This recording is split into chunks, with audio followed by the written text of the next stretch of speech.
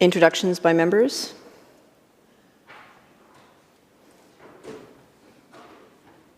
Madam Clerk. Introduction of bills. Orders of the day. Government House Leader. Thank you, Honourable Speaker. In this chamber, I call continued committee supply for the Ministry of Public Safety and Solicitor General.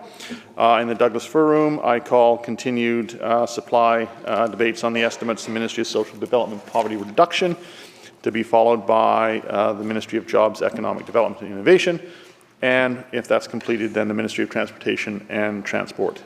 And in the Birch Room, I call continued committee on Bill 7, Economic Stabilization. Committee Chair.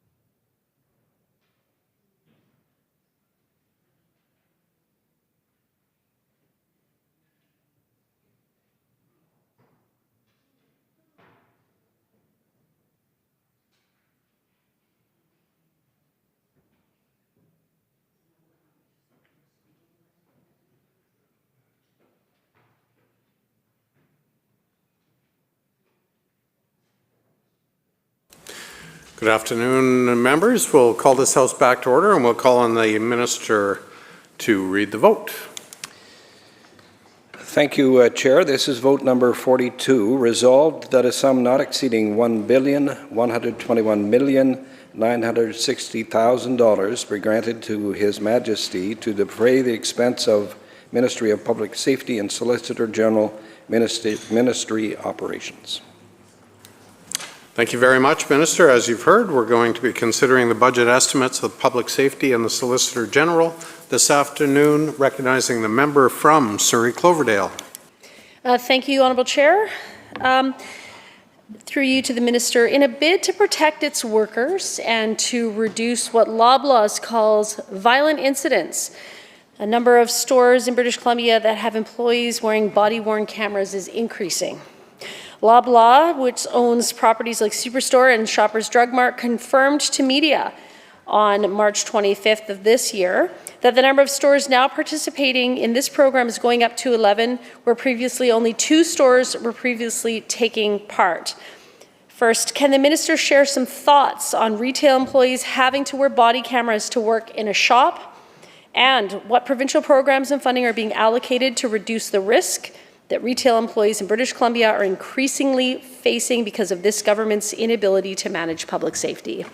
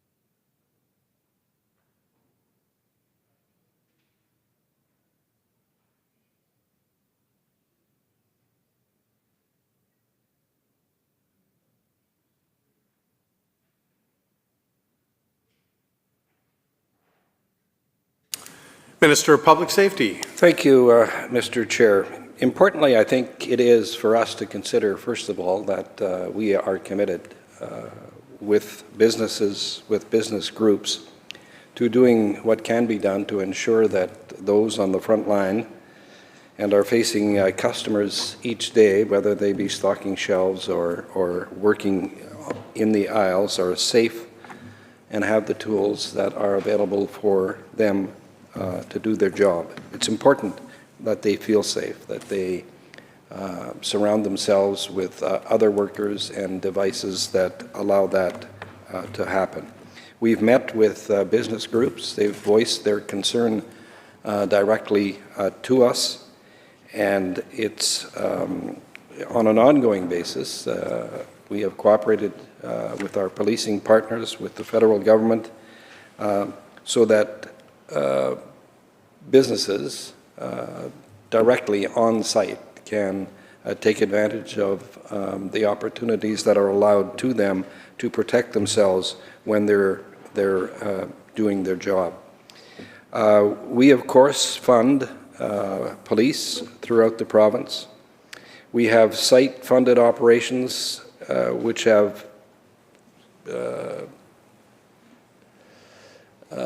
directly impacted the outcomes of their group by targeting a high volume of repeat offenders and holding them accountable, reducing public exposure to violent crime and disrupting cycles of violence.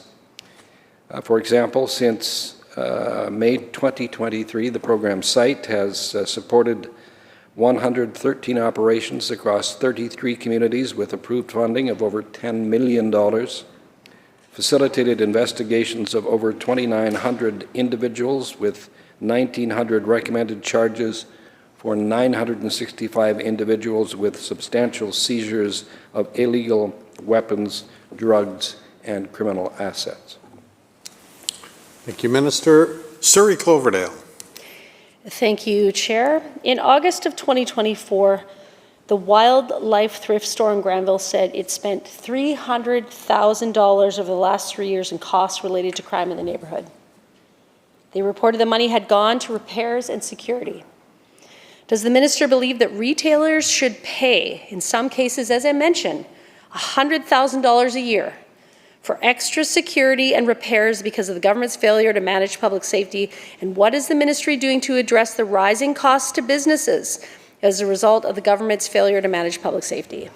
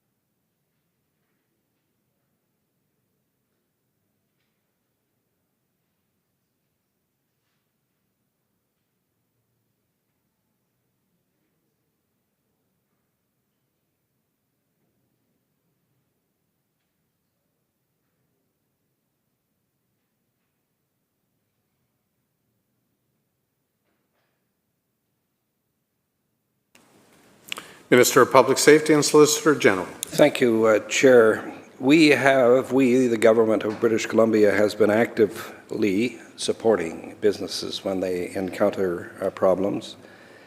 It's important that they look to us, and they do, as partners in their fight for fighting retail crime.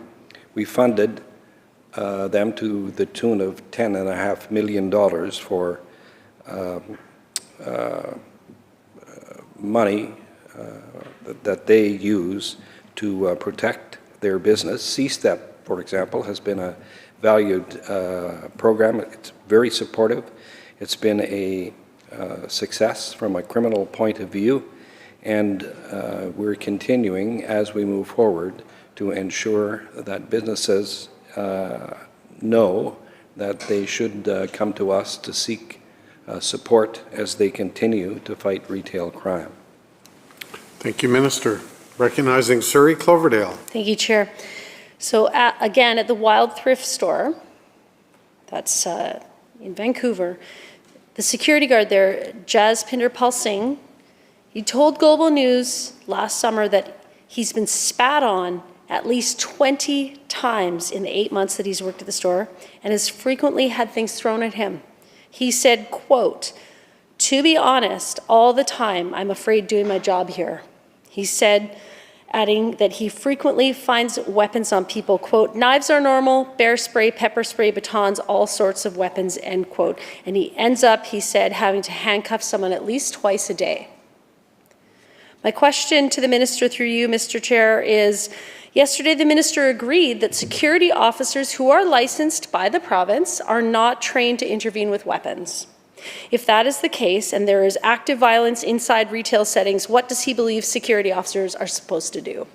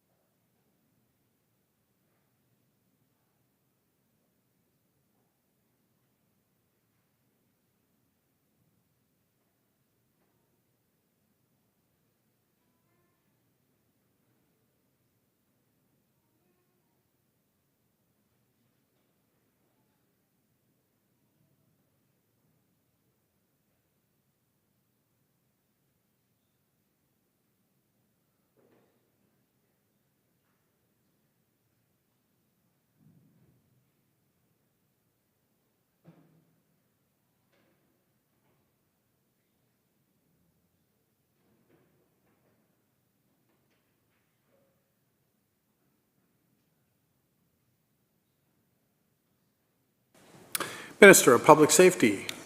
Thank you, Chair. It's important that we not confuse the work of a paid security guard hired by a corporation with that of a police officer. There is no expectation that they act like a police officer. We always caution, and they are trained, that they cannot act beyond the scope of their duties. They are an important part of deterrence, and in many cases, that's the sole job that they have to do. There are cases where there are incidents, regrettable incidents, that force a security guard to involve himself, perhaps. But, Chair, I think it's important that in the context of all of this violence, we are continuing to underfund C-STEP, for example, which is an important program.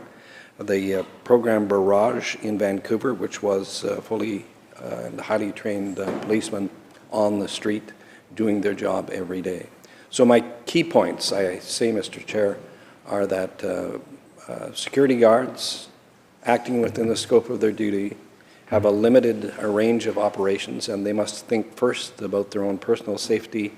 They liaise on a daily basis with the police in their neighborhood, and there is an ability to continue to curb that kind of violence by the presence of police. Thank you very much, Minister. Recognizing the Minister of Indigenous Relations and Reconciliation. Thank you very much. I'd like to seek leave to make an introduction. Thank you, Member. You've heard the question, members. Is leave granted?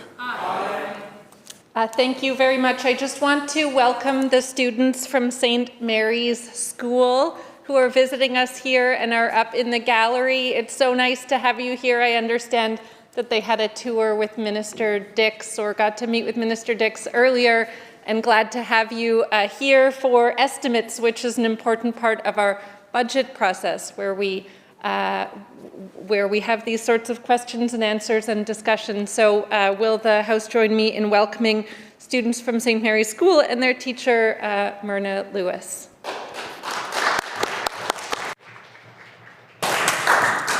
Thank you very much. Kids, that minister is generally referred to as the Minister of Energy and Climate Solutions in this room. Thank you very much, Minister. Recognizing Surrey Cloverdale. Thank you, Chair. Through you, Chair, to the Minister. In his response, the Minister said that security guards need to act within the scope of their training and their duties, but we're talking about people who are licensed, for example, by this ministry to be advanced security guards, which allows them to put handcuffs on people.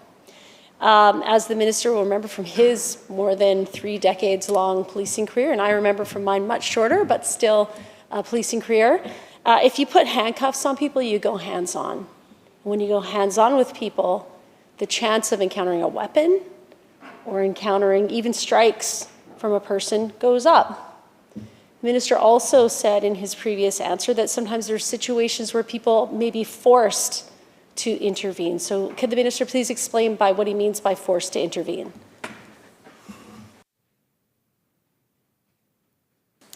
Minister of Public Safety. Thank you, Chair. When I say that a security guard may be forced to intervene, I don't mean that there was physical force attached to him, that under the circumstances he or she decided that the most appropriate course of action would be to intervene. Surrey Cloverdale. Thank you, Chair. Thank you to the minister. So I'll give you a couple of examples here of some rising concern that, as critic for public safety, that I have with the scope of what's happening and the reliance upon increasingly security services to be brought into retail, to be brought into almost every place you go now. They're hiring security guards, which I think it's heartwarming to see how many people want to step up to be deterrents, as the minister says, to try in their own way to protect their fellow community member. But we're talking about a scope of work that is increasingly high risk in situations, as we've already heard from Mr.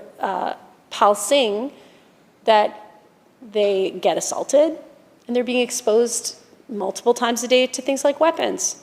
On April 10th, outside of Granville Square, near Granville, and this is of 2025, near Granville and West Cordova Street, a 62-year-old security guard had his fingertip bitten off. The The victim was on shift when he encountered a suspect in an outdoor plaza, police said. Going back in time, in March of 2022, Harmandeep Kaur, 24, died after she was attacked during her shift as a security guard at the Kelowna campus of UBC Okanagan. Lots of security guards are newcomers. Many of them are elderly.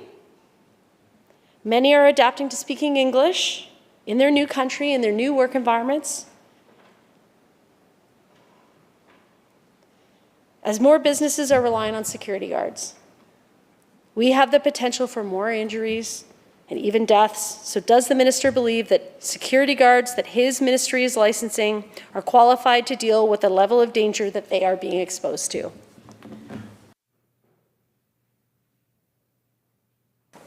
Minister of Public Safety. Thank you, Chair. I think we're veering into hypothetical situations. The situation itself is not hypothetical, but we're being hyperbolic about occurrences that do happen. I know through my own personal training, I know through the Justice Institute of BC, that there are a variety of options that security guards face. And of course, one of the options is that they can withdraw from a situation that they judge could be dangerous. And it's excessively hyperbolic to use examples of the rare occasions when something does happen that could perhaps have been involved by another method of by the security guard, so that they withdraw from that dangerous situation, which is not to say that there cannot be unexpected results of contact with a person. But to concentrate on that alone, I think, presents the perception that there is always danger there. I believe that the Justice Institute provides a level of training that if the member works within the scope and duties, scope of their duties, they should be in a better situation. And it's always an option to withdraw from a situation. Recognizing Surrey Cloverdale. Honourable Chair, I find it really disturbing to hear the minister categorize, talking about, these are just 3 within the last half an hour, just 3 of multiple incidents happening across the province where we have, even from my own community, the minister's own community in Surrey, we see multiple incidents where it doesn't have to necessarily be having your thumb bitten off like this poor 62-year-old, but getting spit on, shoved. I mean, this isn't hyperbole. This isn't me exaggerating. These are real risks. And in fact, we had the Minister of Health standing in here. We discussed this. We canvassed it yesterday, that in response to rising stabbings, uttering threats with weapons, things like machetes, crossbows, these types of risks being in places like hospitals. And now we have people, and from my own experience dealing with people in the security services while I was taking files as a police officer, many are newcomers. Many. Many have language challenges, and we're expecting a lot. And people are getting hurt. To stand up in this place and say that it's an exaggeration, that is hyperbolic, that I'm making a mountain out of a molehill. We had a security guard, a young woman who's actually working that job to save money for tuition to go to UBC Okanagan.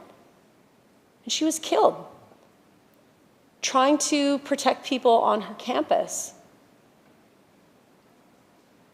I don't think it's unreasonable that we engage in a discussion that perhaps the circumstances that we currently have going on in the province with an increase in people with brain injuries, severe substance use disorders, untreated mental illness, to the extent where we're putting designated beds into pre-trial and other places so that we can try and get a handle on the rampant violence that we have, random repeat attacks, that we would be expecting that as businesses and people are fearing for their safety, that they're bringing these individuals into their space. There is an expectation there. And when the public sees a security guard, there is an unspoken expectation that comes with wearing a uniform, even if that uniform only has a flashlight on it.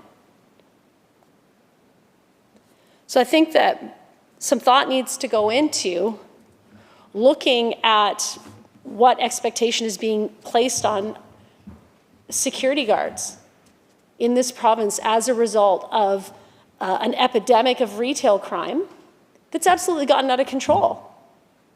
You know, and some headway has been made with things like Revoy, but it hasn't solved the problem. And we see increasingly even retail employees wearing things like stab vests and cameras. You know, we need to understand and collect data on what type of risk that poses then on people who, you know, are now wearing security equipment. What is the expectation being placed on them? What type of risk may they then place themselves in inadvertently? Retailers are also closing. A vintage consignment store in Vancouver's downtown core packed up and moved after nearly a decade in the area because of rising crime rates in the neighborhood. Quote, the downtown neighborhood has unfortunately declined over time. Factors like injection sites across the street from the store and an overarching unsafe feel has become the norm. Numerous shop owners have experienced an increased rate of crime and break-ins in the area as well, end quote. It's not only retailers who are feeling less safe.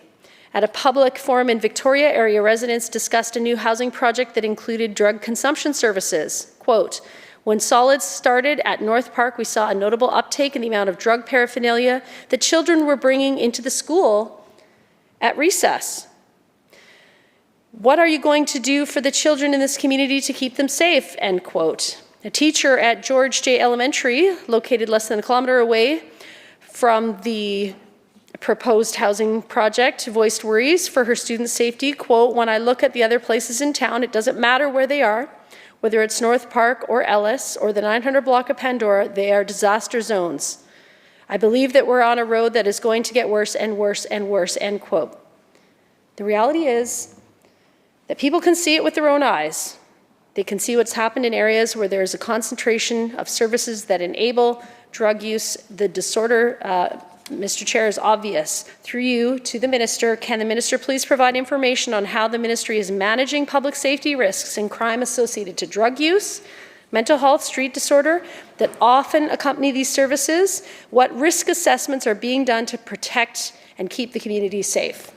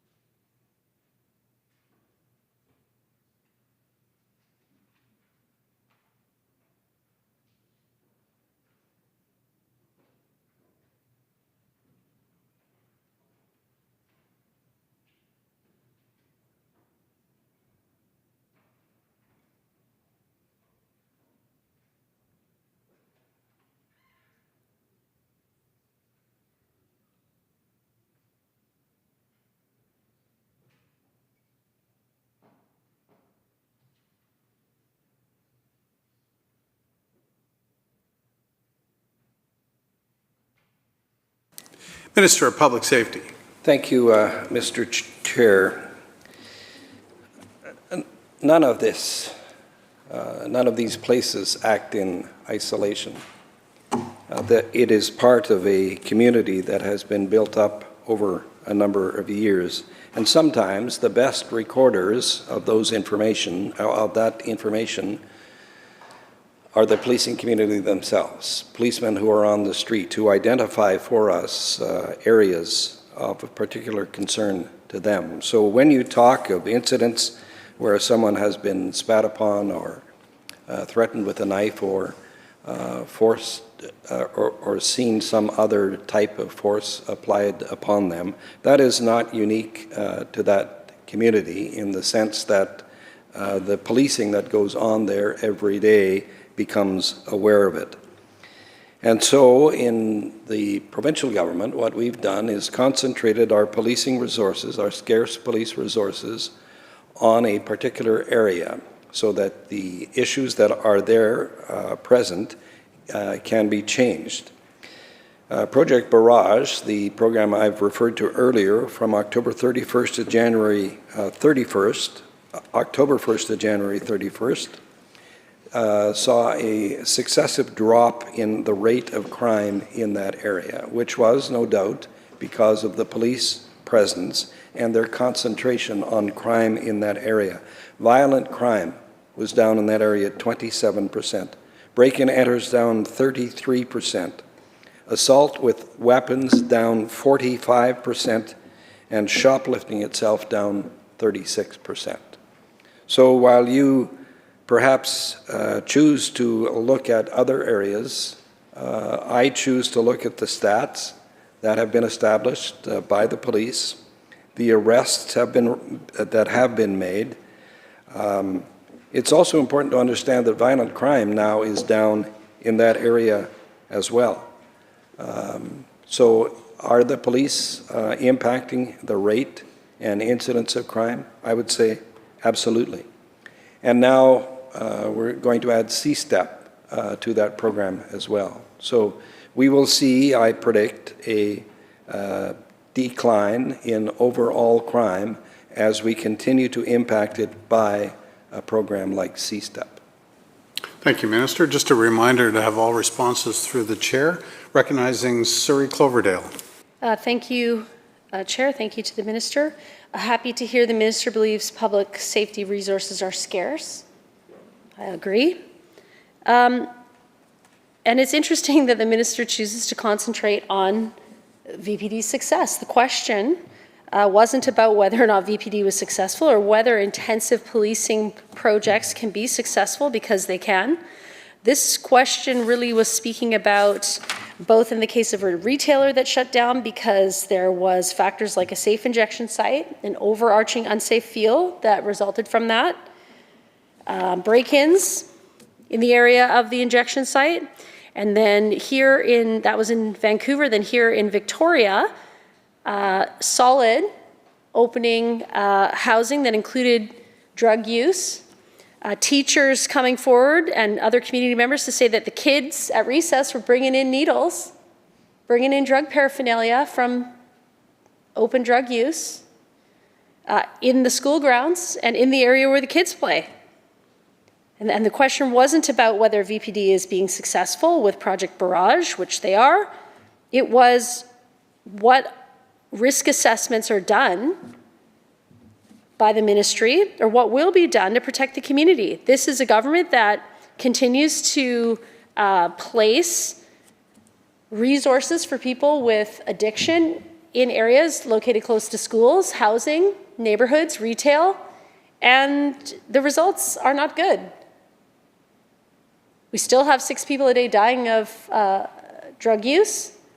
And in addition, we have businesses closing, community members feeling unsafe, and apparently kids playing with drug paraphernalia. So the question was, and maybe I'll word it differently, what budget measures are allocated to mitigate the risk to public safety because of increased public drug use?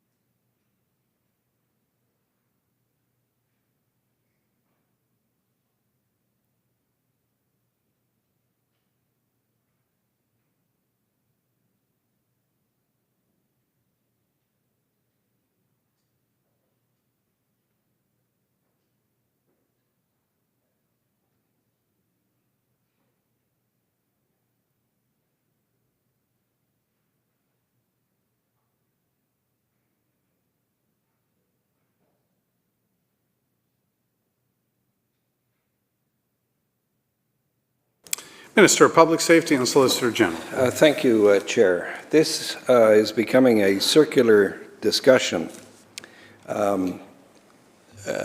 We, as a funding agency, have created programs that I've outlined through the Chair, like SITE and STEP, which have been amazingly successful. The police continue to work that area.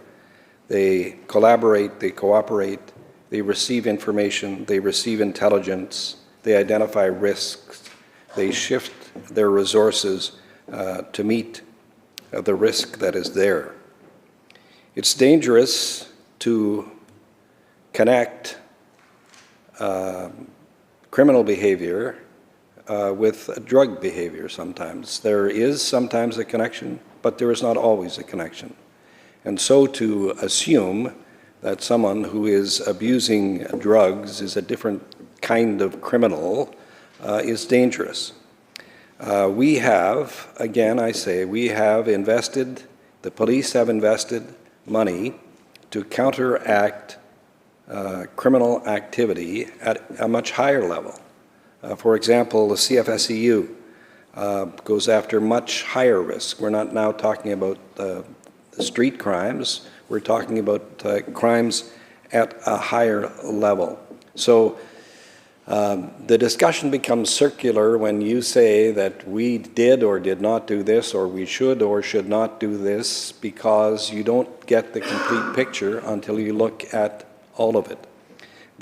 There is as much regard for prevention and reformation and redirection of criminal activity through policing as we move forward. And my expectation is that the police will continue to concentrate on the highest or higher risks. It's much more effective to combat criminal activity, particularly drug activity, the higher up the chain you go.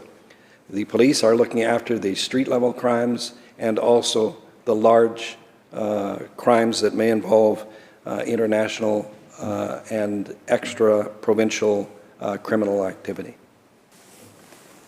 Recognizing Surrey Cloverdale. Thank you, Chair. And through you, I'll just remind the Minister that even during decriminalization, it remained illegal to possess drugs in a schoolyard. So if kids are finding paraphernalia, used paraphernalia in a schoolyard, that's evidence of a crime. It's criminal activity. And while I understand the Minister might be after the cartels, as he should be, it's also important to remember that there's people that live in these neighborhoods. And even something as maybe simple to the Minister, perhaps, as possession of drugs in a schoolyard, maybe that doesn't seem like a big crime. But if you're the parent of a kid who comes home with a hypodermic needle in their backpack, or like that little kid that picked up some fentanyl at a Nanaimo playground, I mean, it's your whole world. During VPD's Project Barrage, Vancouver Police dealt with a room takeover. A room takeover is a situation where a resident is forced out from their single occupancy suite by individuals who use them as basis for criminal activity.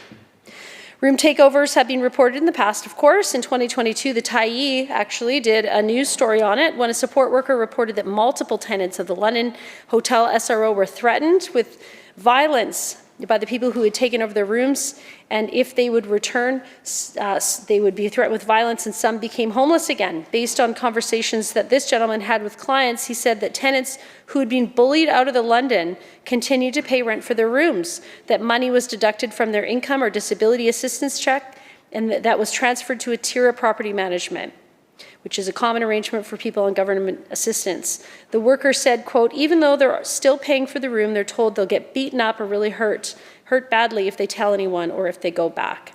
There have been multiple reports of supportive housing in hotels and other locations becoming hubs for drug trafficking and prostitution.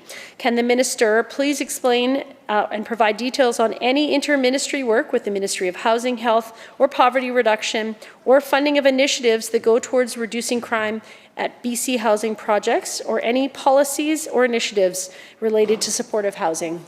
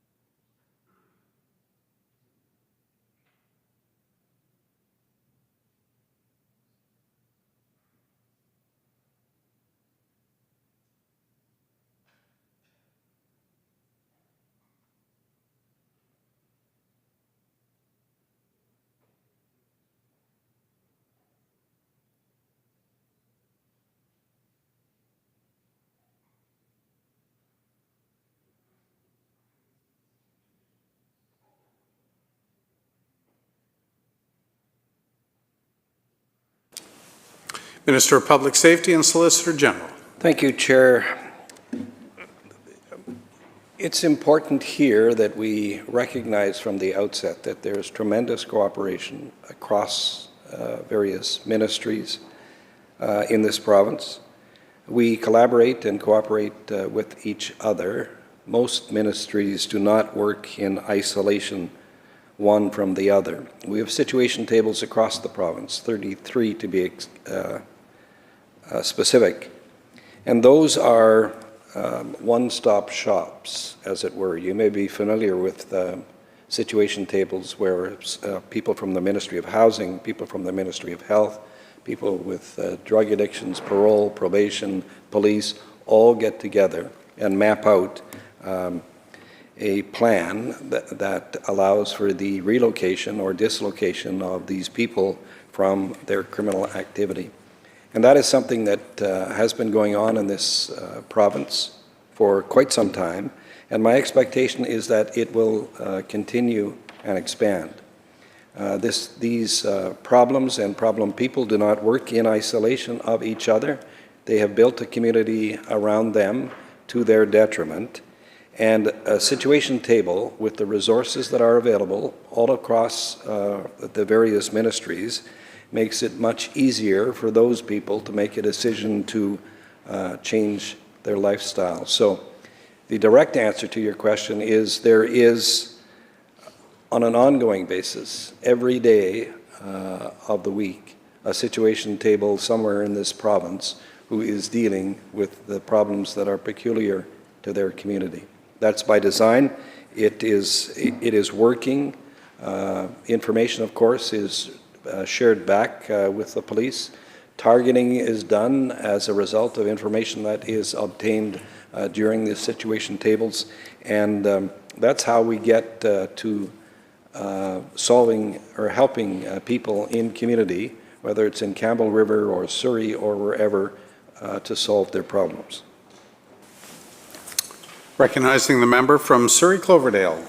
Thank you, Chair. The decriminalization experiment in British Columbia, which began on January 31st, 2023, allowed adults to possess up to 2.5 grams of certain illicit drugs, heroin, fentanyl, cocaine, methamphetamine, and MDMA for personal use without criminal penalties. The 3-year pilot intended to reduce stigma, decrease criminal justice interactions, and address the province's drug crisis was scaled back in 2024 due to public outcry related to rampant public drug use and the inability of police to respond to that problematic drug use. From February to June 2023, BC saw a 76% drop in possession offences, as police had stopped arresting people for possession and were, during the pilot, discouraged from interactions with people using drugs. The 15-month of the pilot also coincided with the deadliest year for overdose deaths in the history of our province. Has the ministry evaluated the impact of the decriminalization experiment on overall drug investigations?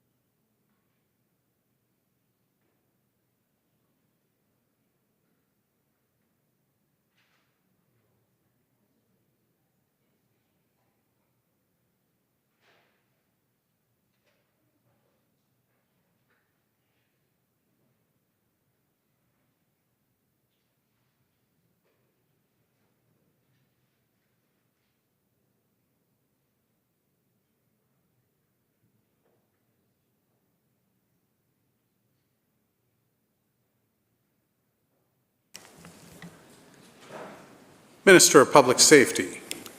Thank you, Chair. The question is perhaps better answered by the Ministry of Health. They are actually doing an ongoing evaluation, and they have included in their evaluation on an ongoing basis policing agencies as well.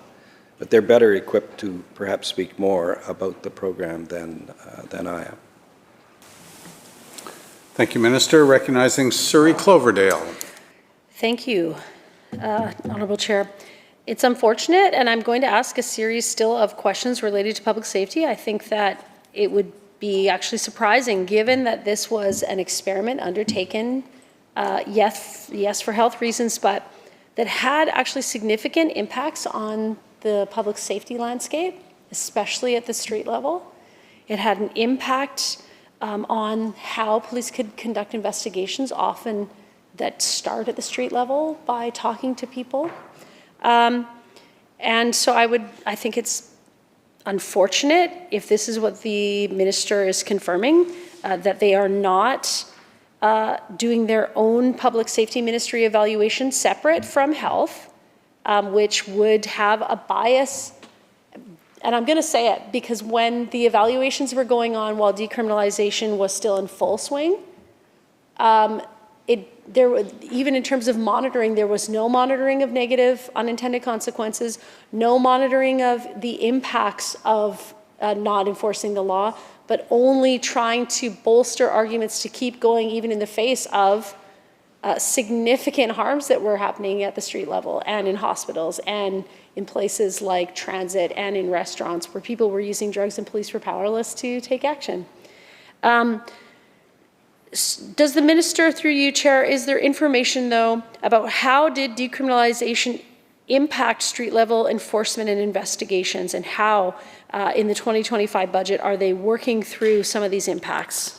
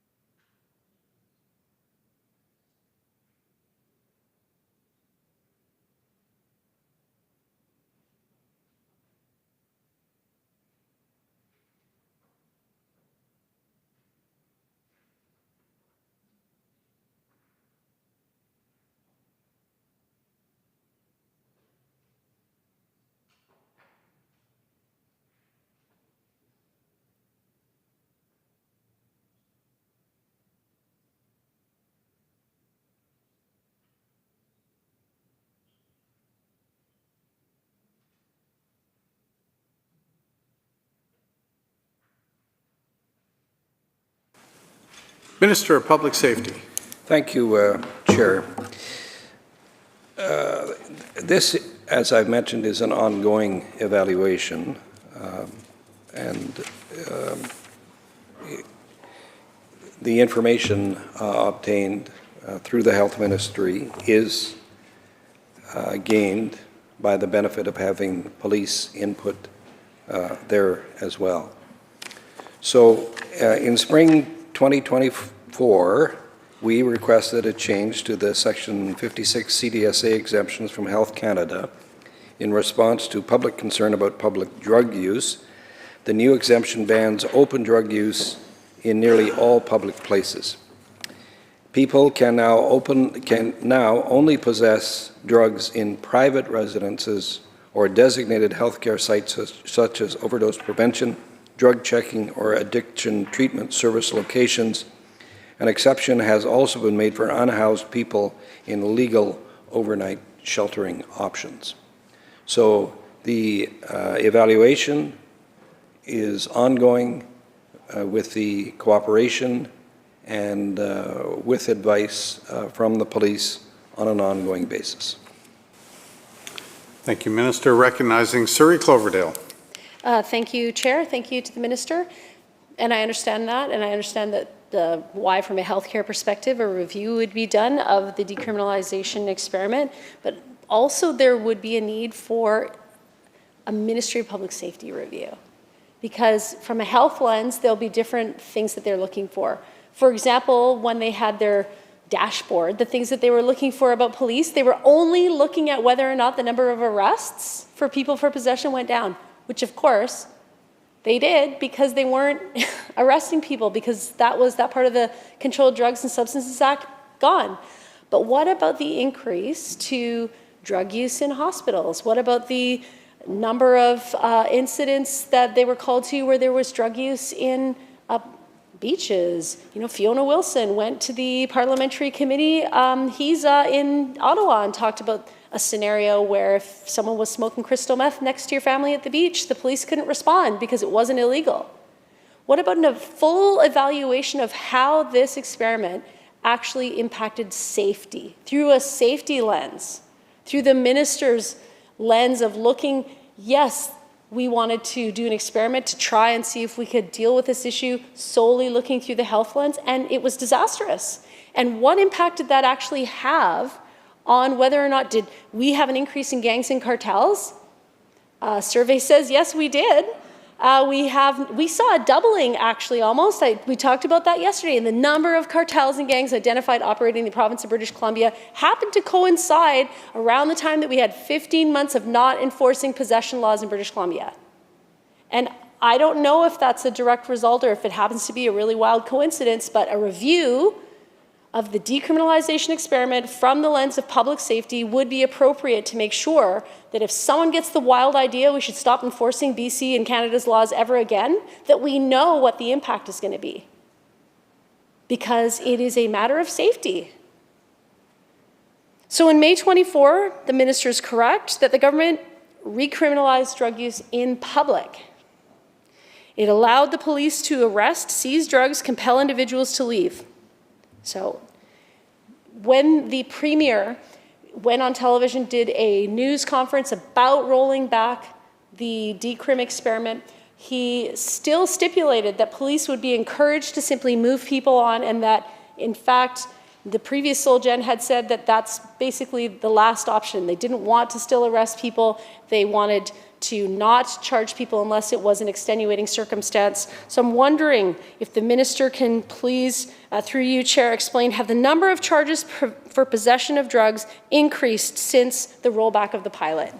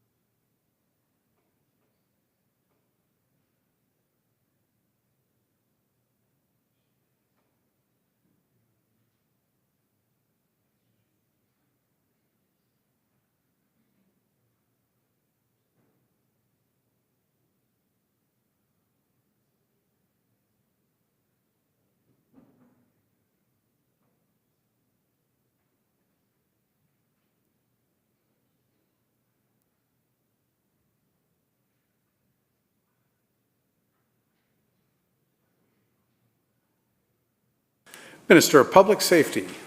Thank you, Chair. There has been an increase in the number of charges subsequent to the change in the Act. I would say as well that it's important that police are given a wide use of discretion in these types of charges. Member from Surrey Cloverdale. Thank you. Thank you to the Minister for the response through you, Chair. During Project Barrage, in just over a month, VPD executed 153 warrants. Those are arrest warrants. They made 204 criminal code arrests, as well as 200 weapons were seized in 4 weeks. That's a 258% increase, which, as the Minister earlier stated, did result in a 30% reduction in assaults with a weapon. During decriminalization, police were not able to conduct the same type of street-level enforcement due to the removal of possession charges from the CDSA. How did that impact safety, and what kind of data related to warrants and weapons seizures during the decriminalization experiment exist, and will there be a thorough review to see what impact decriminalization had on the execution of warrants and seizure of weapons at the street level had during that time?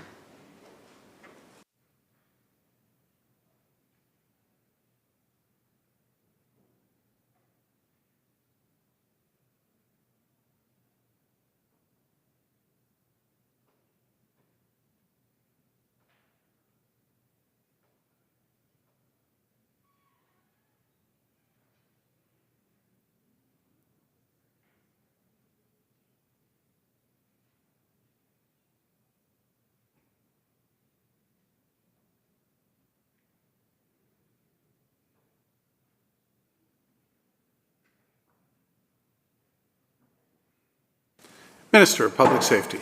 Thank you, Chair. I'll take the question under notice and get back to you with that information. Thank you, Minister. Thank you. Surrey Cloverdale. Thank you. And that, I think this is important.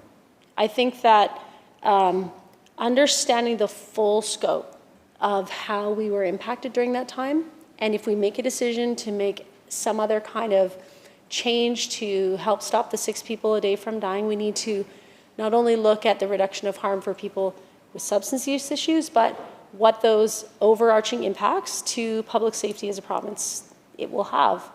You know, I can remember, and guessing the Minister remembers too, street level enforcement, where if there was, for example, the possession of drugs, often leading to the seizure of a weapon, not necessarily resulting in a charge even, but incidental to arrest or detention for investigation, and seizing things like machetes, chains, all kinds of things that do have an impact on our ability to manage the types of violence at the street level. One of the stats that the VPD had talked about is it's not just that the amount of assaults overall had gone down, but the assaults with weapons went down. And so while there may still in the downtown east side during Project Barrage be assaults that take place, the severity of the injuries to the victims could be substantially less because they've had an opportunity to remove weapons, which is, of course, really a positive thing.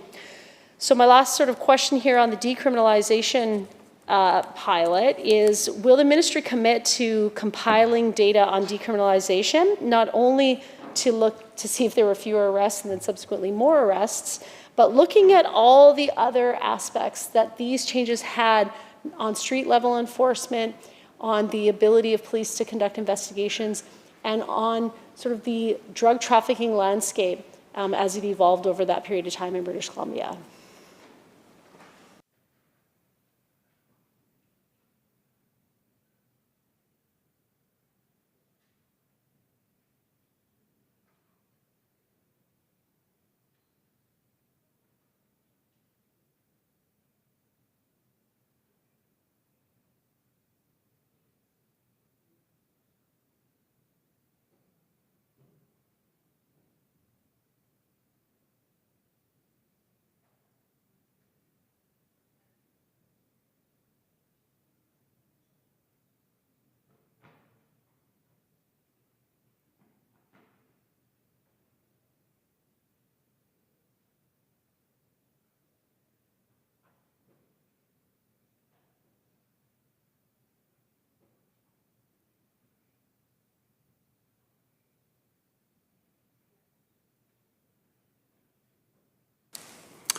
Minister of Public Safety. Thank you, Chair.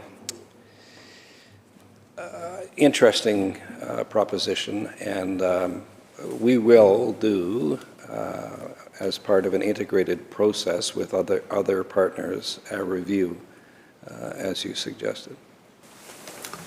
Thank you, Minister. Recognizing the member from Surrey Cloverdale. Thank you. That's good news, and I'd be happy to help in any capacity that the opposition can lend a hand. I only have a few minutes left before I'm going to turn this over to the member for Surrey Panorama. So I just want to follow up quickly on a couple of things from yesterday related to illicit vapes, tobacco, and cannabis. We are in a financial situation in the province where we actually need to collect as much revenue as we can from all those sources that we know that the revenues from cannabis and tobacco products, nicotine products go back into our system to fund the very projects that we badly need. But unfortunately, we know that at least for cigarettes alone, it's 34% illegal market share is the sort of estimated by industry research, which would translate into 534 million cigarettes, which costs about $174 million annually.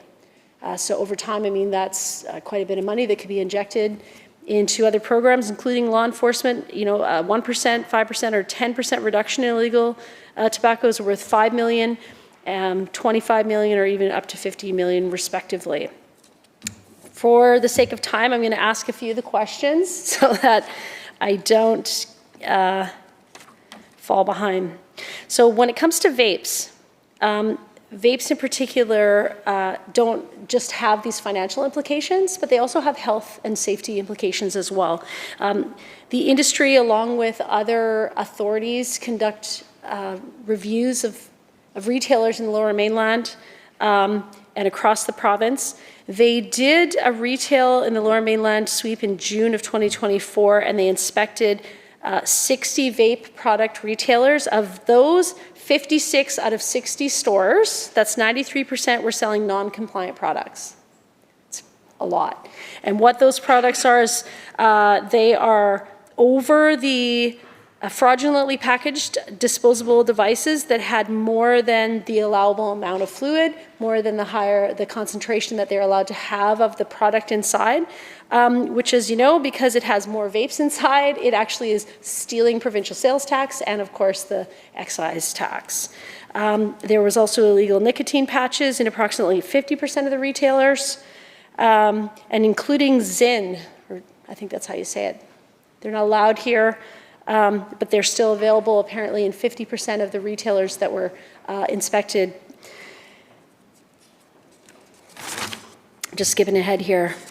So first question would be, and let me just read a few of these for the sake of my own time here, and I would love to hear just generally what the thought here would be.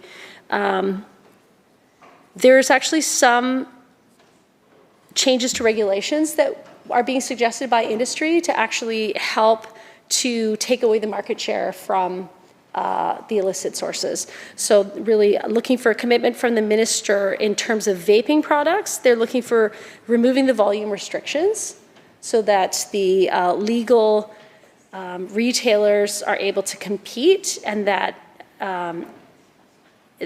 remove that market share from the illicit sources.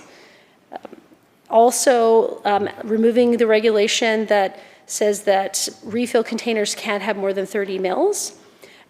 They note that some of the reason why we had these restrictions here in British Columbia were because of safety for kids, but a new federal regulation had come in and increased the amount of safety on those devices, making these redundant pieces of legislation. They feel that in removing those restrictions, it allows them to basically compete with the illicit sources. And hopefully remove the market share from those other guys. Likewise, the cannabis industry is struggling. Costs and fees placing burdens on our BC cannabis growers with pressure, and licensed growers have come here and said that they're leaving the industry because of rising costs. Again, once we lose our legal market, they can be easily displaced by illicit sources, which still make up a fairly big chunk of the market here. Illicit sources continue to take a large market share here in British Columbia. And again, They're asking for regulatory changes to allow, for example, cannabis tourism. So kind of like winery tourism. They're looking for regulatory change permitting responsible consumption within production retail settings. So like visiting a winery and having a glass of wine, they want you to be able to go to their cannabis production and be able to sample products and that would generate jobs. Also revenue in terms of the taxation for the government and help reduce that market share for illicit sources, fighting organized crime. It's a win-win. Get your money here to pay the bills and fight organized crime. So looking for a commitment from the minister to please review both in the Cannabis Act and then for the tobacco and vapes, regulations that will help reduce the market share for illicit sources and help boost tax revenues back to the province.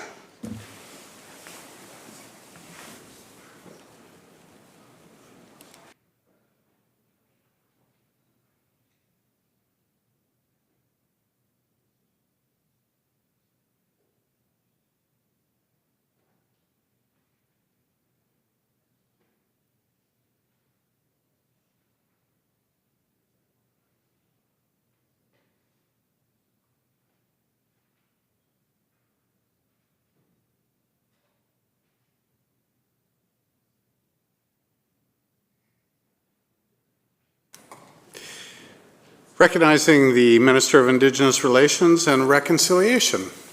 Thank you, Speaker. I'd like to seek leave to make an introduction. Thank you, Minister. Is leave granted? Aye. Thank you, Minister. Go ahead. Thank you. I would like to welcome students and staff and parents from St. Mary's School in Vancouver who are here visiting and having a tour of the Legislature today. We're so glad to have you here. We're in the midst of estimates, which is when the opposition asks questions of the government on the budget. So glad that you could join us and that I get to welcome you on behalf of Minister of Energy and Climate Solutions, who's the MLA in your school area, though I know you're from across Vancouver, and I know some of you are also constituents of mine, and glad to see familiar faces and friends. So will the House please join me in making them feel welcome?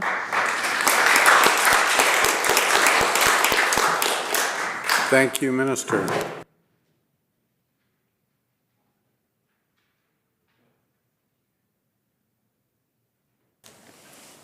Recognizing the member from Surrey Cloverdale. Can I just add one thing? Sorry. Also, in terms of the vapes, one of the issues with the non-compliance is that they were looking to see if there would be a greater appetite for enforcement. So their inspections and those are finding a high percentage of non-compliance and looking to see if there would be a further commitment for the enforcement of those regulations.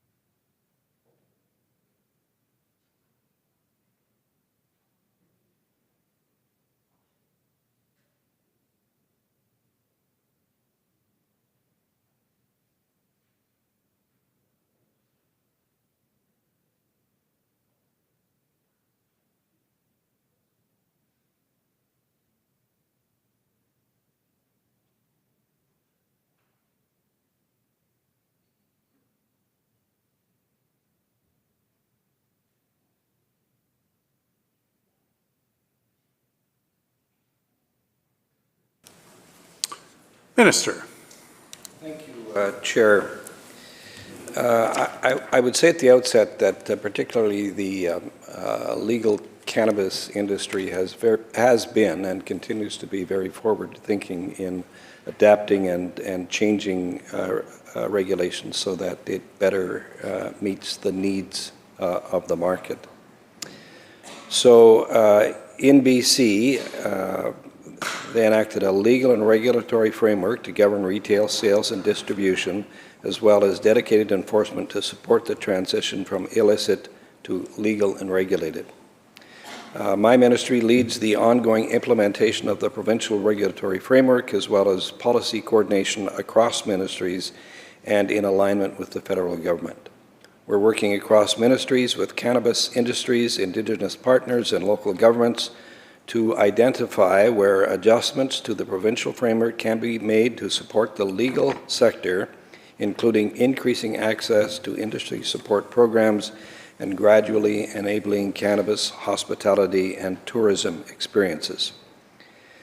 Since legalization, we've made several adjustments to the provincial framework to support the legal sector. Examples include authorizing licensed retailers to offer online sales and delivery, developing programs for farm gate sales and direct delivery distribution, and adjusting rules around promotion of places to consume cannabis. The ministry is now looking towards enabling cannabis sales at events like craft fairs, this kind of thing. Mr. Chair, it's also important as far as the vape goes in this province, that is regulated not by us, not provincially, but municipally. And the enforcement mechanism there is usually on a bylaw basis. And I'm not aware that I'm aware that there are problems with the industry and the sale of product that is not suitable for human consumption, but the enforcement of the regulations is a is a municipal responsibility. Thank you, Minister. Surrey Cloverdale.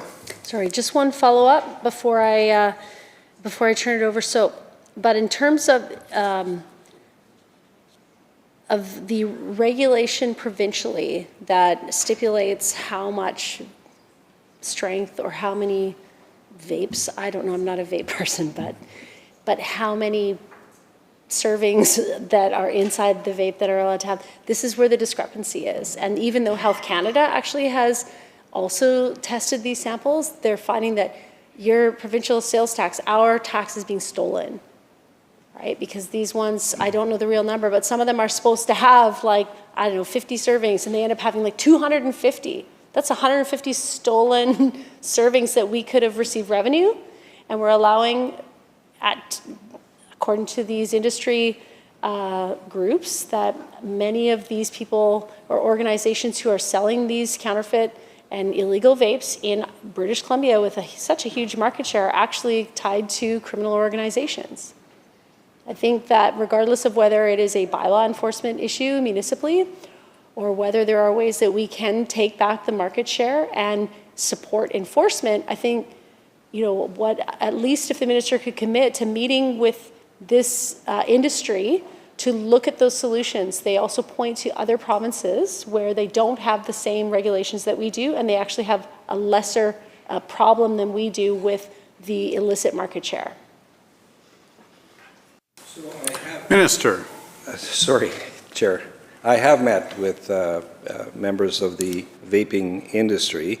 This essentially is a child, as it were, of the Ministry of Finance, the application of the fees attached to it.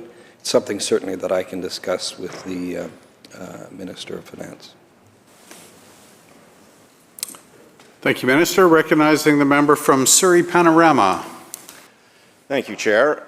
Would like to get into a little bit of online, BCLC and online gaming, iGaming. It's interestingly enough, I got an email with a letter actually from the British Columbia Gaming Industry Association just while we were sitting here. they have their concerns about how their business has been going since the pandemic and how they can keep revenue moving as they are losing to the online gaming that we have in this province. And I will bring up the Play Now website, which the government does operate, but through BCLC. It hasn't really been a ideal site. I've used it myself and my wife sometimes while we watch the Canucks and place a $5 or $10 bet on it.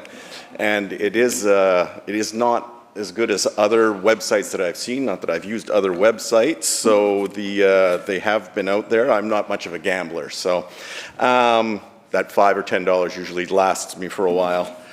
Anyway, the casino, community gaming, and bingo operations generated a revenue of $1.87 billion to BCLC 23-24.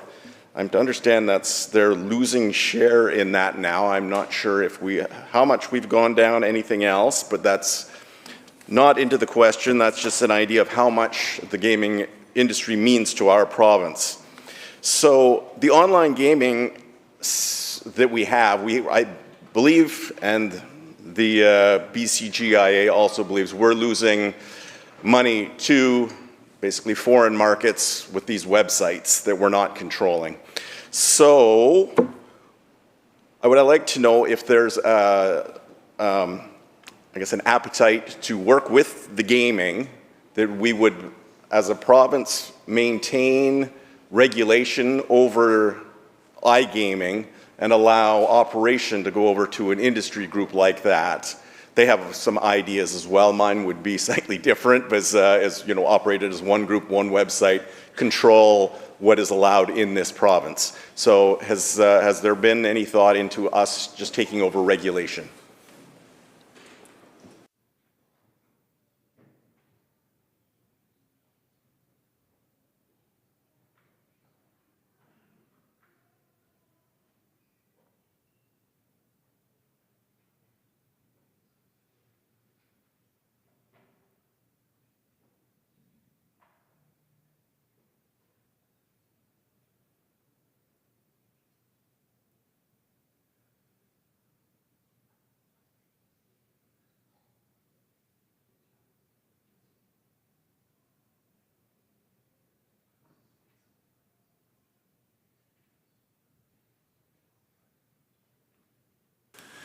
Minister of Public Safety. Thank you, Chair. The Play Now site is the only gaming site in British Columbia that is legal. There is an ongoing, there are queries being made about the viability, feasibility, acceptability through the gaming branch for other kinds of gaming as well. Thank you, Minister. Recognizing Surrey Panorama. Thank you, Chair. In Section 63 of the Gaming Control Act, it states that the Lottery Corporation must take reasonable steps to prevent an individual from continuing to participate in an online gaming scheme if the Lottery Corporation has reason to believe that the individual is either unlawfully participating in the online gaming scheme, participating in the online gaming scheme for the purposes of carrying out an unlawful activity, or engaging in unlawful conduct or an unlawful activity while participating in an online gaming scheme. However, as I was saying, we have that multitude of sites. We've got some Bet365, Stake, Betaway. There's a multitude of them. I believe in Ontario they're up to 70 that they allow, and most of those are actually not operated from Canada, is my understanding. So how is the minister going to ensure that gaming is regulated across BC?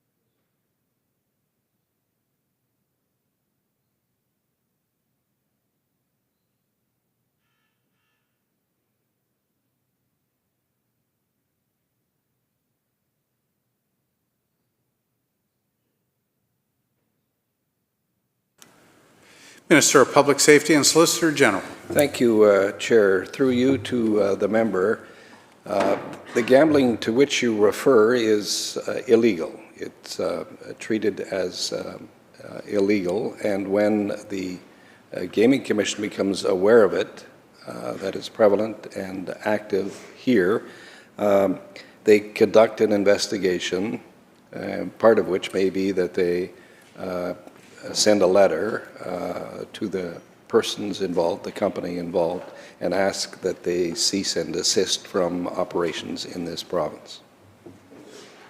It is the application of the law in regard to that is a federal matter. Thank you, Minister. Recognizing Surrey Panorama. Okay, I will just quickly ask, Chair, is enforcement is provincial? No? I'll sit down.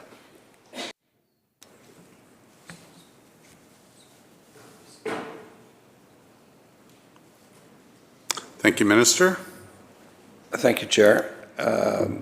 The application of the law is provincial. There is a federal component if the site is housed outside of the province, but there is cooperation between the provincial authority here and the federal authorities generally. Thank you, Minister. Recognizing Surrey Panorama. Thank you, Chair. I will follow up on that one more time with the regulation then. And the Minister tell us if the regulation of what occurs within the geographical boundaries of British Columbia on the internet, on the iGaming, are we regulating that at all right now provincially?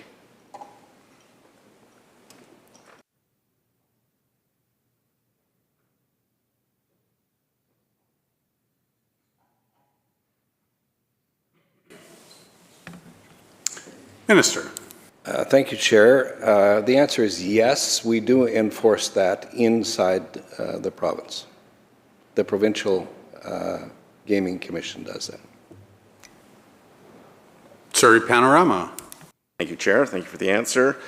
So the service plan for 25-26 estimates spending on gaming policy and enforcement around $22.2 million. So how much of that is going to go directly to online gaming enforcement?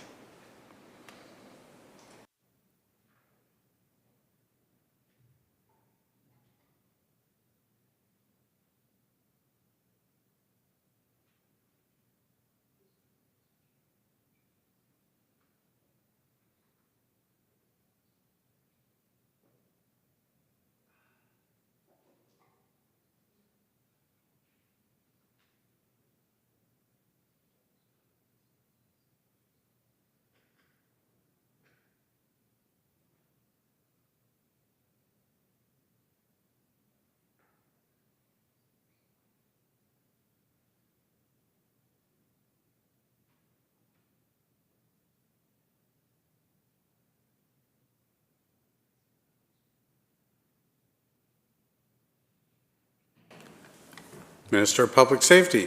Thank you, Chair. Approximately $3.4 million of that $22.2 million is spent on enforcement. Thank you, Minister. Recognizing Surrey Panorama. Thank you, Chair. Thank you for the answer. Chair, maybe, I don't know if we have the answer, but if we do, how much money is iGaming bringing into BCLC right now?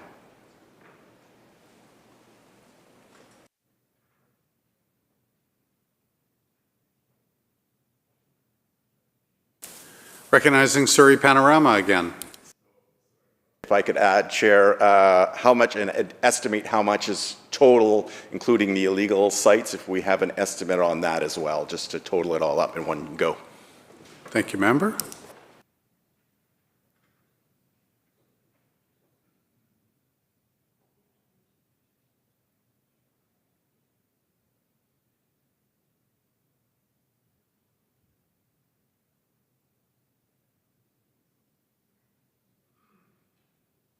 Minister of Public Safety. Thank you, Chair. That question is better directed to the Ministry of Finance. Thank you, Minister. Recognizing Surrey Panorama. Thank you, Chair. Has the Gaming Policy and Enforcement Branch been updated since 2010 to include online gaming? Do they currently conduct and oversee the enforcement of unlicensed gaming platforms in BC?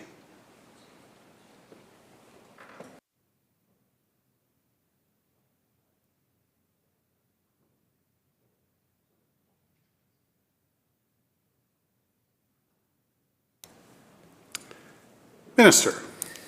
Thanks, Chair. Yes, we will investigate if the sites you're talking about operate within British Columbia.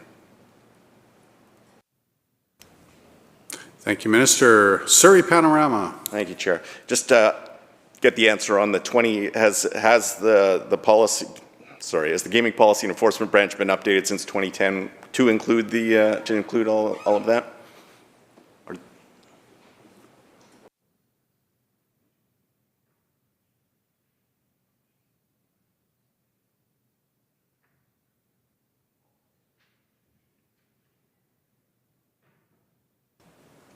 Minister.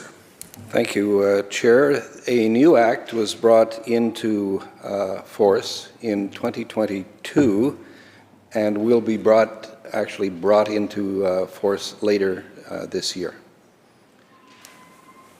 Thank you, Minister. Surrey Panorama. Okay, so just I will confirm then that the Gaming Control Act does update that then. Thank you, Chair. Given the growth in online gaming, what protections, if any, does the ministry have in place to protect British Columbians who use online gaming platforms, particularly in relation to data privacy, fraud, and addiction safeguards? Chair.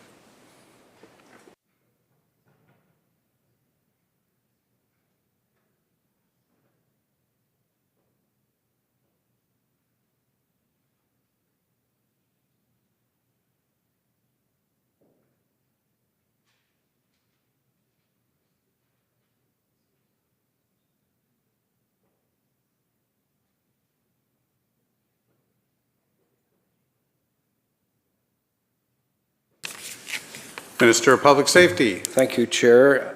Again, your question is better answered by the Ministry of Finance. Thank you, Minister. Surrey Panorama.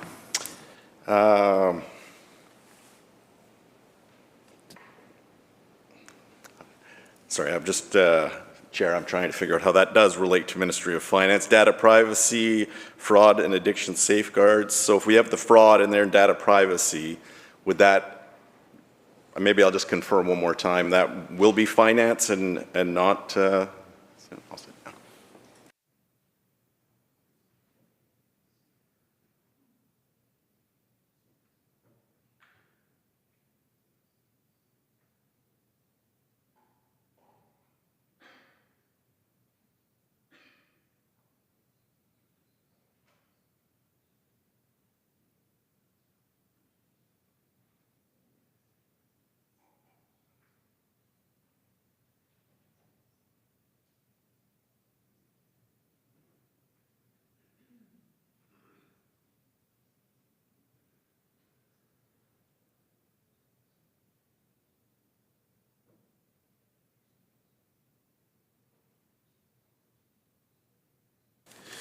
Minister. Thank you, Chair. There is a separation between the business side of BCLC and the regulator. Recognizing Surrey Panorama. Okay, thank you, Chair. So if there was fraud being committed through the iGaming platform, would it not fall under Solicitor General and Public Safety, or say we throw in underage gambling that goes in on that as well? Would that fall into something that the ministry would take care of?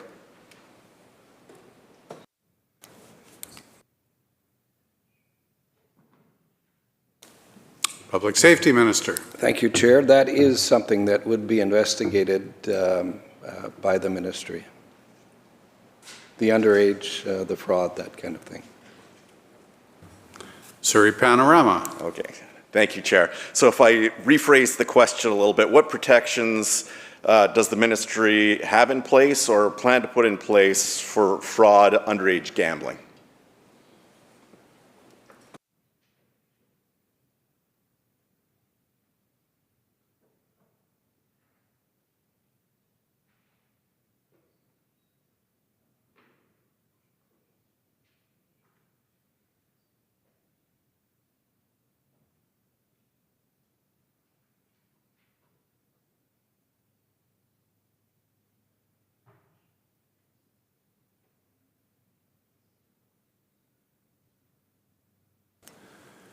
Public Safety Minister. Thank you, Chair.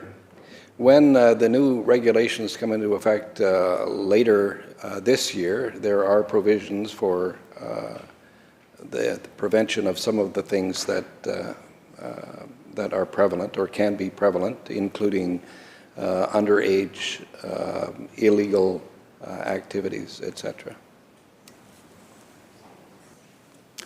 Surrey Panorama. Okay, thank you for the answer. Thank you, Chair. Do we have any independent oversight that exists for BCLC's online gaming platform, theplaynow.com? And what steps does the minister take to ensure there's no conflict of interest, given that the Crown acts as a regulator and revenue generator?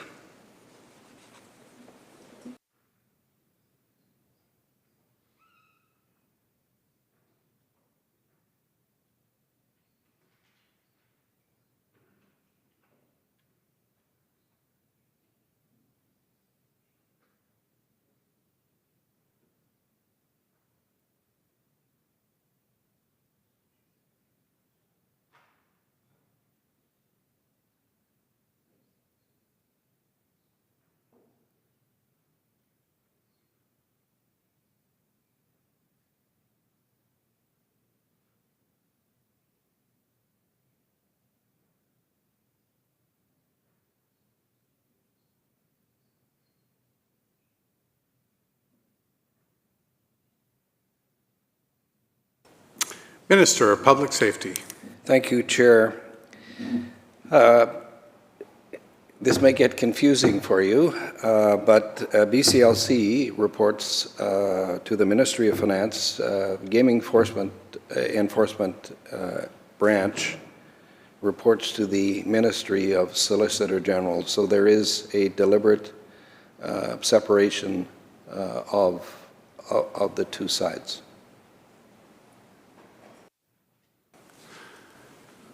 Member from Surrey Panorama. Thank you for the answer. Thank you, Chair. Actually, wasn't that confusing. That was a good one. So what I will finish up on this is, given that there's a lot to be gained, a lot to be lost with the criminal aspect of this, the illegal sites, can we get a commitment to move forward with the independent bodies that might be able to put this forward to be regulated by the province and operated by somebody else as an oversight group, however they want, or not, sorry, the regulation would be the oversight, they would be the operating group. If we can move towards that direction to make sure we have no conflicts, and we are assisting bringing money in for things like the community gaming grants that I know I've applied for many of them, and they're very valuable and have been drying up apparently in the last little while. There have been no increases in those, so this is incredibly important to all our community groups. I'll let you go. Thank you.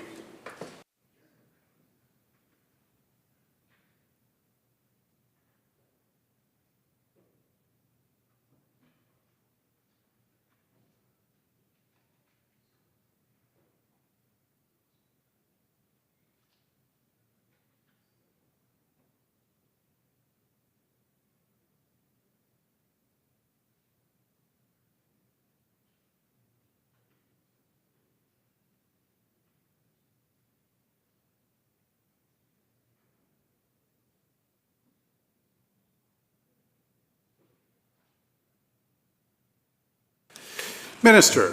Thank you, Chair. There is an ongoing commitment to look at some of the issues that you have raised. Thank you, Minister. Recognizing the member from Surrey Panorama. Thank you, Chair. Thank you for the answer. Thanks for that section. I'd like to move into a future of contract policing. So currently, contract policing is overseen by the Provincial Police Service Agreement from, I believe, 2012. It should be extended through, I have the date here, March 31st, 2032. And at this point, we do have either side can terminate the agreement with 24 months' notice. Those are the important parts that I want to cover on that right now. So how much of the $577 million the ministry estimates spending on policing and security 25-26 is spent on contract policing?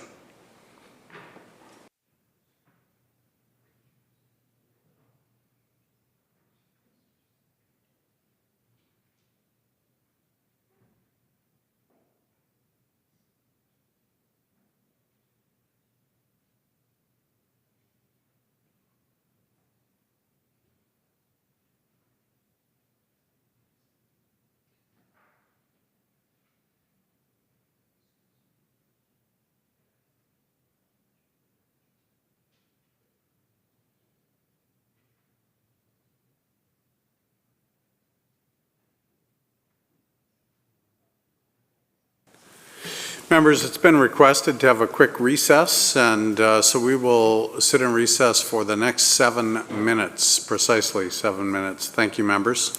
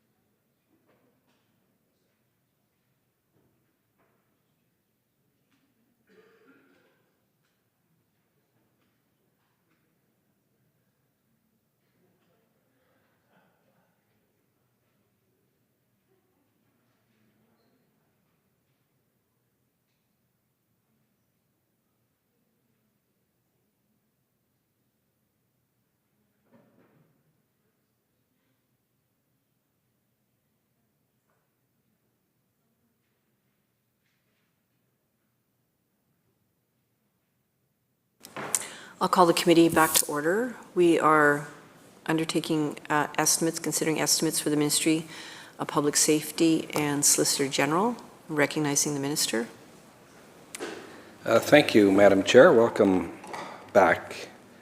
The final 24-25 delegation to the RCMP was $623 million for the BC RCMP as the Provincial Police Service. That represents the 70-30% cost sharing with Canada under the Provincial Police Service Agreement. Recognizing the member for Surrey Panorama. Thank you for the answer. Thank you, Chair. Maybe I should just ask if I have the number wrong then. If the $577 million for spending on that, is that number wrong? It's 623 is the amount? I will just continue on with the question then. Sorry. Thank you very much, Chair.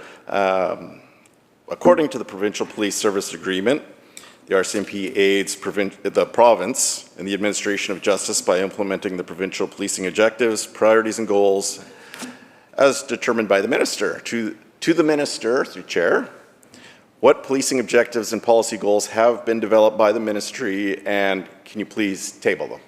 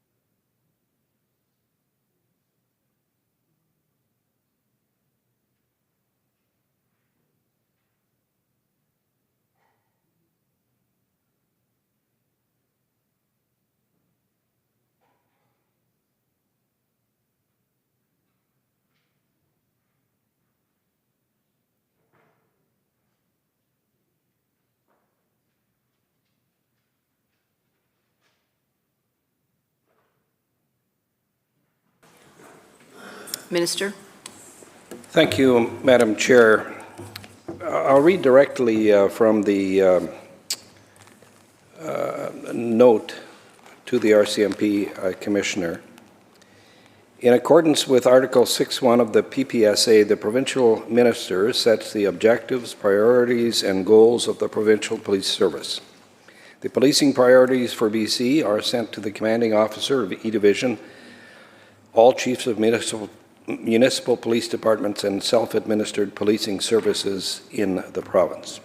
In the latest year, which is 2023, the Commanding Officer of E-Division was issued the following policing priorities for BC.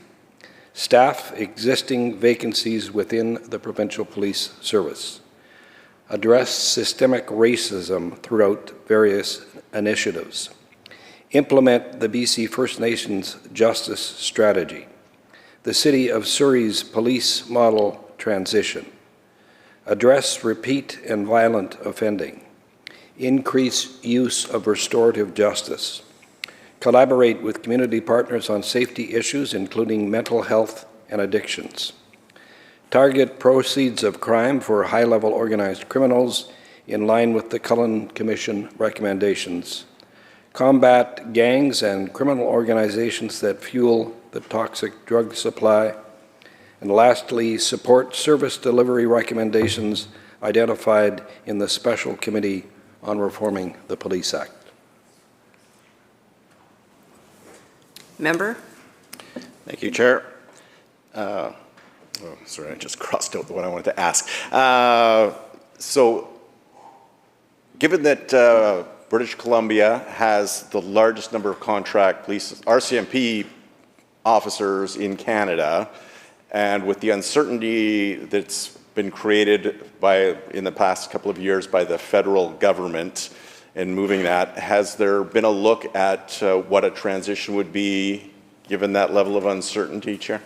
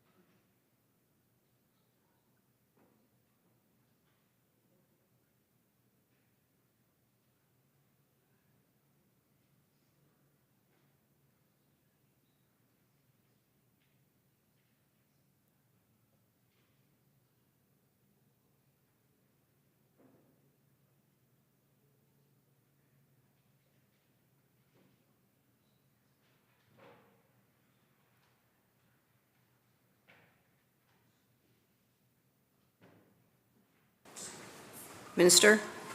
Thank you, Madam Chair.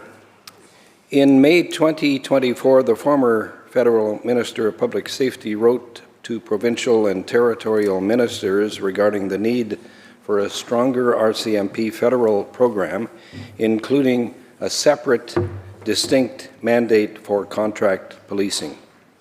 This correspondence also provided a commitment that Canada and the RCMP will continue its contract policing program beyond 2032.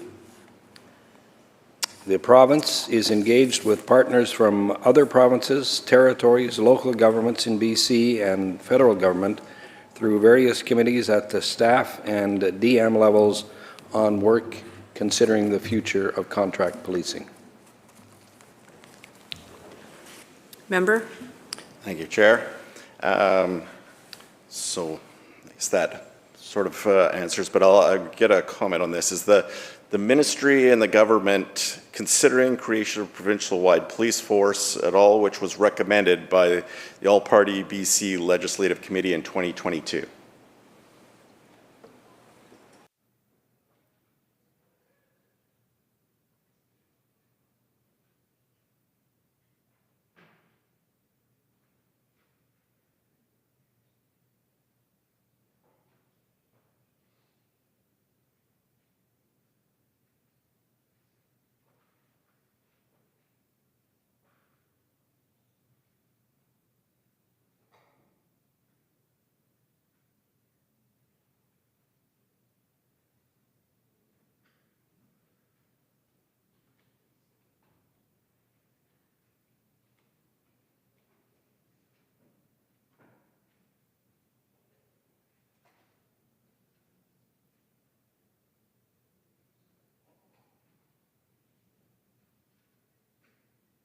Minister? Thank you, Madam Chair.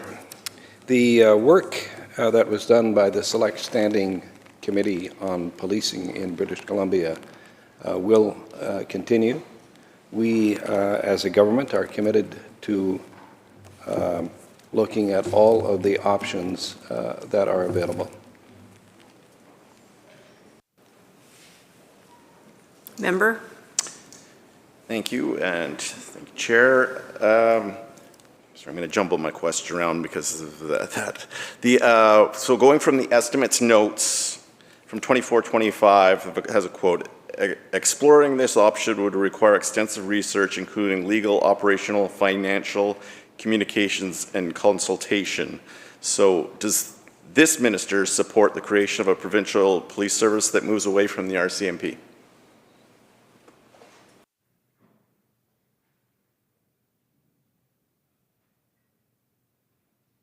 Minister?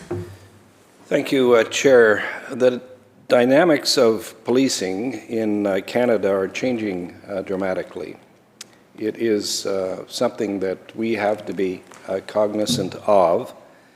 And as the minister responsible for public safety, it is an opportunity for me to look at all of the options. I would say that it is a response of ours that we will examine closely all of the possibilities in consultation with the general public to see what meets best the needs of British Columbians. Member? Thank you, Chair. My question to the minister is then how much do we project that exploring other options would cost?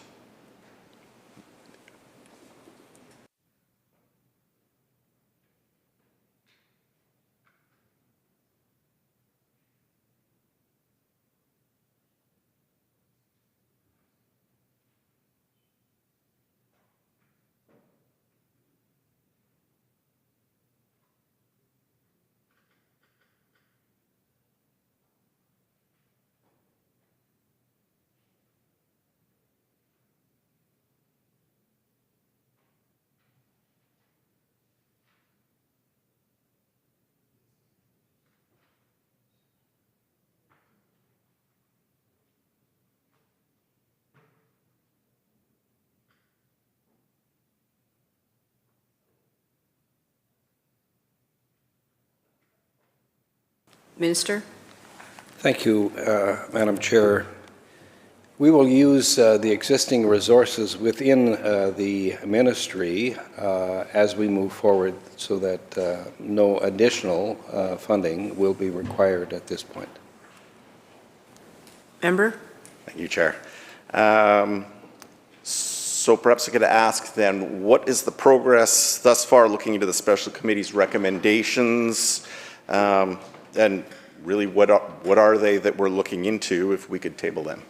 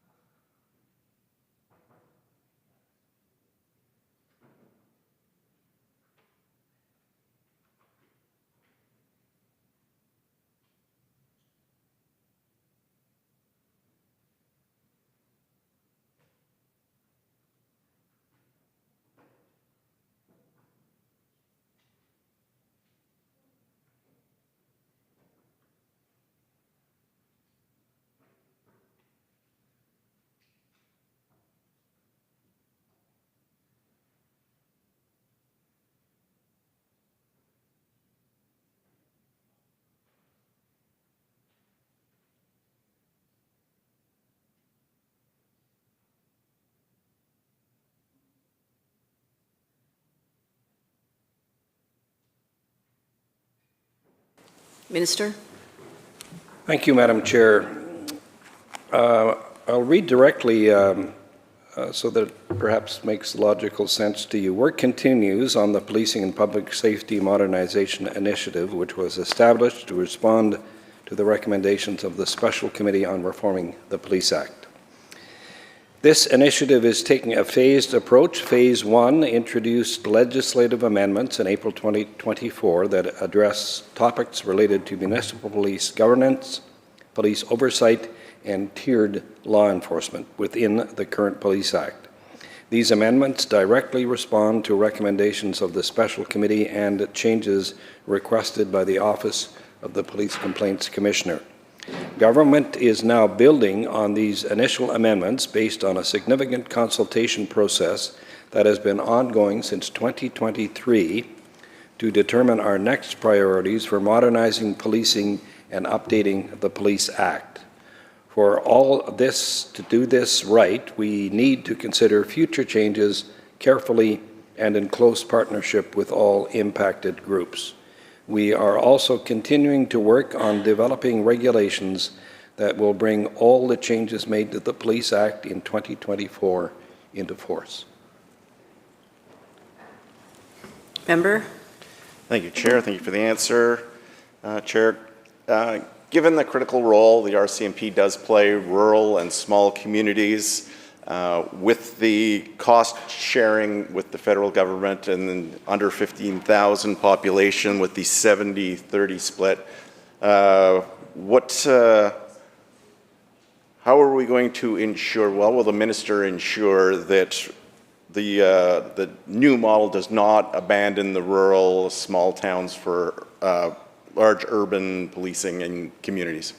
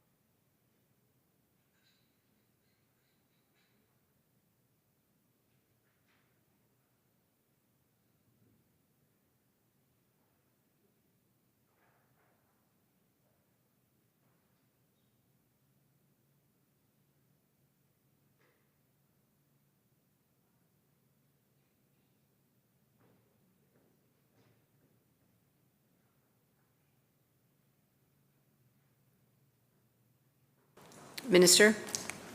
Thank you, Madam Chair. The RCMP has been the provincial police agency here in British Columbia for a great number of years and have provided tremendous service day in and day out all across the province, in big cities and in small cities. The challenge facing us today is to replicate a model that does the same thing. You're right in the sense that small communities deserve the same quality and level of policing as do large cities. That's one of the recommendations noted in the Police Reform Act, that there has to be across the province, whether it be in the largest city or in the smallest community, a quality and level of policing that best suits the needs of British Columbia. That was the intent of the special committee.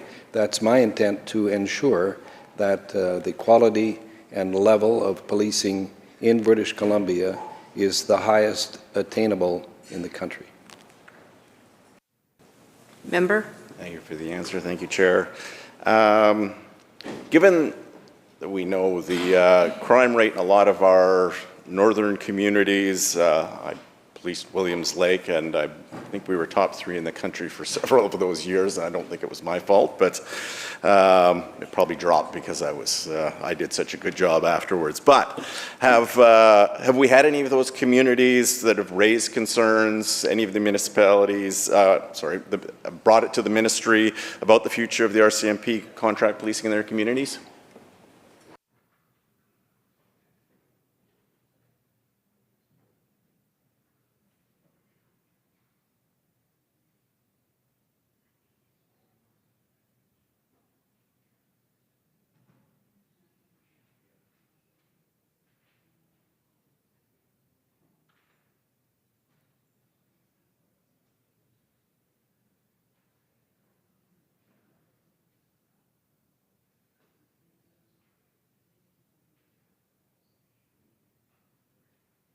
Minister? Thank you, Madam Chair.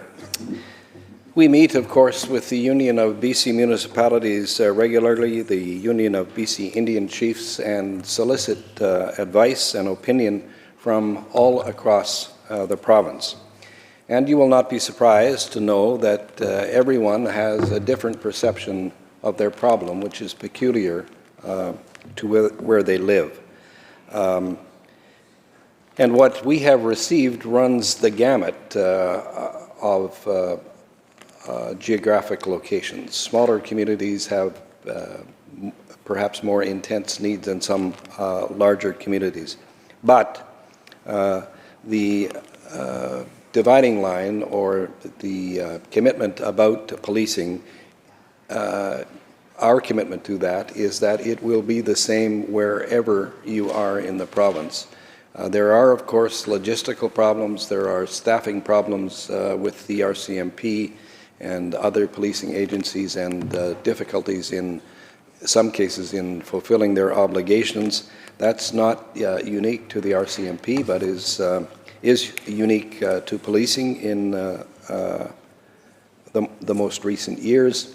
But our commitment, again, is to ensure that the quality and level of policing in British Columbia is the best possible. Member? Thank you for the answer. Thank you, Chair. I will just ask if maybe a yes or no. How many have any municipalities actually just raised concerns purely about the RCMP leaving and being replaced with something else?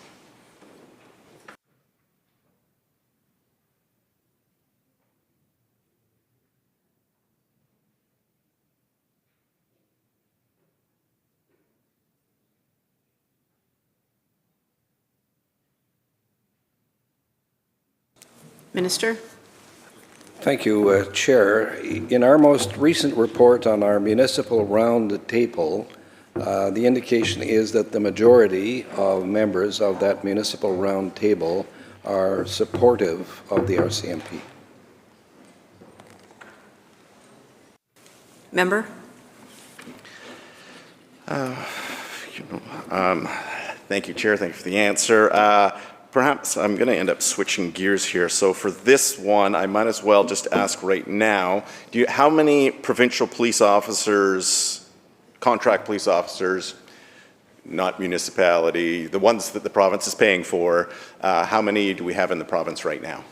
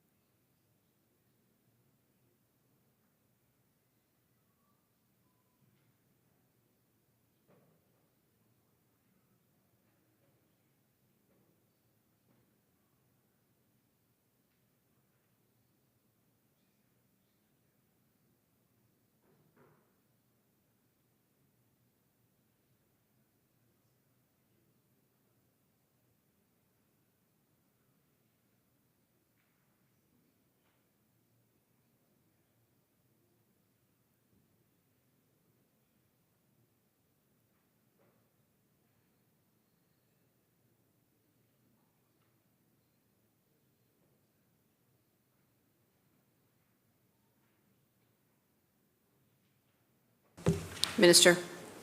Thank you, Chair. 2,431 members, including the members at Surrey Detachment.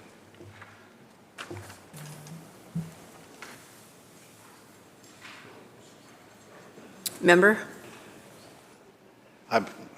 Thank you, Chair. I'm going to ask how they will, I would assume the ones at Surrey Detachment will not be continuing on. What would we have if they aren't part? Actually, maybe you could just confirm. Are they part of the regular provincial force? And if they're not, how many without them?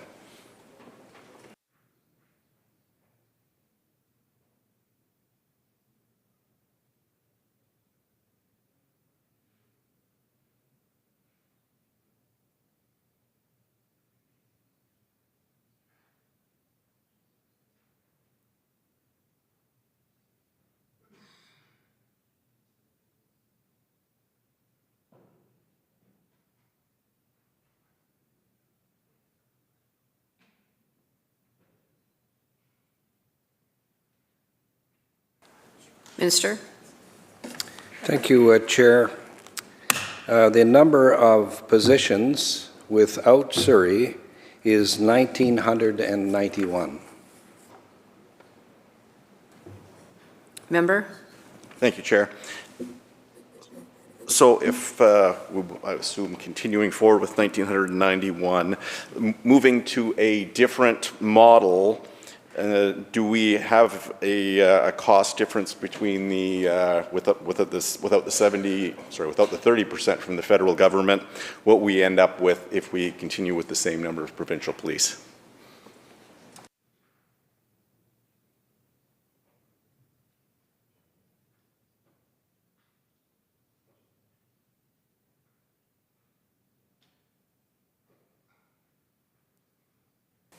Minister? Thank you, Madam Chair. We do not have that information. Member? If it's possible to get that in the future, Chair, that would be terrific. I will move on.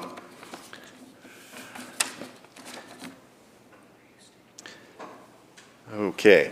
I'm trying to use up, or not use up, trying to fit in as much as I can my time, so I might jump around a little bit. Minister, how would the minister be advocating for stronger bail laws? During question period, the Attorney General said the minister is making sure there are the resources on the ground to make sure the system is ready to respond. If the minister could explain the system and what resources that the Attorney General would be referring to?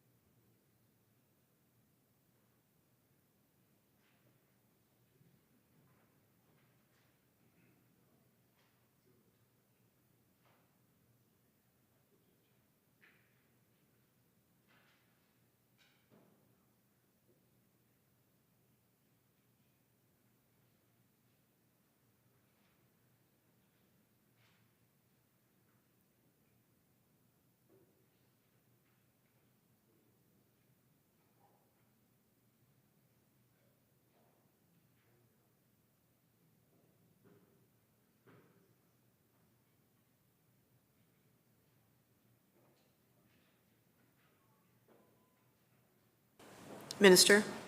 Thank you, Madam Chair. I will defer entirely to the Attorney General, who is our lead when it comes to the bail reform program. But I do know that the program that she was referring to is the Repeat Violent Offending Intervention Initiative, we call it REVOI, which brings together police, dedicated prosecutors, and probation officers to address repeat violent offending through enhanced investigation, enforcement, and monitoring of individuals in communities throughout BC.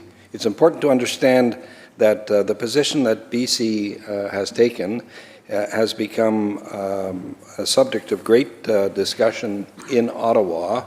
The Premier and the Attorney General are actually amongst those who are leading these changes. Member? Thank you, Chair, and thank you. Yes, I do appreciate that program. I think it has actually been fairly successful. So, I'll move on. In the fall 2024 budget table, I'm going to get into some numbers here. I apologize, but 1.8 lists actual spending for 23-24 as 1.089 billion. The forecast to finish the year was 1.084 billion. I'm actually skipping a little bit there because at one point the minister has said we have had the largest increase in spending on policing. I don't know if it was ever or something along those lines. But the final forecast, okay, so the final forecast was there. But this year's budget, we're up to 1.137, and then going up, forecasted for next year at 1.139. At this point, it doesn't seem like a large increase. Perhaps you could comment on that and where the increase is.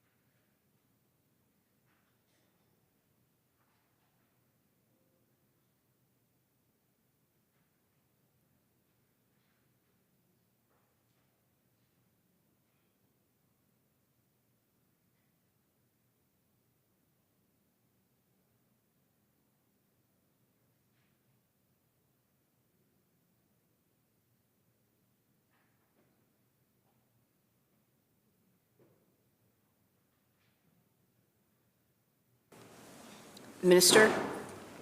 Thank you, Madam Chair. The overall budget for the ministry is 1.137,182 million, which represents a 54.5%, 54.054 million increase, or 5% from 24-25. Reconciliation of the budget changes is detailed elsewhere. The overall increase since 24-25 includes the following: 27.900 million for RCMP wage increase, 6.596 million for wage-related increases, 5.010 million for crime assistance program modernization, $5 million for body-worn cameras, 1.798 million for First Nations and Inuit policing, 1.69 million for electronic supervision to support the increased costs to monitor offenders, 1.484 million for coroners' operational pressures, 1.096 million for Fire Safety Act, 0.606 million for police modernization, 0.175 million for Minister's Office adjustments, which include the creation of the Ministry of State for Community Safety, 2.669 million primarily for the Nanaimo Correctional Center Public Safety Programs, Corrections Food Services, and contracts from Budget 2024 and minor incremental budgets in the 2023 decisions. Member? Thank you for the answer. Thank you, Chair. So we have the number of provincial police officers. Do we have the total number of active police officers in BC? And would we have a breakdown, and even provincially, for 5 years ago until now?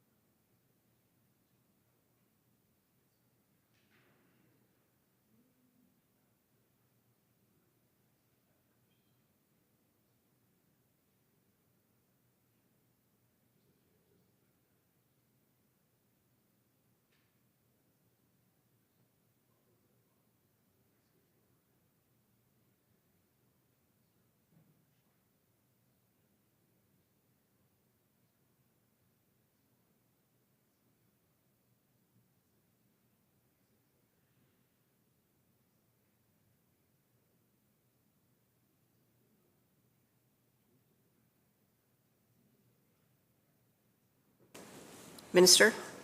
Thank you, Madam Chair. We're attempting to get the answer that you require, and perhaps we're able to get it in the next short while, but in the interim, you should feel free to ask another question if you wish.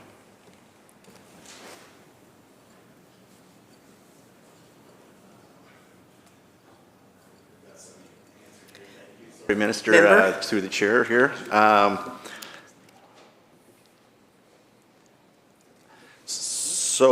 There was, I don't know if it's a program or organizational group, what we're calling it. It was called Future Directions involved in this. First Nations submitted suggestions on how to improve policing. Do we have a report on what came of those?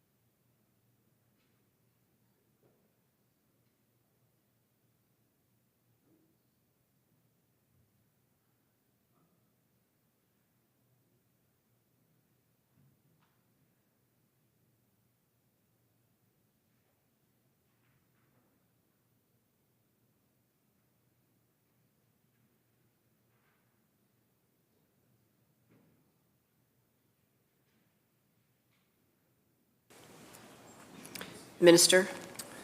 Thank you, Madam Chair. I'll give you now two answers because there's one that we've held in abeyance until we could get what we needed to know. The police resources in BC in 2023, published by the Ministry of Authorized Strength of Police Agencies in BC, was 10,843. So that's a report published in 2023, which is the latest report. And to your answer about First Nations policing, Ministry staff have directly connected with 87 First Nations and modern treaty nations and several indigenous leadership organizations to guide their work. Compiling and receiving the feedback, including recent submissions, is ongoing from and now from additional First Nations leaders. Member? Thank you, Chair. Thank you for the answer. Perhaps I could just put this for a later answer. If we can get how many police officers there were, I'm going to say 2018 as well. Just the difference between the two, if that was the latest report. But I'll move on. I think I have enough time for one more question and answer before it is the Green Chair. Sorry, I will say I happened to be listening to a radio interview because the minister is very engaging. He did say some things I had questions about during the interview, and the one being talking about the RCMP, saying he wanted to make changes. I would ask what changes he would like to make, and the minister did go on to say the RCMP could not make those changes. I'm curious why they wouldn't be. And I will throw in the last here, if you can separate that into this one. The minister also said the Premier made overtures with the federal government, making success on bail reform. Can we get an update on what kind of success that he did have? And thank you, Chair, and thank you, Minister.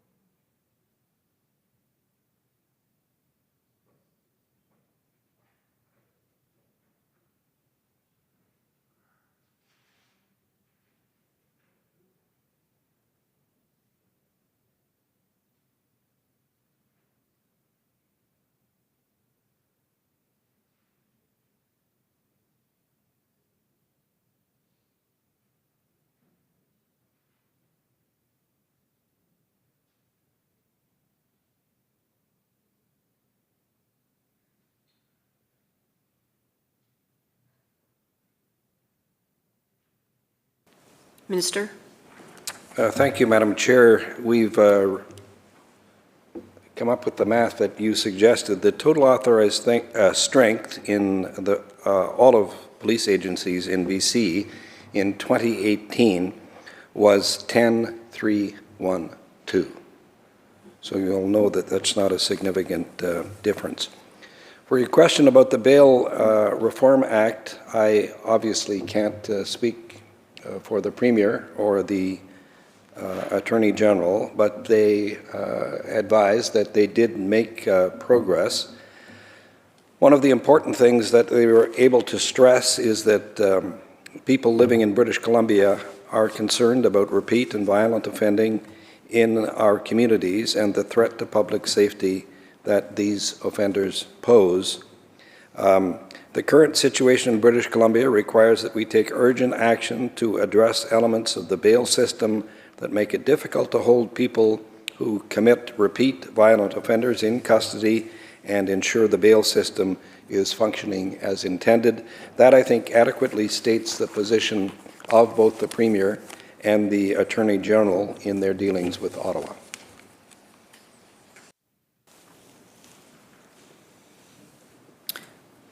Recognizing the House Leader of the third party. Thank you, Madam Chair. I have a series of questions that I'll raise over the next hour. And before I begin, I just wanted to express my appreciation to the Minister and the Minister's staff for your efforts and work. This is a very important ministry, and I really appreciate you taking the time to answer these questions and continue the important work of this ministry. So I just want to thank you for all of that. I'd like to start with a question related to the BC Conservation Officer Service.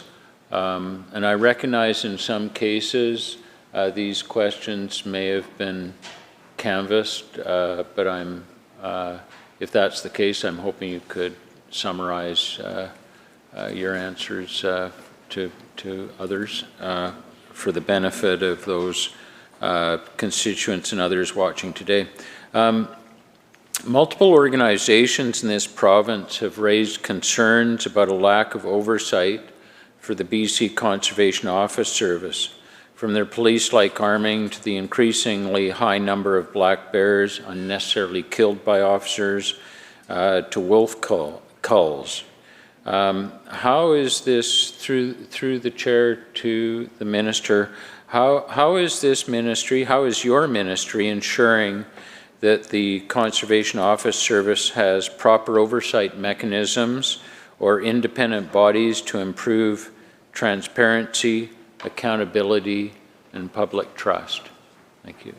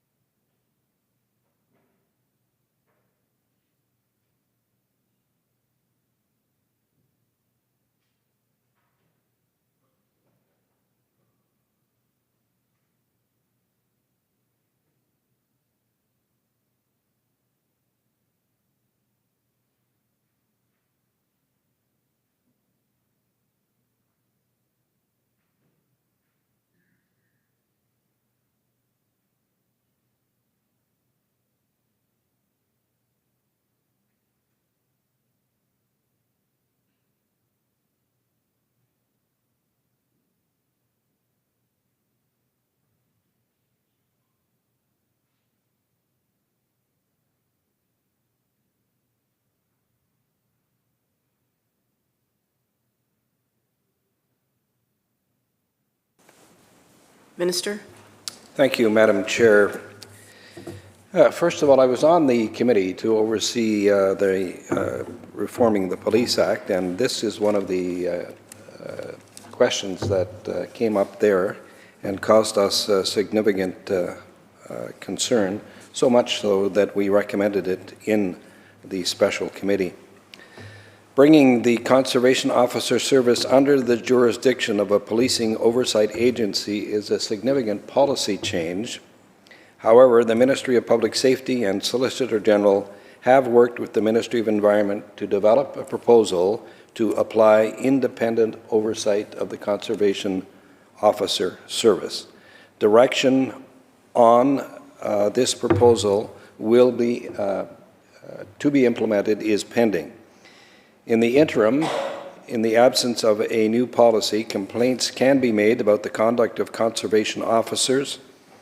If a conservation officer commits some sort of misconduct as part of their general employment duties, this proceeds to the Conservation Office Service Professional Standards Unit and to the Public Service Agency, and complaints that relate to the improper exercise or performance of a constabulary duty or the neglect to exercise their constabulary duties can be made under the Special Provincial Constable Complaints and Discipline Regulations under the Police Act. House Leader of the Third Party. Thank you, Madam Chair. Through the Chair, could the Minister give us a timeline for the independent oversight proposal being implemented?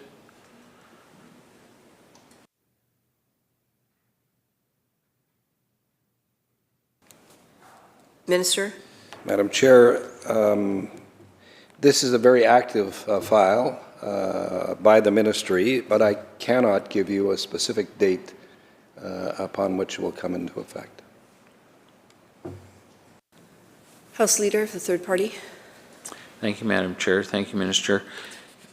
The lack of oversight and regulation concerning the Conservation Officer Service has not only resulted in poor ecological management, but has also raised ethical and financial concerns. The wolf cull is one example of this. Since 2015, 2,192 wolves have been killed, often inhumanely, costing BC taxpayers over $10 million. Through you, Madam Chair, to the Minister, will this government commit to ending the wolf cull and improving transparency and oversight in its upcoming proposal to prevent similar issues in the future?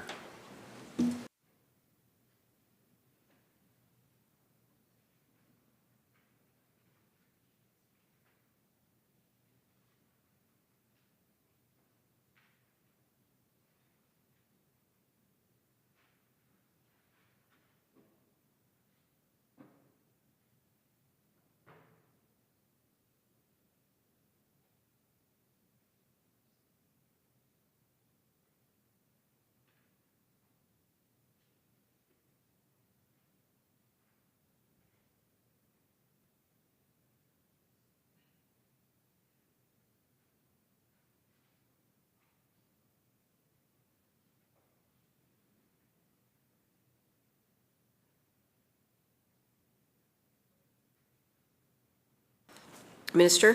Thank you, Madam Chair. Oversight regarding policy decisions with respect to wildlife management issues is under the Ministry of Environment. House Leader of the Third Party. Thank you, Minister. I'd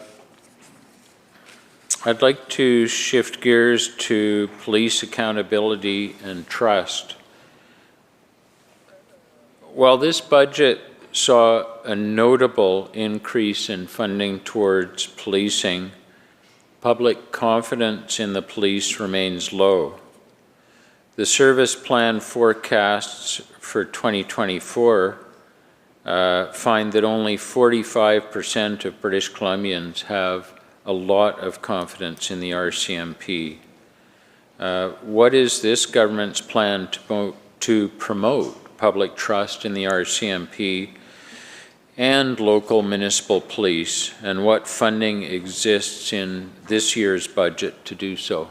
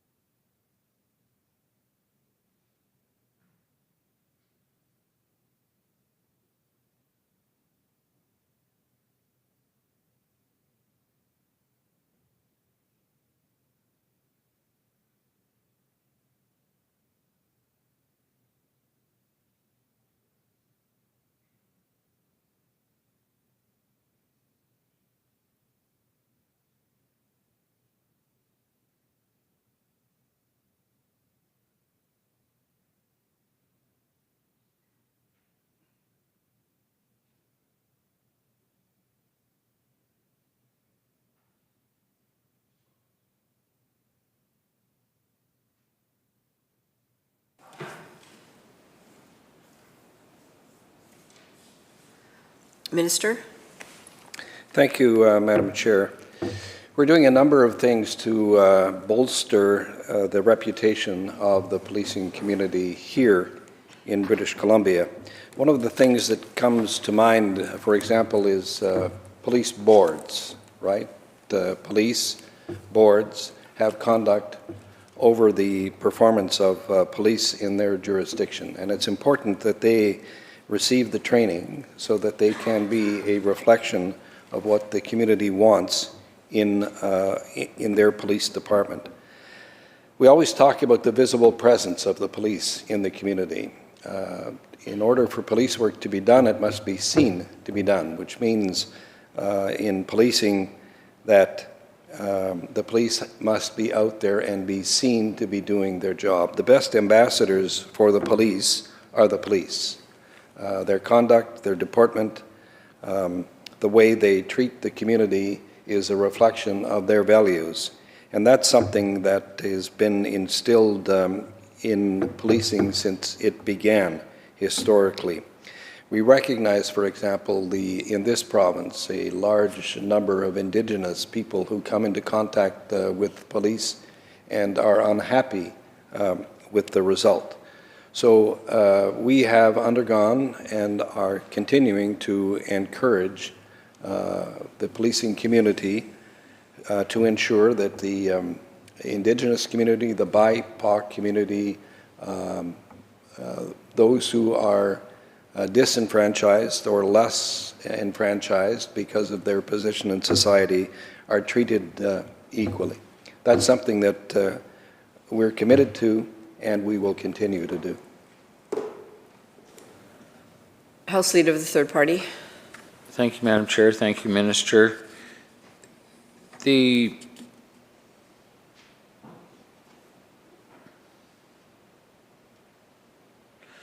Ministry's service plan includes a target of this year 46% of British Columbians who have complete confidence or a lot of confidence in the RCMP.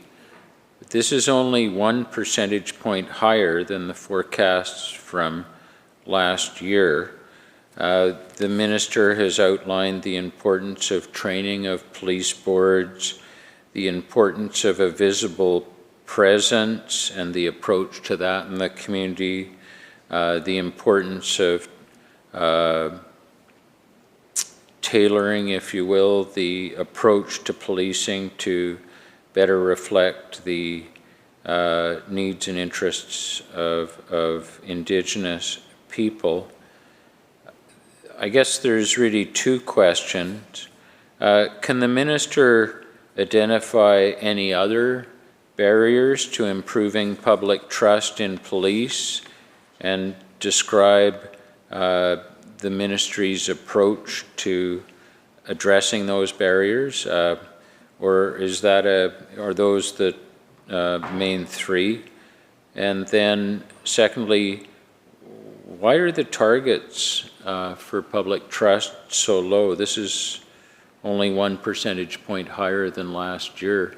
I mean, what it conveys is that there's really 1 in 2 British Columbians who don't have confidence in our approach to policing, and certainly the ministry is very committed to the work it does and increasing the degree of confidence, but why are we only shooting for a 1% increase this year?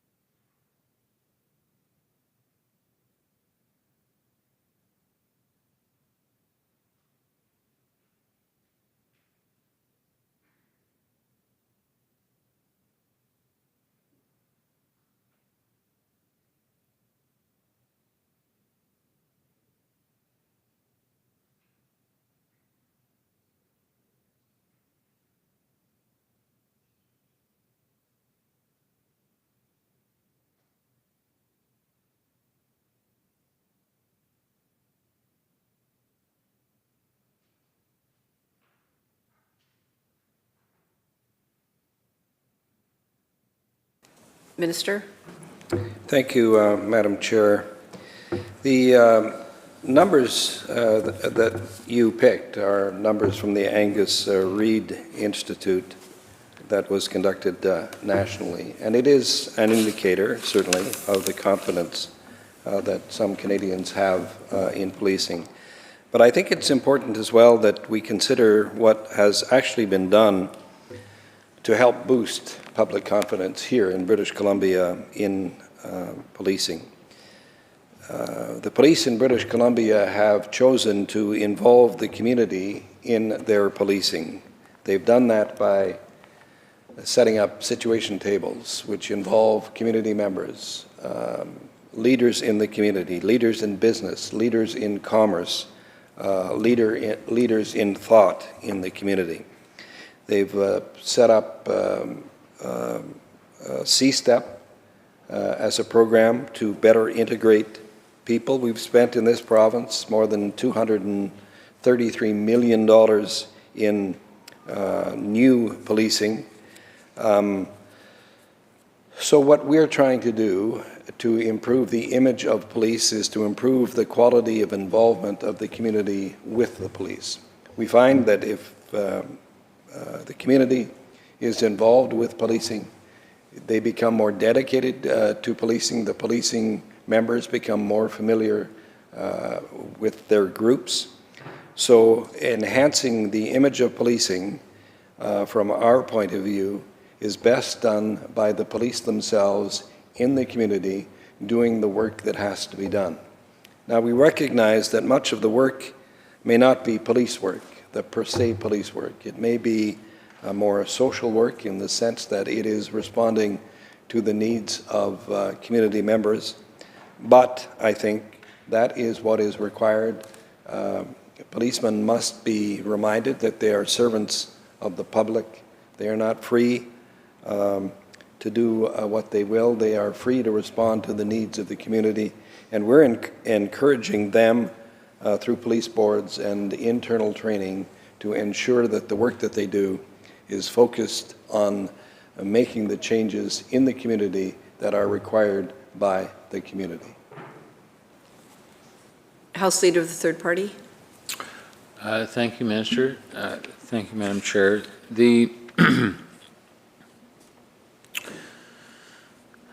each community will face its own challenges in terms of policing, and certainly what we see is some communities where the challenge of policing is very high, very intense, is very difficult for the police, and involves a much higher degree of workplace stress and impact than other communities. A comparison that I can draw just to illustrate the point is that I grew up in Oak Bay here in Victoria, and to not take anything away from the hard-working Oak Bay police, I will say that it was a pretty quiet community, and it was rare there was much in the way of an exciting or dangerous event to deal with. Compare that to Victoria. Victoria police face significant work stress and challenges on an almost daily basis. Through the chair to the minister, has consideration been given by the ministry to amalgamation of police forces in the capital region to create a working environment that includes some of the quieter areas within the region and some of the more intense, in order to enable the police force to manage that degree of stress for its individual officers on an ongoing basis to a lower level.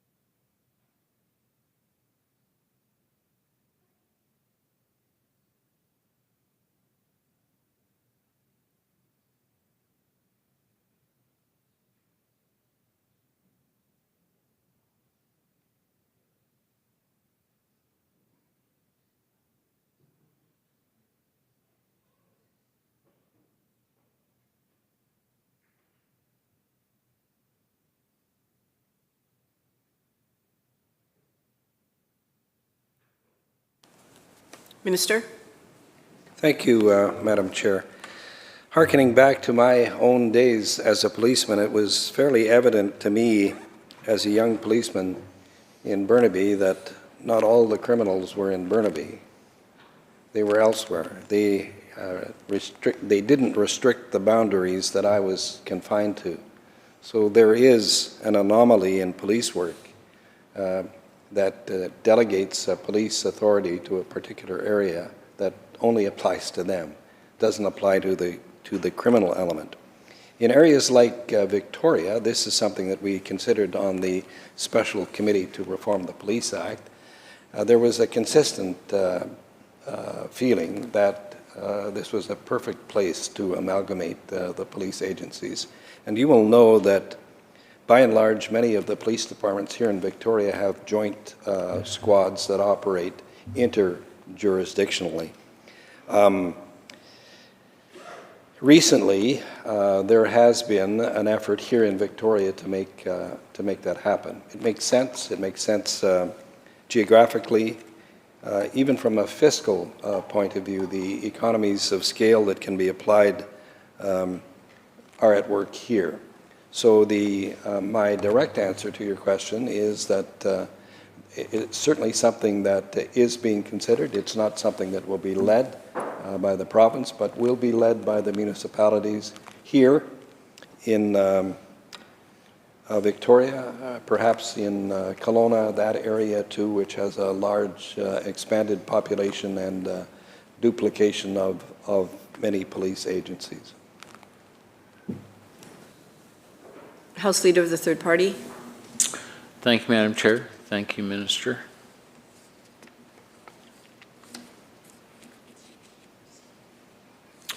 Earlier, we discussed, and you touched on, Minister, the indigenous policing and the nature of police services provided to indigenous communities. The service plan includes a commitment to include DRIPA in the promotion of public safety. My question through the chair to the minister is, how does your government intend to implement DRIPA with respect to its efforts to promote police accountability and public trust?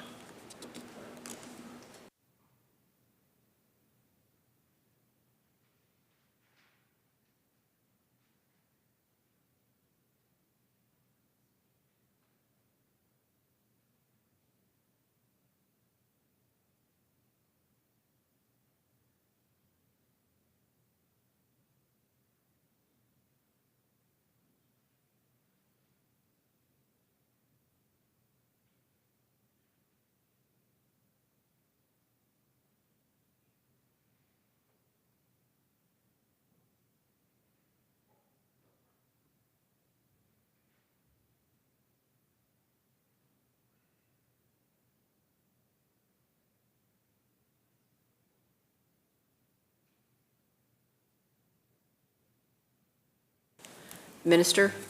Thank you, Madam Chair. This government is committed to the principles of DRIPA, and I'm sure you'll be pleased to know that we have worked hand in hand consistently with our First Nations to ensure that we work in lockstep with them so that the principles of DRIPA are upheld. There is constant consultation between the groups involved so that that happens. House Leader of the Third Party? Thank you, Minister. Thank you, Madam Chair. Minister, you've indicated that all changes to policing have been in consultation with First Nations communities, yet our understanding is that board members of the BC First Nations Justice Council say they were not consulted on any of the changes brought in Bill 17 last year. How is this ministry, your ministry, ensuring, through the chair, that any reforms to policing the Police Act are done in consultation and with the participation of organizations like the BC First Nations Justice Council?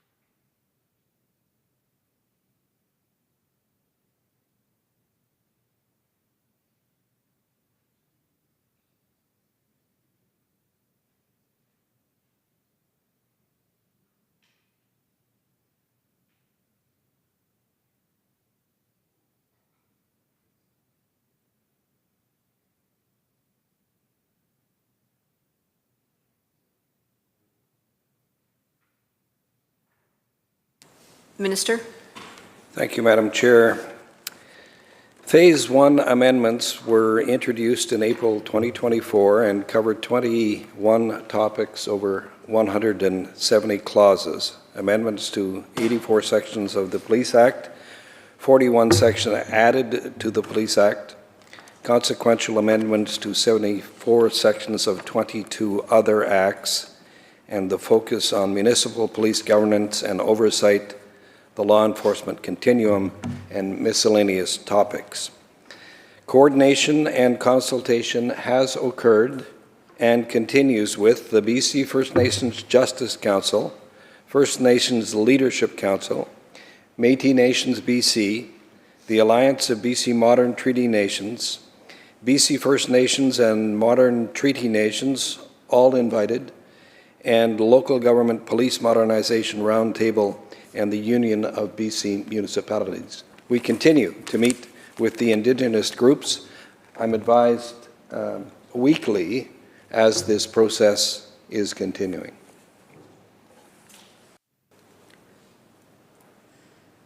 House Leader of the Third Party. Thank you, Minister. Thank you, Madam Chair. It's helpful to have that information on the record, and certainly draw that to the attention of the board members of the BC First Nations Justice Council. Much has been said over the course of estimates and certainly in other forums about the special committee on reforming the Police Act and the implementation of transformative change. It's been 3 years, and it would be helpful to have a fairly detailed picture of, through the chair of the minister's timeline and approach to full implementation of the Police Act reforms. Where are we at? Which ones are left?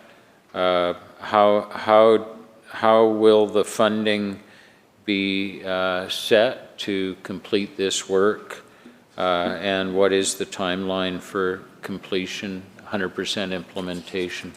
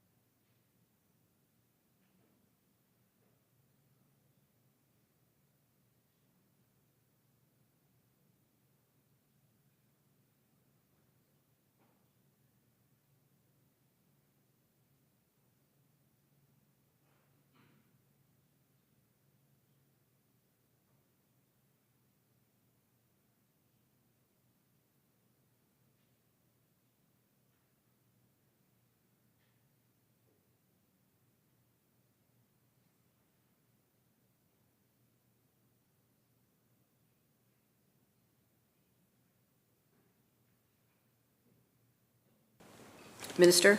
Thank you, Madam Chair. As I noted earlier, Phase 1 of the Policing and Public Safety Modernization Initiative introduced the Police Amendment Act 2024, which received royal assent on April 25th, 2024, as an initial legislative reform step. To date, we've implemented 3 recommendations from the Special Committee's report. For example, municipal councils now have the authority to determine who their representative will be on the police board, and will allow members of the police board to elect their chair and vice chair. Before, the mayor was automatically the representative on the board. As well, we've implemented 7 recommendations from the 2019 Special Committee to review the police complaints process. For example, the Police Complaints Commissioner can now call a public hearing earlier in misconduct investigations. Now in its second phase, including regulation development from phase 1, focusing on additional policing and public safety reforms through broad consultation and cooperation with stakeholders and partners. Also focused on co-development of policies and legislation with indigenous partners and local governments as recommended by the special committee. This work takes time to ensure meaningful, in-depth consultation and engagement on proposed policies is completed, and we look forward to providing an update as appropriate. House Leader of the Third Party. Thank you, Minister. Thank you, Madam Chair. As a follow-up to the question through the Chair to the Minister, are there any recommendations that the government does not intend to implement?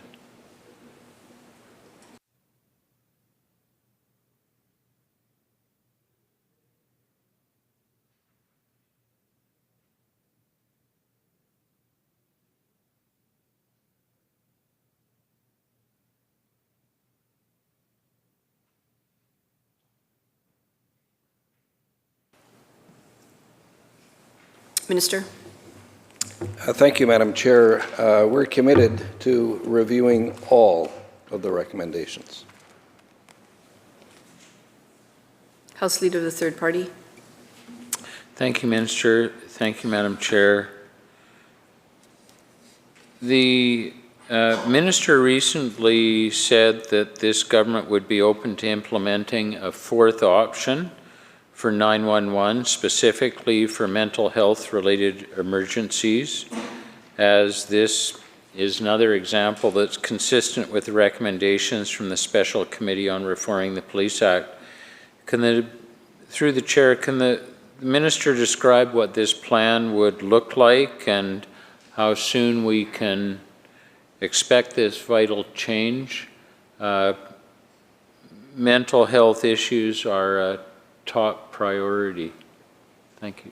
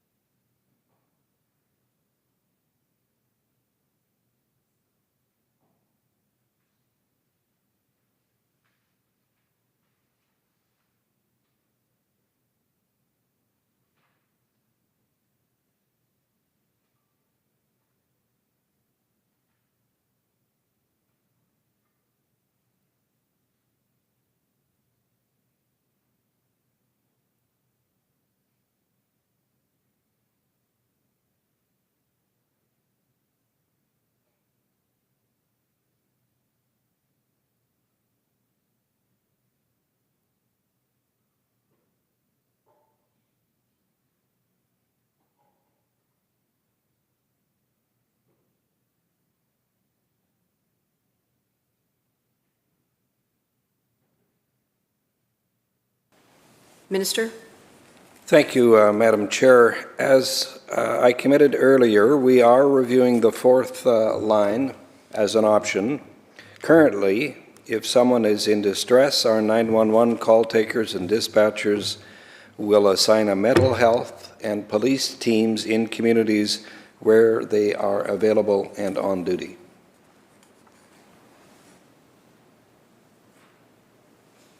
House Leader of the Third Party. Thank you, Minister. Thank you, Madam Chair.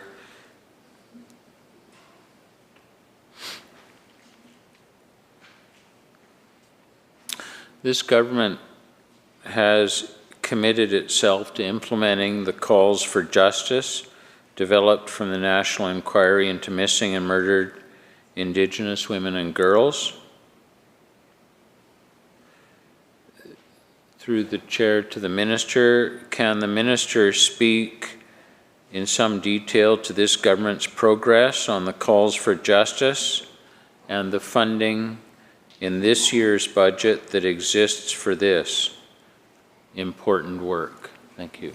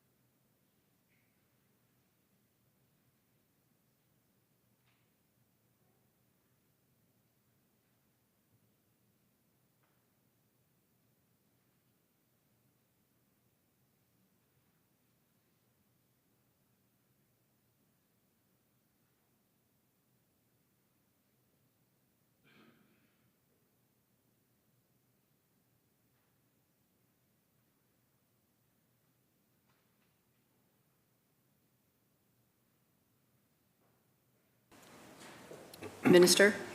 Thank you, Madam Speaker. My ministry supports a number of initiatives to help prevent and address the violence faced by Indigenous women, girls, and Two-Spirit people, including $10 million for 70 new sexual assault services programs, which commenced in 2023, of which are Indigenous-focused programs. Continued operation of FILU, the Family Information Liaison Unit, which provides frontline support to families of missing and murdered Indigenous women and girls. The establishment of Path Forward Community Fund in 2022, developed and administered by the BC Association of Aboriginal Friendship Centres to meet the needs for Indigenous-led capacity building and safety planning, and help Indigenous communities and organizations create and implement their own culturally safe solutions. Over 750 projects funded since 2014-2015 through the Civil Forfeiture Office grant program that focuses entirely on Indigenous women and girls. House Leader of the Third Party. Thank you, Minister. Thank you, Madam Chair. Through the chair to the minister, does the minister plan to create an independent unit or task force with oversight from Indigenous communities to ensure there is a proper and culturally sensitive review of unresolved files of missing and murdered Indigenous women, girls, and Two-Spirited people? Thank you.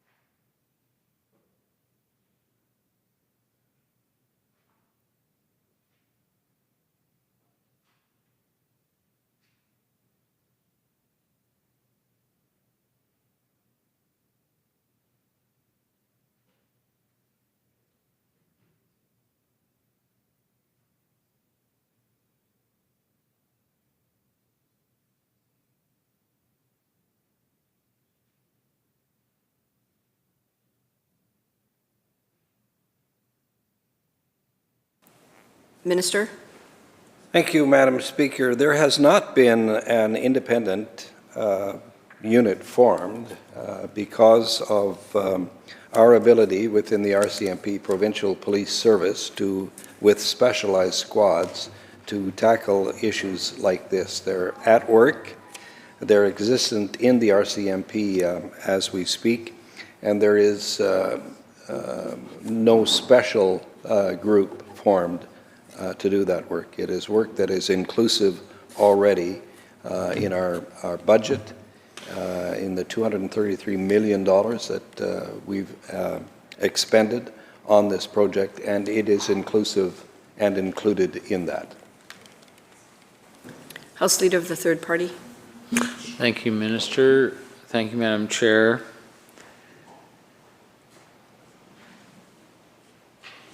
We've canvassed this in this session. I'd like to canvass it again. Many have raised concerns about the pattern of misconduct and violence committed by the Critical Response Units, or CRU, including from the Civilian Review and Complaints Commission, municipal officials, human rights organizations like Amnesty International, independent police watchdogs, and First Nations groups. So this is not an isolated complaint. These are not isolated concerns. There are a range of individuals, entities, oversight organizations that have raised these concerns. During question period earlier this session, the minister said the CRE will, quote, do things as they've always done things with fairness to all involved, unquote. Through the chair, can the minister explain what he means by this? And given the range of concerns raised, whether in his opinion, the CRU has always acted fairly, especially considering the range of concerns that have been raised.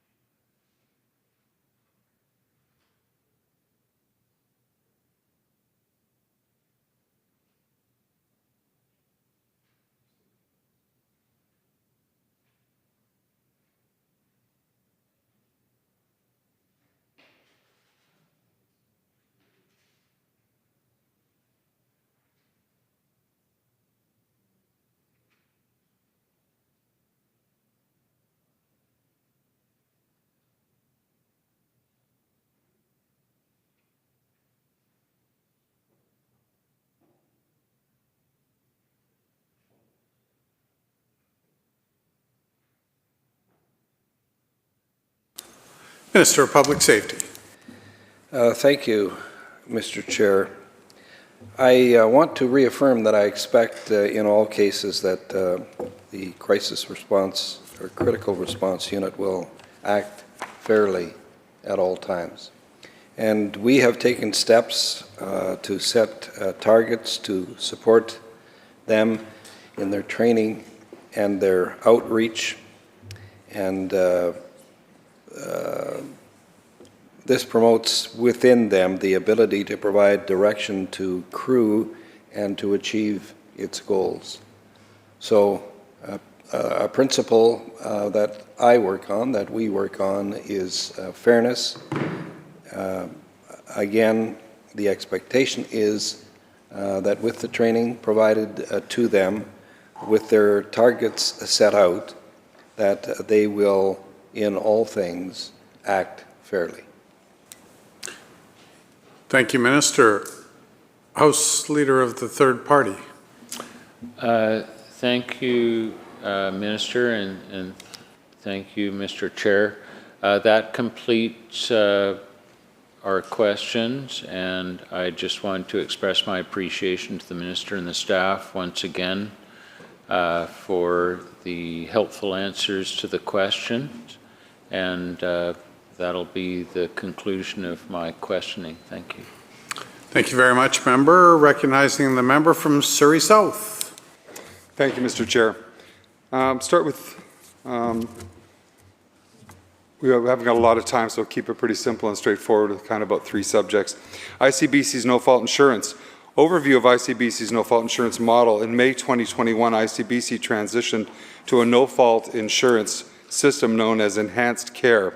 This model is introduced to reduce insurance premiums and streamline the claims process by eliminating the need to establish fault and most motor vehicle accidents under the system. Individuals involved in accidents receive predetermined benefits for medical care and income replacement, but their ability to sue for damages is significantly limited. This is from the Victoria Times columnist. The beneficiaries of the old litigation-based ICBC system were lawyers, not victims, says BC Premier. No-fault insurance, or in the enhanced care model, was introduced in May 2021 to provide set amounts of compensation by injury type to victims regardless of fault without a referral, eliminated most victims' right to sue. The goal of the no-fault system was to insure billions of dollars that were going to legal fees and pain and suffering and injury claims, instead went to improve benefits, immediate treatment and compensation, as well as generating low basic rates and rebates for policyholders. We've seen a bit of that. This month, the Premier announced, this was when this article came out, this month the Premier announced a fourth rebate to be delivered May through July to about 3.6 million policyholders at a cost of $400 million due to the corporation's projected revenue of about $1.3 billion. But it's a different story in practice. Last July, Victoria lawyer Tim Schober, who was left a quadriplegic after he was hit by a vehicle while cycling August 21st, 2021, launched a civil claim in BC Supreme Court against the province, with the Trial Lawyers Association of BC as the second plaintiff, arguing that no-fault insurance legislation discriminated against individuals based on the cause of their disability. Schober has argued that ICBC's revenue gains come at the expense of catastrophic injury victims like himself who are compensated their full working wage and can't sue for higher compensation for pain and suffering. The Premier said one of the commitments the government made when they brought in the new system was a review at the 5-year mark of the implementation. A lot of innocent people can fall through the cracks over 5 years, because there are more stories in the news. In late 2024, Maria Espedito, a caregiver and a hit-and-run accident victim, cannot receive fair compensation for her severe injuries. Last Christmas, she had a GoFundMe page, that's what she had to do, to try to make ends meet at Christmas. In fact, I donated and challenged the members opposite to chip in, but I didn't witness anyone taking up the challenge. Then there's retired firefighter John Wakefield. In May 2023, the Vernon man was hit while riding his bike. He had multiple broken ribs, broken scapula, broken collarbone, concussion, and began to struggle mentally. In December 2023, ICBC cut him off and said his PTSD was from another incident when he was an RCMP officer. The ICBC assessor had never actually met with Mr. Wakefield. These stories, as we ponder these stories, it's important to know that ICBC currently sits on a $19.5 billion investment fund. Prior to implementing no-fault, ICBC used premiums paid by ratepayers to cover future contingent losses. With the implementation of no-fault, there are no future tort losses. Thus, the following question arises. Number one, so here's my question to the Minister through the Chair. When is ICBC going to reimburse ICBC ratepayers the premiums paid in advance for future contingent losses that will never occur because of no fault?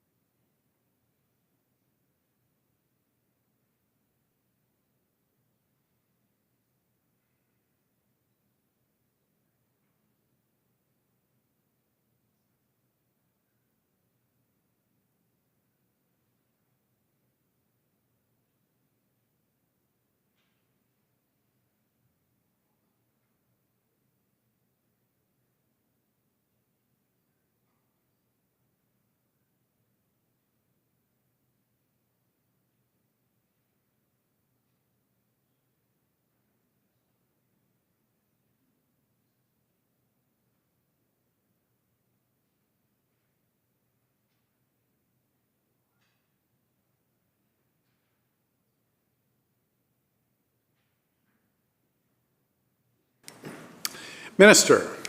Thank you, Mr. Chair. Enhanced care, the current system that we're under pays for needed care when it's needed. It does not rely on, it does not need to pay for future costs. So when the need arises for the victim of the accident, it is paid then.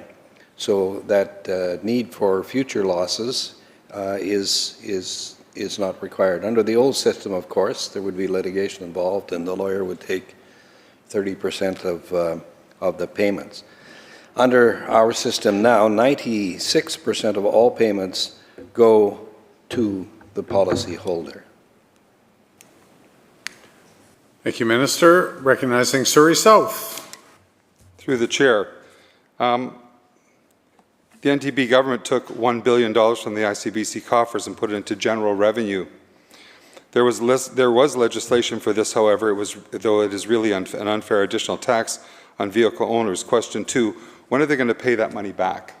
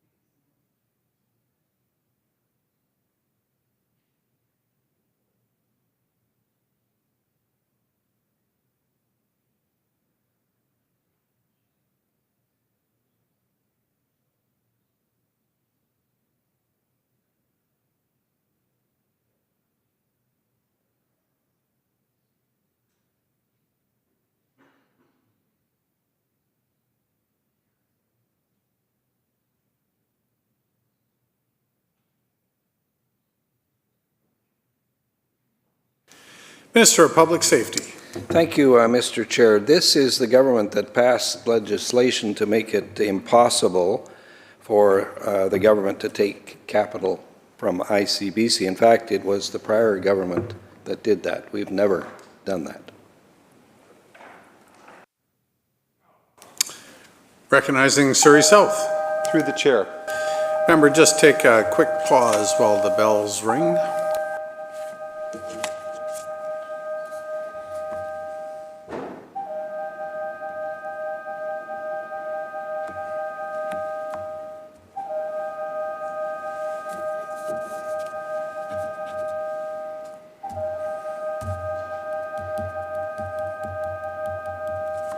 Thank you, member. Recognizing Surrey South.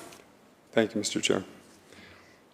To the Minister, we're going to widen the scope of the impact of a no-fault insurance about putting people's injuries into columns and deciding what they get. The Lapu Lapu festival incident where a driver intentionally drove into a crowd has highlighted concerns regarding the adequacy of the no-fault system in addressing victims' needs and severe cases. Personal injury lawyers have pointed out that under the current model, families of deceased victims may receive a limited compensation, often significantly less than what could have been pursued under the previous tort system. For instance, children who lost parents might only receive benefits in the tens of thousands of dollars compared to potentially higher settlements through litigation in the past of money that they could very well need. While there are exceptions in the no-fault system for certain criminal code violations, the practical application of these exceptions remains uncertain, and they may not provide the level of compensation that these families require. The question for the Minister. Minister, can you provide the committee with the maximum potential compensation available under the current no-fault model to a family who has lost a primary income earner in the Lapu Lapu incident, and compare that to what it might have been possible under the previous tort-based system?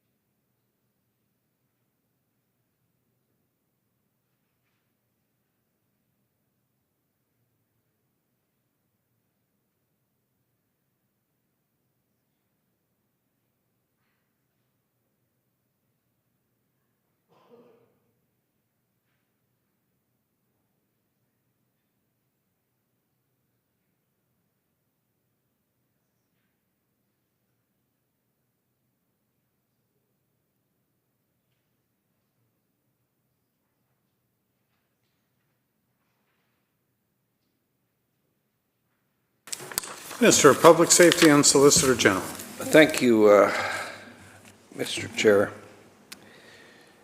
The child who lost both parents and his sister would be eligible for everyone's death benefits. Death benefit in this case would be, could be as much as $581,000 in addition to other benefits that he is eligible for, which includes all kinds of care and treatment that he requires, grief counseling, income loss, physio, massage, etc.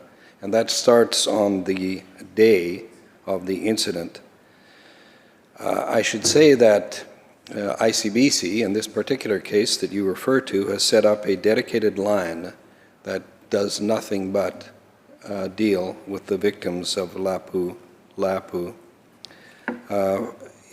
For your interest, if we were in the old tort system, it would take years to resolve this claim. Compensation was dependent in the old system on how much insurance was bought by the driver, and the lawyers would take 1/3 of whatever they got. ICBC in this case expects the amount to Lapu Lapu will far exceed what was paid under the old system. Under the old system, lawyers were better off, but the victims got less. Thank you, Minister. Recognizing the member from Surrey South. Mr. Chair, that's the best of one situation and the worst of another, but I'll accept that as an answer. I don't have a lot of time, and I'd like to touch on a couple of subjects, but I hope the minister wouldn't mind if I might come back to things if I get through what I'm going through here. So I'm just trying to,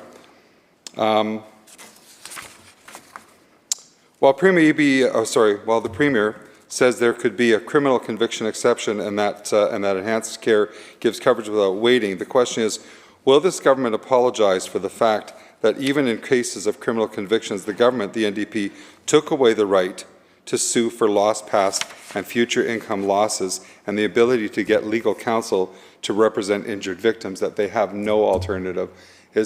Can we expect some sort of recognition of what is missing now from what is normally a legal case?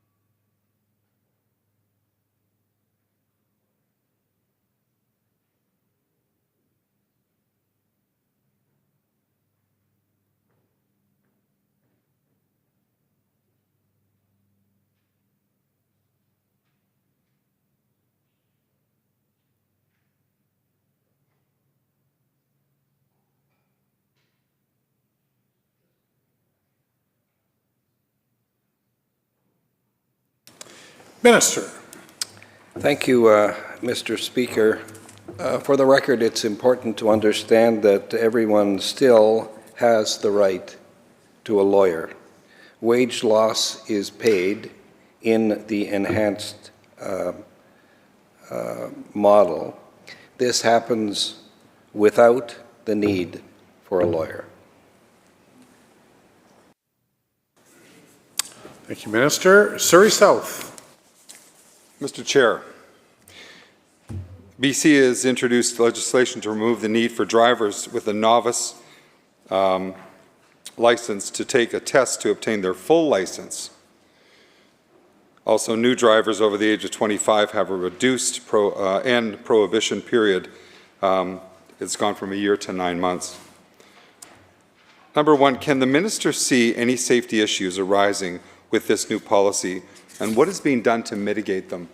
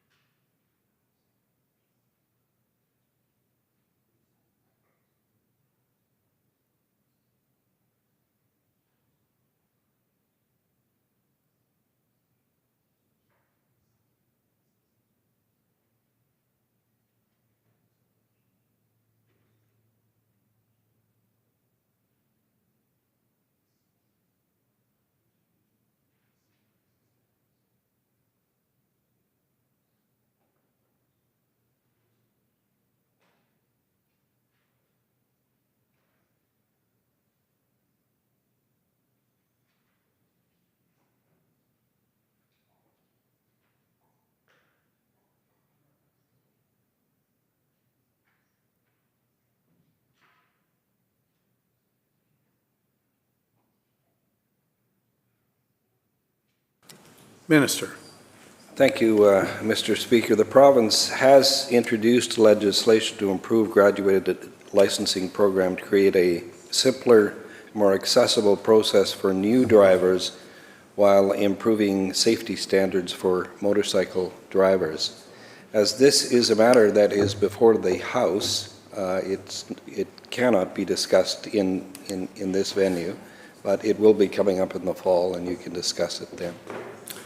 Thank you, Minister. I was about to say the exact same thing, so we would welcome questions at committee stage once that bill is before the House. Thank you, Minister. Recognizing Surrey South. Thank you, Mr. Chair, and I apologize for bringing that up. Many accredited collision repair shops report that electronic payments that used to land within 10 to 20 business days now are taking 45 to 90 days or more. The slowdown began to bite in February, but industry media first flagged it publicly on 10th of March 2025, tying the delays to an internal work to rule campaign, while ICBC and Unison claim processing staff negotiate a new contract. Shops say that they are carrying tens of thousands of dollars in unreimbursed parts and labor, forcing some to tap bank credit lines, postpone equipment purchases, or refuse lower margin ICBC work altogether. In northern and rural BC, where only 1 or 2 facilities serve vast areas, the risk is of facility closure. There is a risk of facility closure. Prince Rupert has had no in-network shop since late 2023, leaving customers to pay up front or haul vehicles to Terrace. Question number 1. What was the total value of unpaid collision repair invoices at the month end 31 January 2025 and the most recent month end?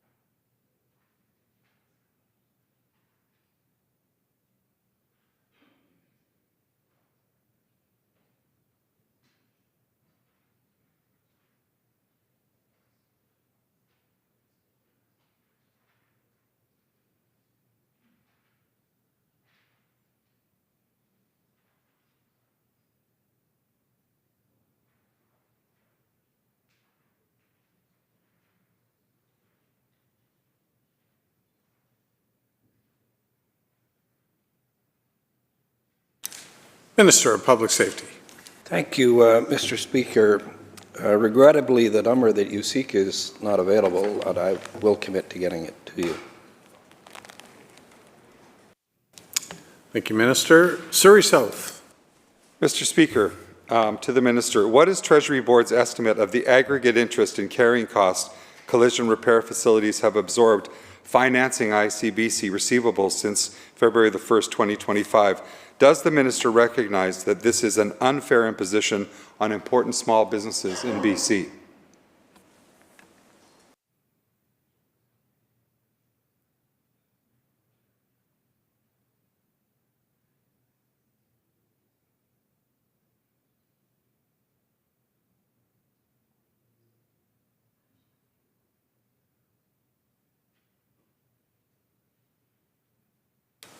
Minister.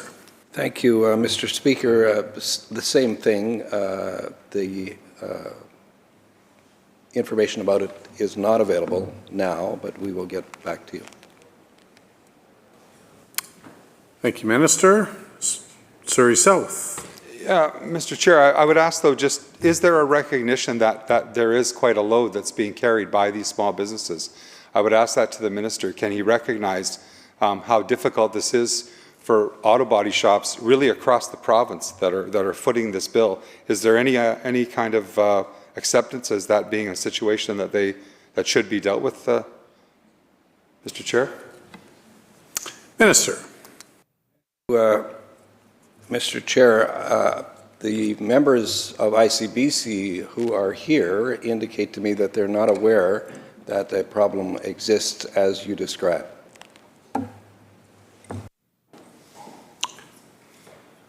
Sir, yourself.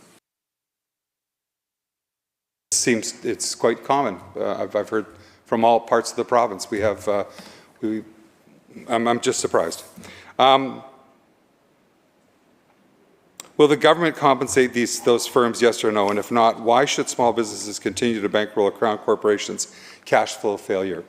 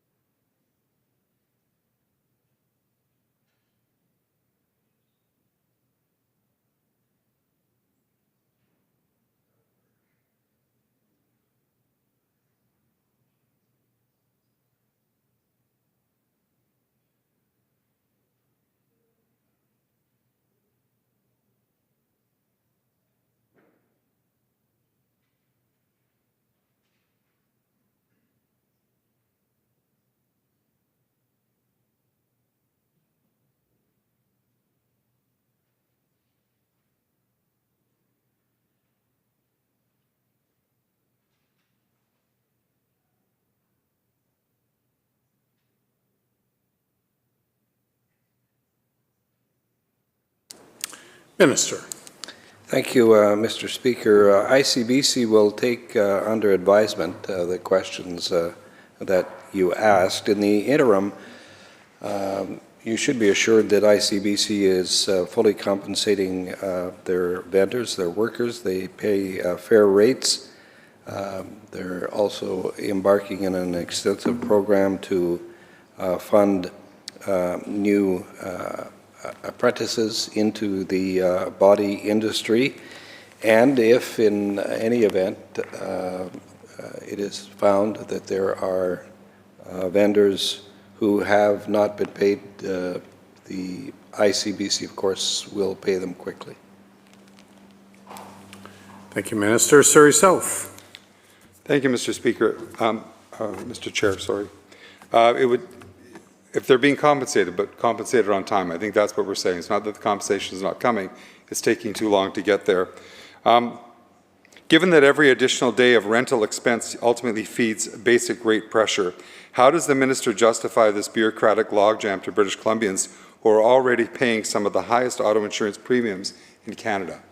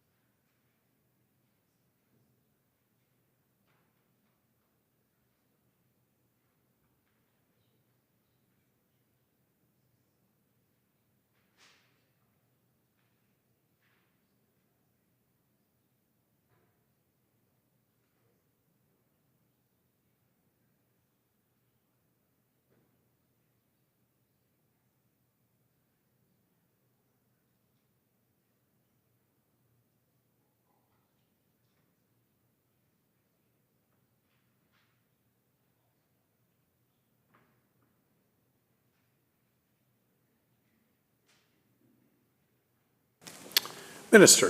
Thank you, Mr. Speaker. The move to the enhanced care model decreased the basic rate by 15% in 2021, and it's been held steady since then with no increases. The basic rate will remain the same until March 31st, 2026, making it 6 years in a row with no increase to the basic rate, which is, contrary to what the member indicated, amongst the lowest rates in the entire country.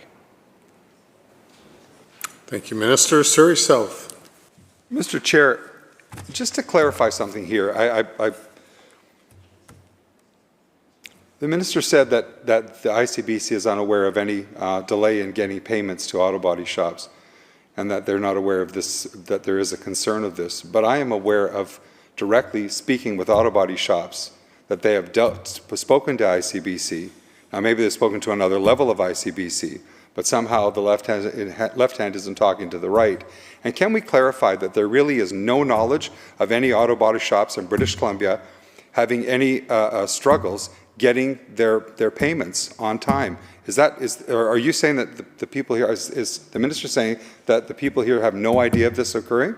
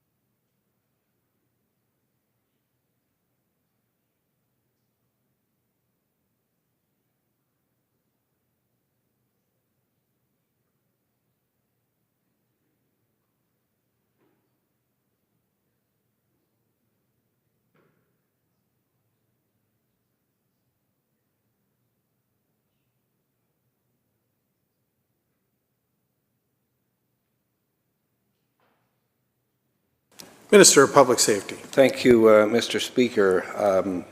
The members of ICBC who are here are unaware of the situation that you described.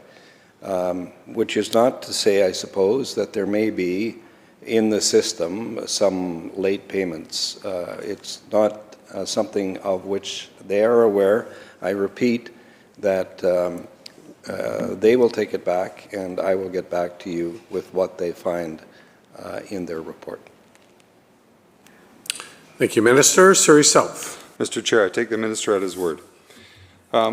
Why did the government permit bargaining to drift past ICBC's 31st March 2025 service plan deadline without even an interim deal, when the union had already signaled that overtime bans and work to rule would begin if no progress was made?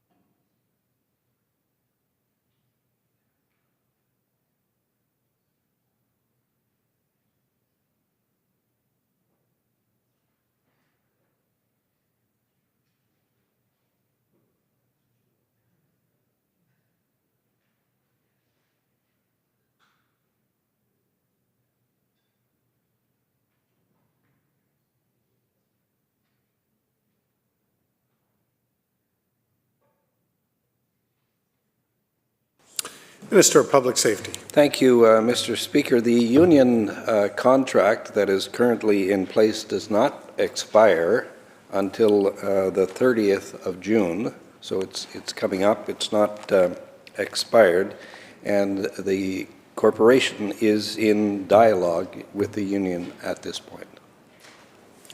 Thank you, Minister. Recognizing the MLA from Surrey South. Thank you, Mr. Chair. I'm going to jump back to the no-fault question. To the Minister, has your ministry conducted any assessments or studies since the implementation of the no-fault system, specifically examining the adequacy of compensation provided in incidents involving deliberate criminal actions, such as vehicle ramming attacks? If so, will you table those findings with this committee?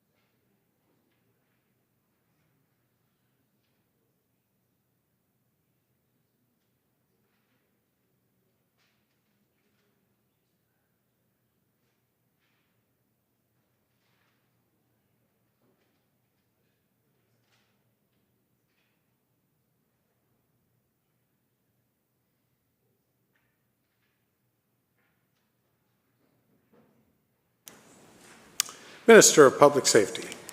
Thank you, Mr. Speaker.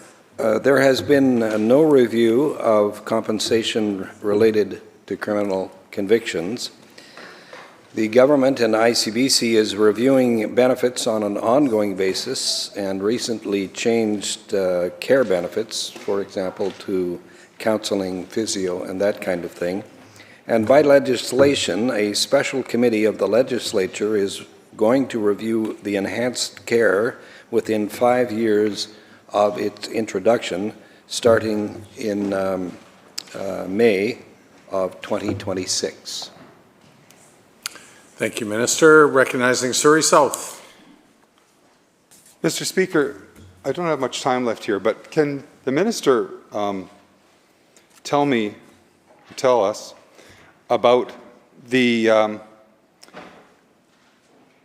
steps they've taken with the physiotherapy and some of the other care that's been given, and the access to the records of patients and the access to the records of victims, and being that it is no longer a selective access to records, but in fact it's pretty much whatever ICBC wants to look at. Is there any recognition in that it's quite an invasion of people's privacy? And why is there such a need for such an autocratic and tyrannical process to take place from something as simple as a physiotherapy regimen? I would like to know that.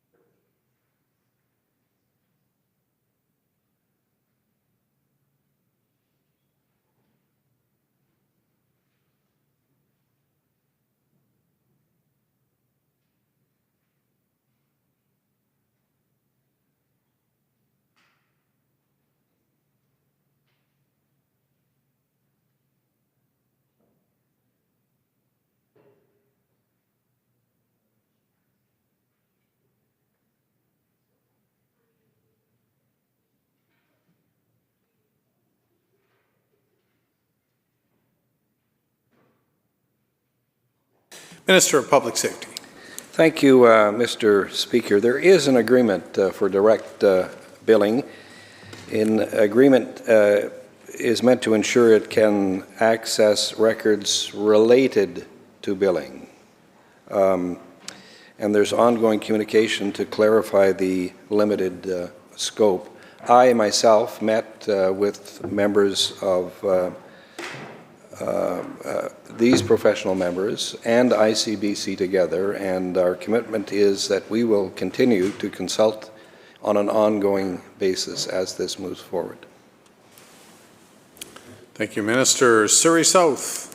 Mr. Chair, we spoke earlier about Mr. Schroeder and Mr. Wakefield and Ms. Esposito and their challenges they're facing after car accidents that were car crashes and car accidents that were no fault of their own being victims. Is ICBC, is the minister aware of these people, of these cases, and are there any steps when these cases come through, come through the cracks and reveal themselves? Is there any motion or any initiative to help these people, or how hard do they have to fight? I guess that's my question, to get compensation.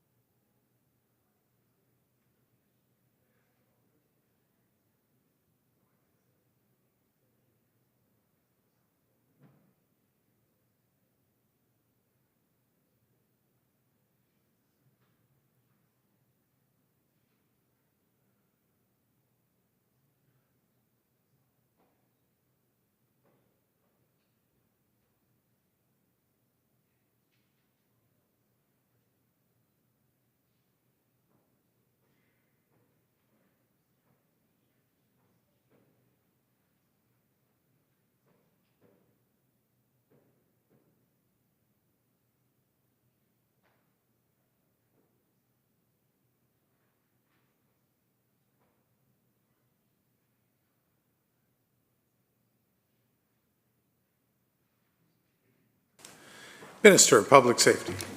Thank you, Mr. Speaker. We're working closely with Mr. Schober and all of these individuals to ensure their needs are taken care of. We've recently been to Mr. Schober's home.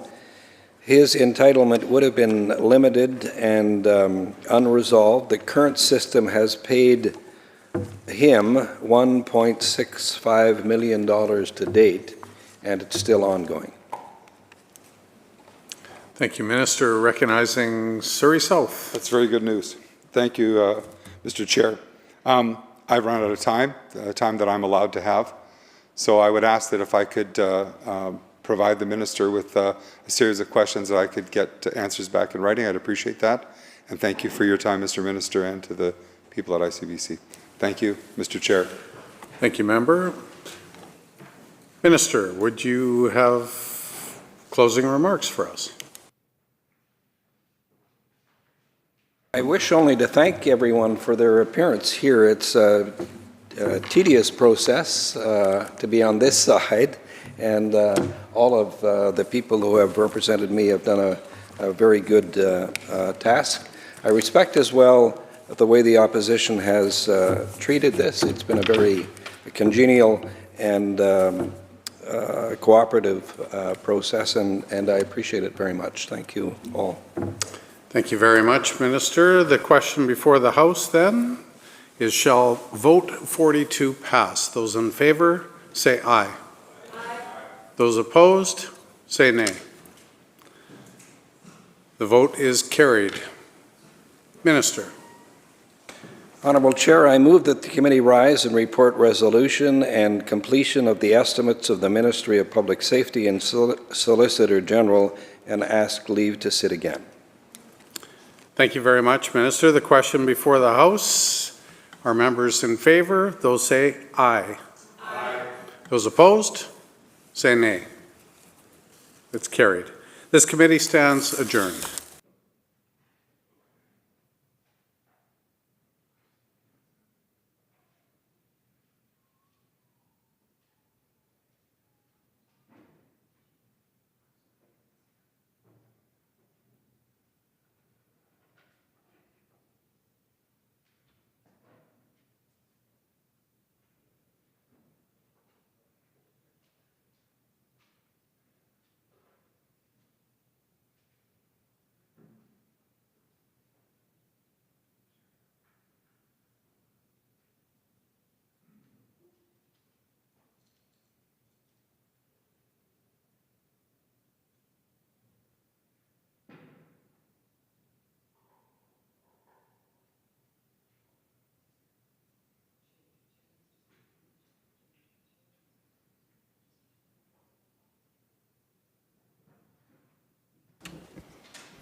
Committee Chair.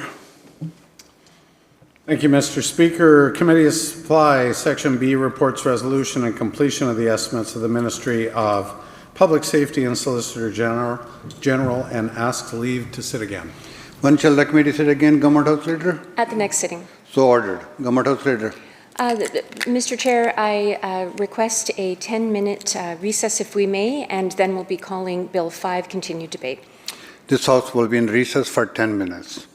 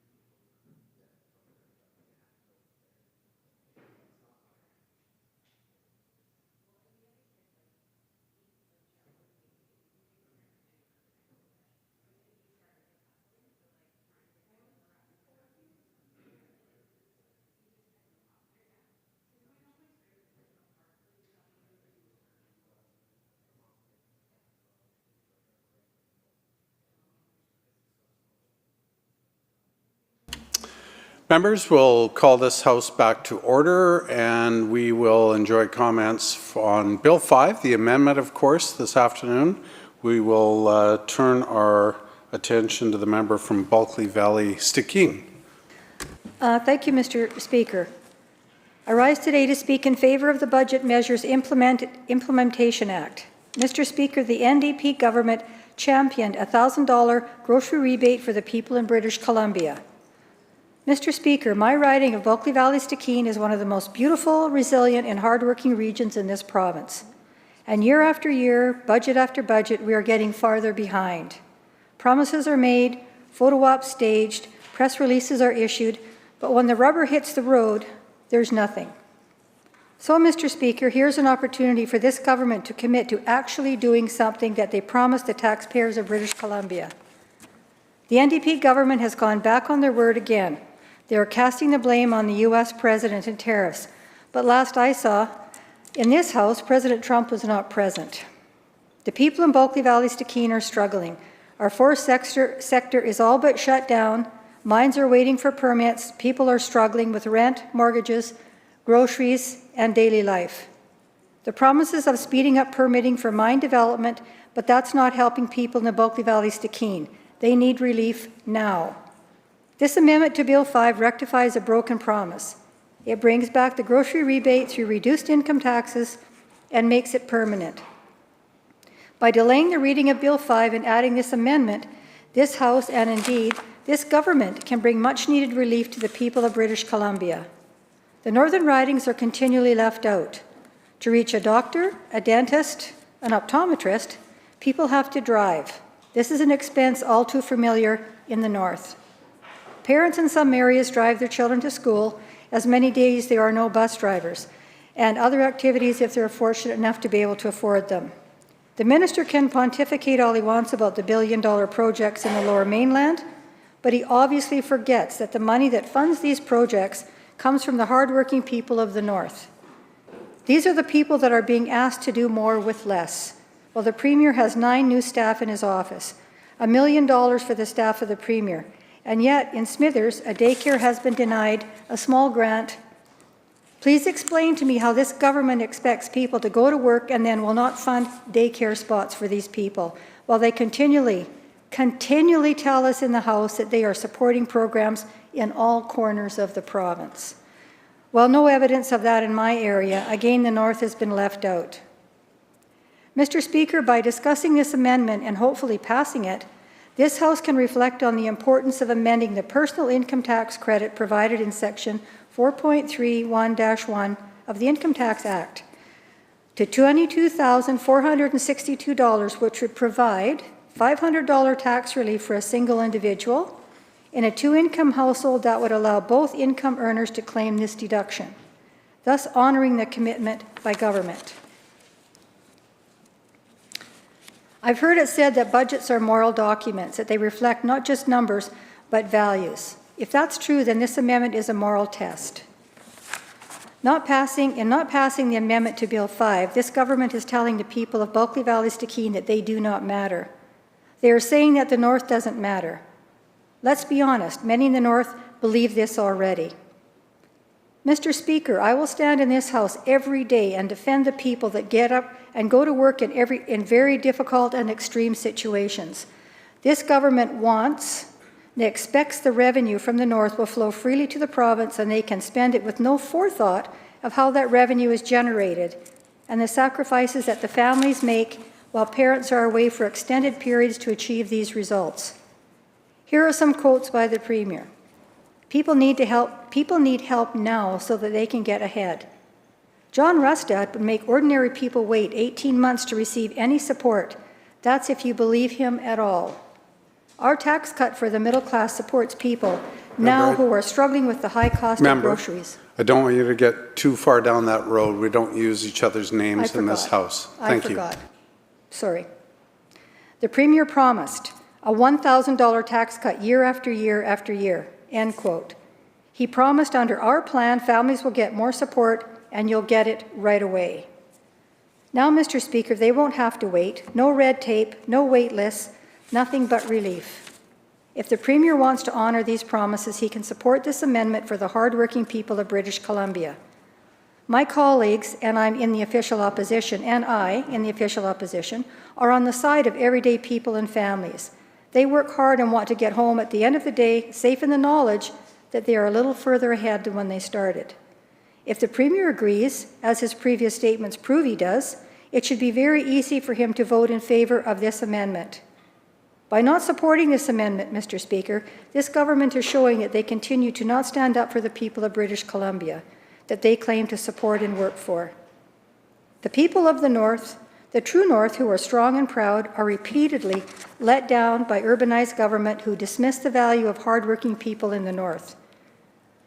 What is so hard to take, Mr. Speaker, is the hypocrisy. This government stands in this House talking about working families, but when they have an opportunity to help, they posture, blame, and let's not forget the Premier's words after his slight win in the election.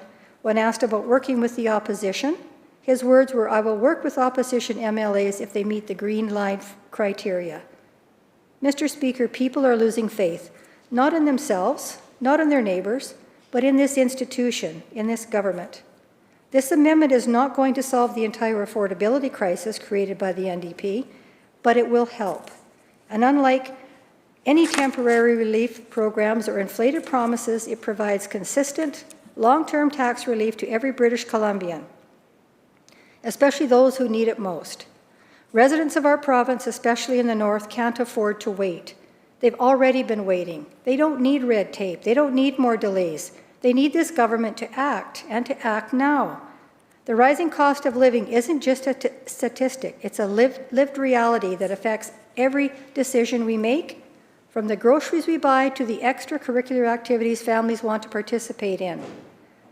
The proposed amendment to Bill 5, offering $500 back annually for individuals and $1,000 for two-income families, isn't merely a fiscal adjustment, it's a lifeline for countless residents of our province, especially here in the North. Families across the province are grappling with skyrocketing expenses. Basic necessities like food, housing, and childcare have become increasingly unaffordable. Consider the story of a single mother in Smithers who works 2 jobs to support her children. Despite her relentless efforts, she struggles to cover rent, utilities, and groceries. The rising costs have forced her to make difficult choices, often sacrificing her own needs to ensure her children are cared for.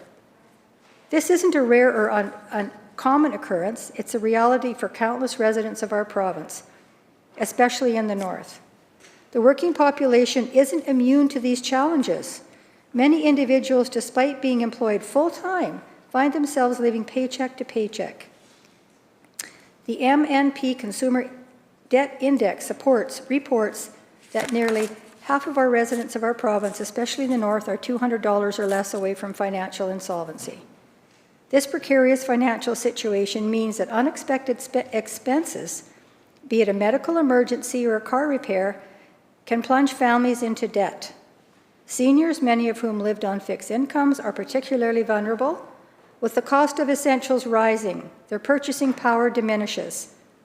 According to food banks in BC, 11% of food bank users are seniors, one of the highest proportions across the country. Food insecurity is a growing concern.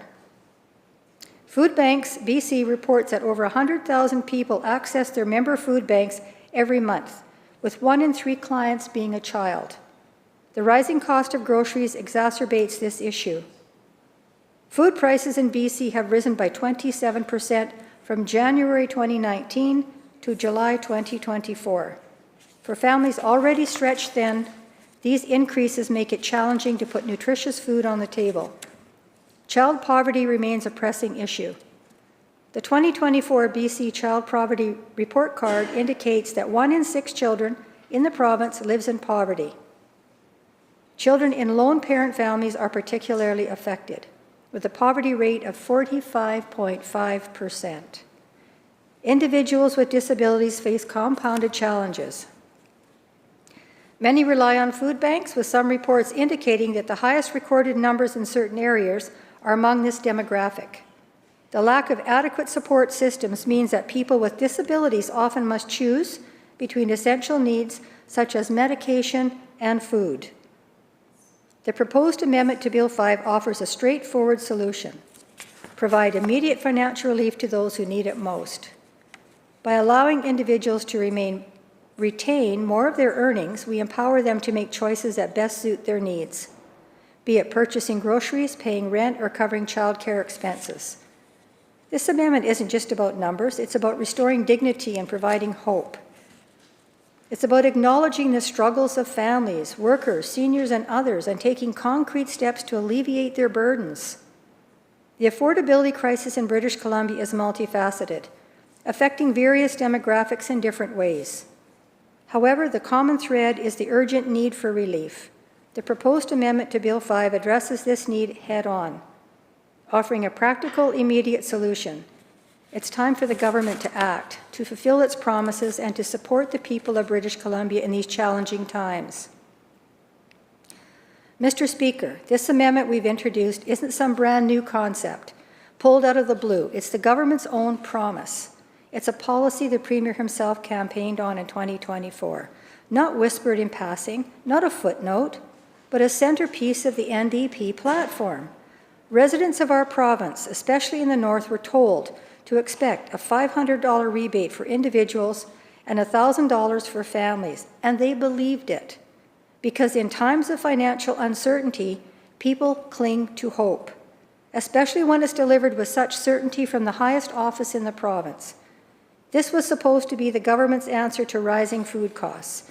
The Premier was clear, and he repeated in press conferences, campaign materials, and social media posts. Help was coming. The government acknowledged the affordability crisis, pointed to its grocery rebate as a major solution, and then, as soon as the votes were counted, that promise was dropped. The reason given? Tariffs. The Premier said reckless and destabilizing U.S. tariffs were to blame. And yet, even as he has since admitted that British Columbia was largely unscathed, with the exception of the lumber sector, that is not a justification, that's a contradiction. If the tariffs weren't as damaging as feared, why cancel the very support people were promised?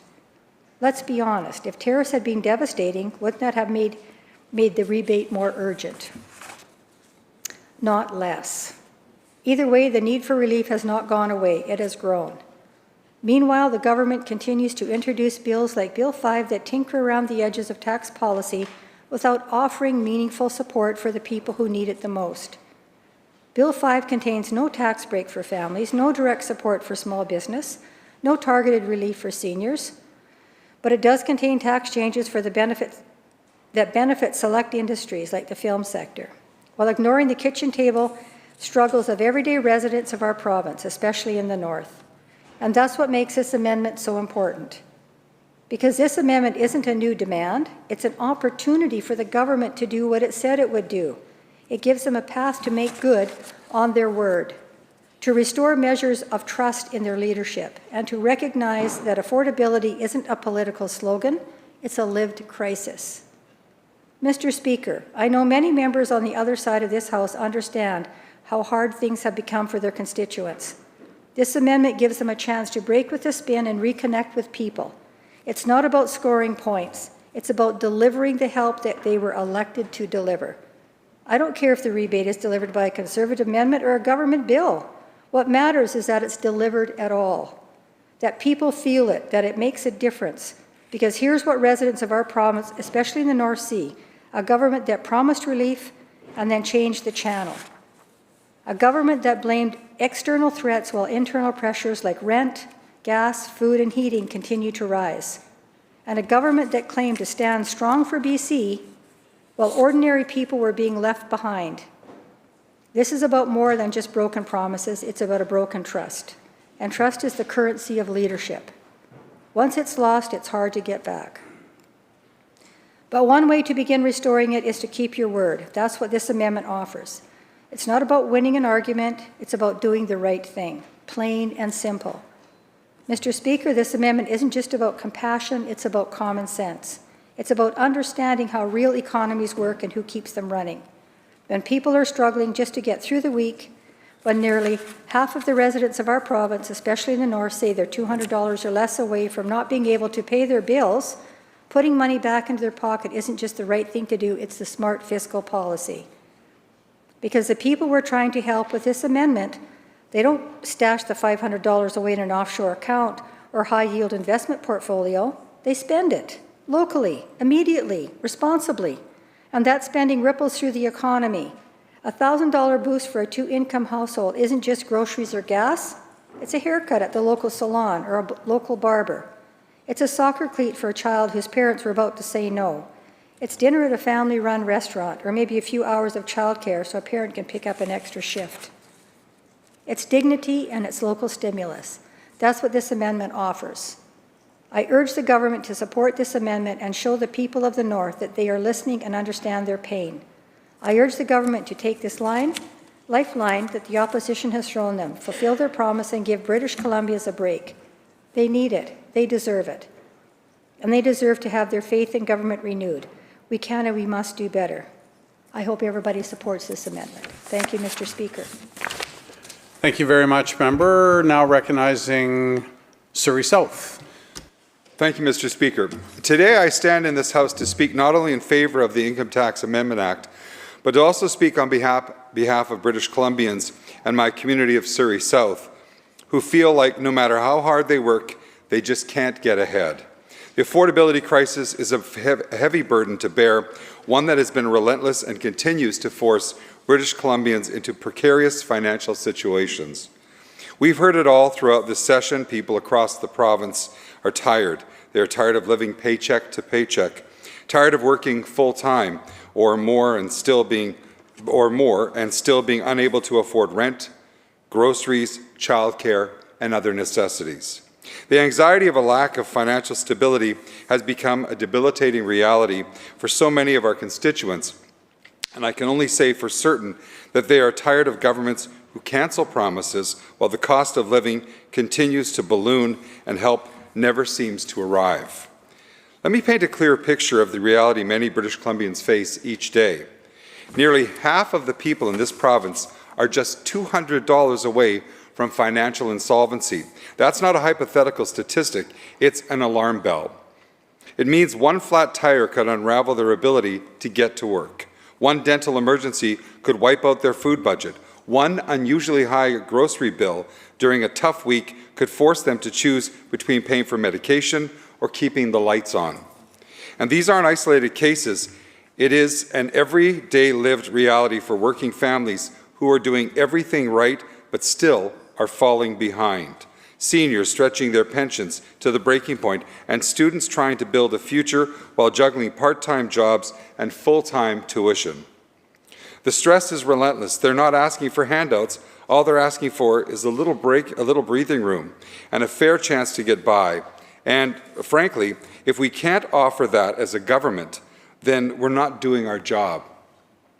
That's why this amendment matters. It offers real, practical, and predictable relief as a recognition of the challenges our constituents face every day. It's the kind of action that shows them that we see them, we hear them, we're ready to stand up for them. To break it down clearly and simply, this amendment to the Income Tax Amendment Act proposes to raise the basic personal amount, the portion of income that an individual can earn before paying any income tax, to $22,462.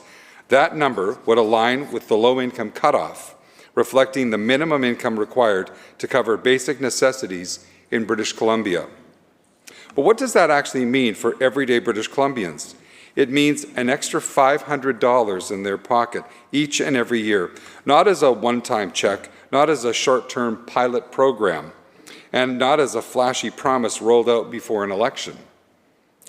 It's permanent. It's built right into the tax system, and it's automatic. For a two-income household, that's $1,000 a year, which is money that can go towards rising grocery costs, overdue bills, school supplies, transit passes, or just peace of mind, knowing that there's a bit of a buffer at the end of the month.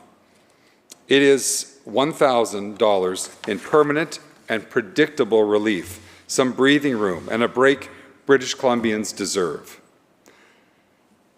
That's not just tax policy, that's real relief. That's the kind of help that makes a real difference. the kind that recognizes the pressures families are under and gives them the breathing room that they deserve. And that's why this amendment is more than just a technical change. It's a direct response to the everyday struggles people are facing across the province. British Columbians are facing the highest grocery prices in a generation. This year alone, the average family is paying an extra $800 just to put food on the table. That can very well be the final straw in an already stretched budget, and that is exactly why this amendment matters so much. The $1,000 in tax relief for a two-income household won't solve every problem, but it will go a long way toward offsetting those rising costs and easing the pressure on kitchen tables from Prince George to Penticton and from Vancouver to Vernon. It is relief that will actually be felt not only at the till and in the fridge, but in the daily decisions families make regarding what they can afford. And let's be honest, when the NDP government promised a $1,000 grocery rebate, they made a clear and public commitment to working families across this province. But after the election, that promise quietly vanished. No rebate, no explanation, just more empty rhetoric. And when government abandons the people who trusted them, it becomes the responsibility of the opposition to step up, speak out, and offer real solutions. This amendment is exactly that. It delivers on the relief that was promised, not with slogans, but with substance. And here's what makes it so feasible. It's automatic, universal, and built right into the tax system. There is no unnecessary convoluted application process, no long wait times, and no barriers to access. If you file your taxes, you get the benefit. It's that simple. No one should have to fight for basic relief. No one should have to be left behind just because they don't have the time, resources, or ability to navigate yet another bureaucratic maze. And that's the point.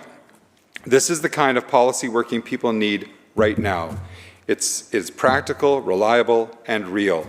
It doesn't insult their intelligence with half measures or flashy announcements that never materialize. It offers what people have been asking for. It offers predictable, meaningful support that extends a helping hand and lightens their load. Now, some of you will remember very clearly when the Premier stood in front of cameras and made a bold promise to the people of British Columbia. He promised a $1,000 grocery rebate, not once, but year after year. In fact, he said it plainly and without hesitation, and I quote, a $1,000 tax cut the year after that, the year after that, and the year after that. That is what British Columbians heard, and that is what they trusted. And frankly, who could blame them?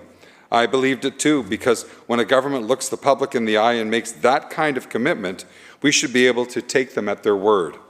But that promise quietly disappeared and no rebate arrived. And if it weren't for the opposition standing here today, calling it out and holding this government to its word, that broken promise would have been swept under the rug like so many others. This was not just a policy reversal. It altered the trust that British Columbians have in their government, and that trust is pretty hard to rebuild. Let's be clear. This government tried to draw as little attention to their broken promise as possible, burying it beneath rhetoric and about economic uncertainty and the global instability, hoping people wouldn't notice or would simply forget. But British Columbians did not forget, and neither did we. They attempted to look for a scapegoat to justify financial mismanagement. They made it seem as if there was a plan to put the money back in the pockets of British Columbians, and the second the election was over, they were looking at how to renege on those same promises. And that is exactly why we're here today, not just to criticize a broken promise, but to fix it and offer a real solution. The amendment does what the government failed to do. It delivers and makes that $1,000 promise a reality, not as a rebate that comes and goes, but as a permanent, predictable, and accessible tax break that people can count on year after year. There are no applications and no hoops to jump through. It is quite frankly just a fairer tax system that lets people keep more of what they earn. Let me emphasize the fact that we are not doing this for a headline or to score political points.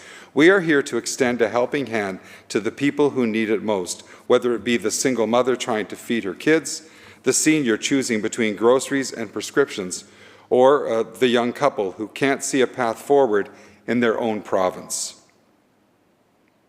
This amendment is for them. It's about restoring trust, delivering on promises, and showing British Columbians that there is still a place in politics for honesty, accountability, and compassion. This amendment is designed for everyday people, those who live month to month and pay more than their fair share. The true beneficiaries of this amendment will be the grocery clerks, our home care aides, tradespeople, seniors living on modest pensions, small business owners, and parents, to name a few. These are the people who need the helping hand and who deserve some breathing room from the absolute burden of the affordability crisis. Let's zoom out for a moment and take a clear-eyed look at where our province stands.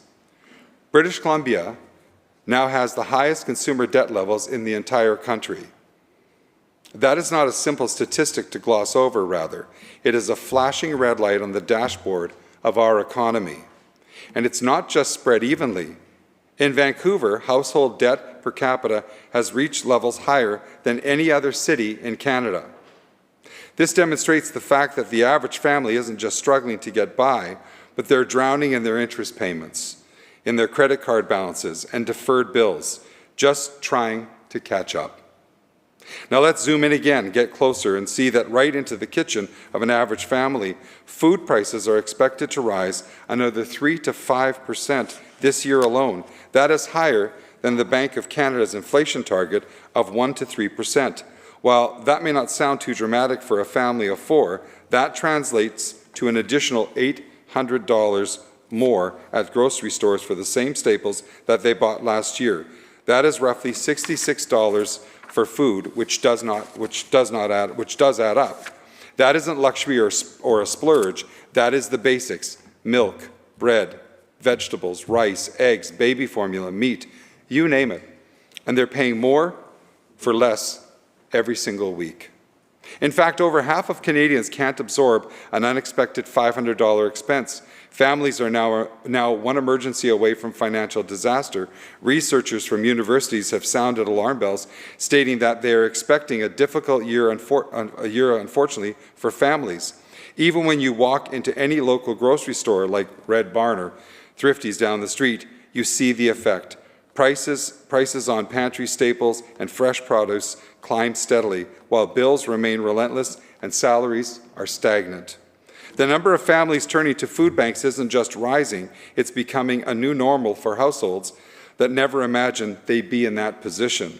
Seniors who spent their lives building this province are now quietly rationing groceries, making one bag of produce stretch across 2 weeks. And students already burdened by tuition and housing costs are skipping meals just to afford rent, fueling up on caffeine instead of calories.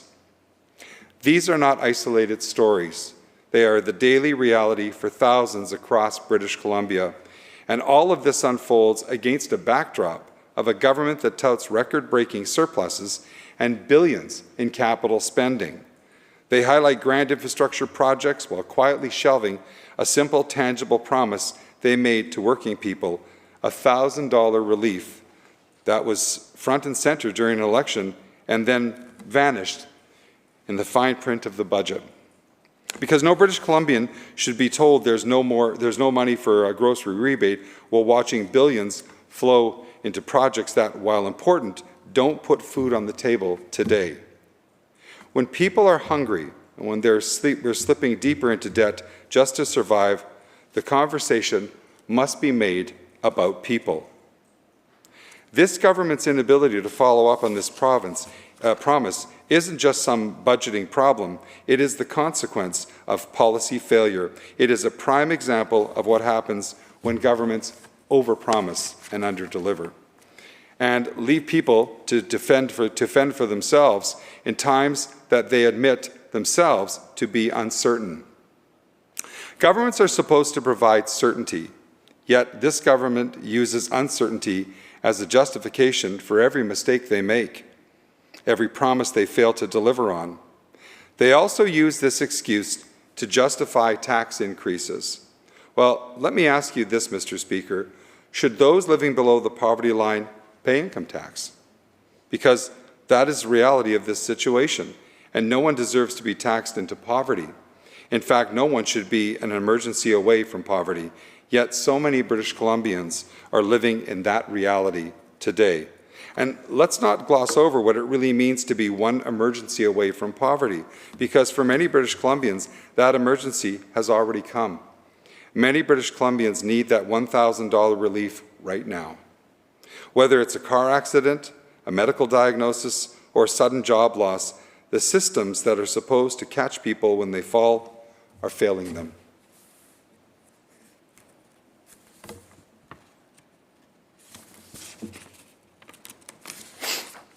Take ICBC, for example. Instead of helping victims recover, it too often inserts itself into the patient care process, delaying access to physiotherapy or mental health support, and starving people of fair compensation when they need it most. It's not just wrong, it keeps people injured, out of work, and deeper in financial hardship for an accident that is often not even their fault. Whether it is a senior reliant on HandyDart or a shift worker waiting for a late-night bus that never comes, the uncertainty in transit funding leaves people stranded. There is no clear criteria, no stable investments, and no accountability. No one should fall into poverty just because they got hurt or missed a bus. But that scenario is a lived reality for many, yet this government rescinds the lifeline it once offered to those same British Columbians. Instead of catching people and lifting them up, this government only pushes them down. And if this government won't offer a lifeline, then we'll do it. And this amendment does just that. It's a lifeline. It gives the quick relief that British Columbians need and the breathing room that they deserve. And to echo my colleagues, as an added benefit, the amendment cuts through the rural and urban divide. It doesn't matter where you live.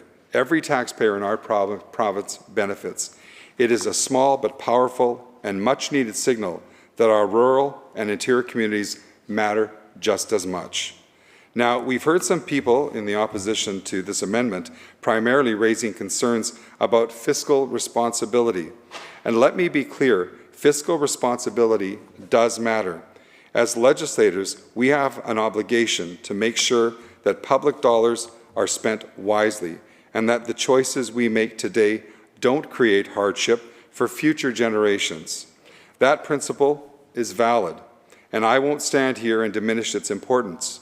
But I will say this: we must also be honest about how that responsibility is being exercised right now by this government.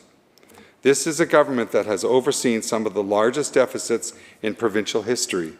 It has poured billions into capital projects, and while these investments are made, working families are still waiting for the affordability measures they were promised, waiting for the grocery rebate that never came, waiting for relief that never arrived. My question then is, what good is fiscal responsibility if it doesn't actually translate into helping the people who need it most? And that's exactly where this amendment fits in. It's modest, targeted, and responsible. And most importantly, returns money to the people who need it most. This is money that gets spent at the local bakery, at the farmer's market, or to pay bills and rent. It flows directly into our communities and fuels real economic activity.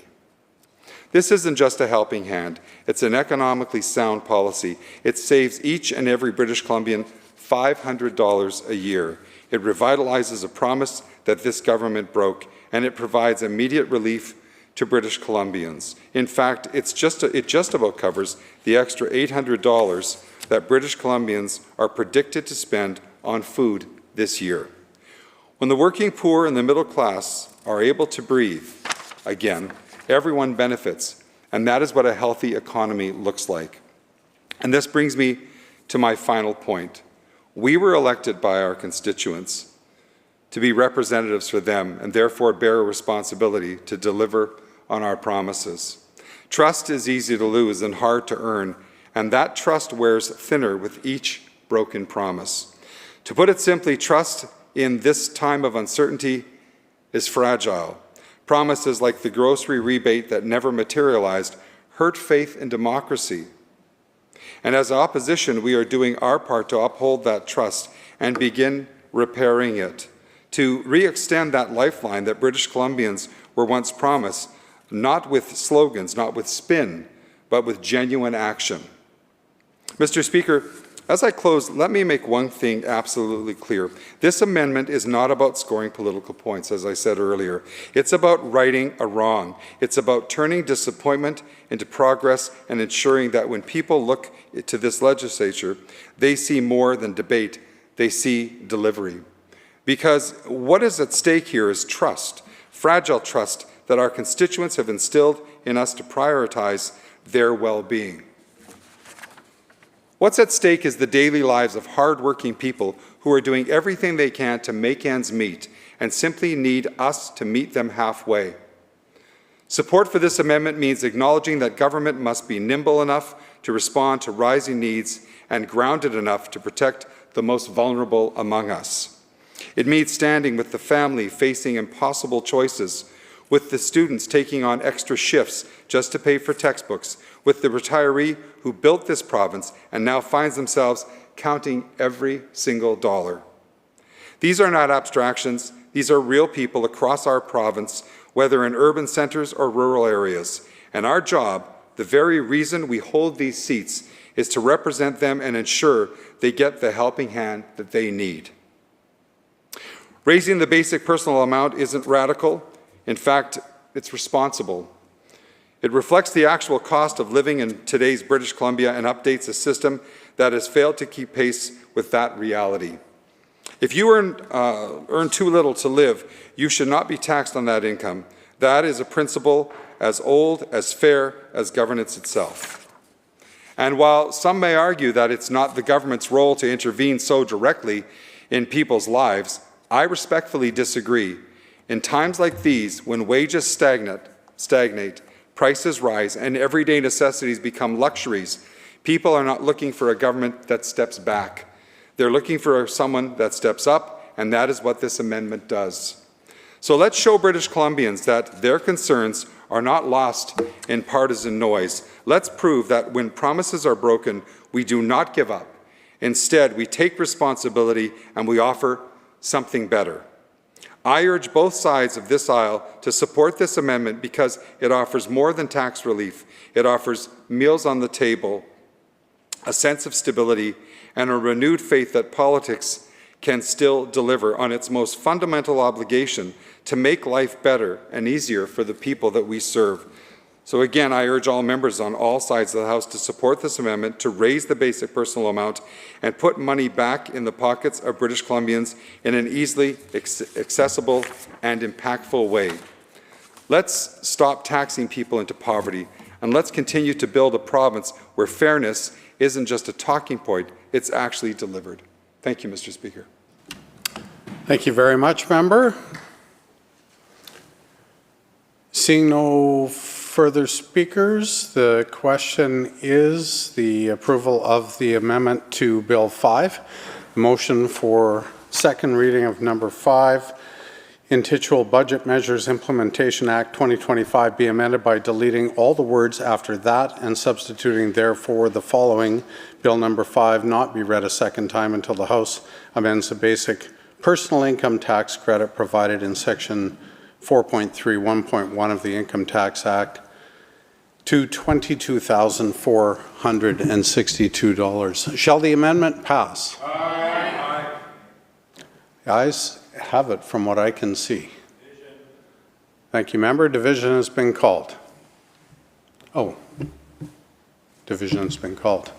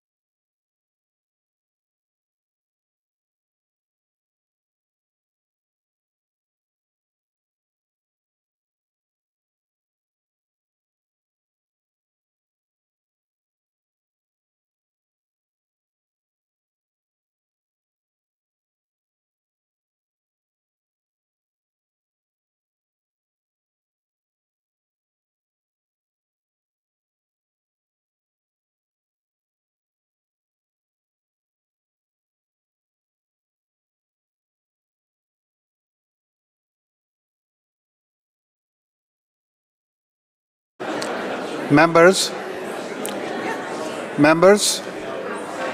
please take your seats.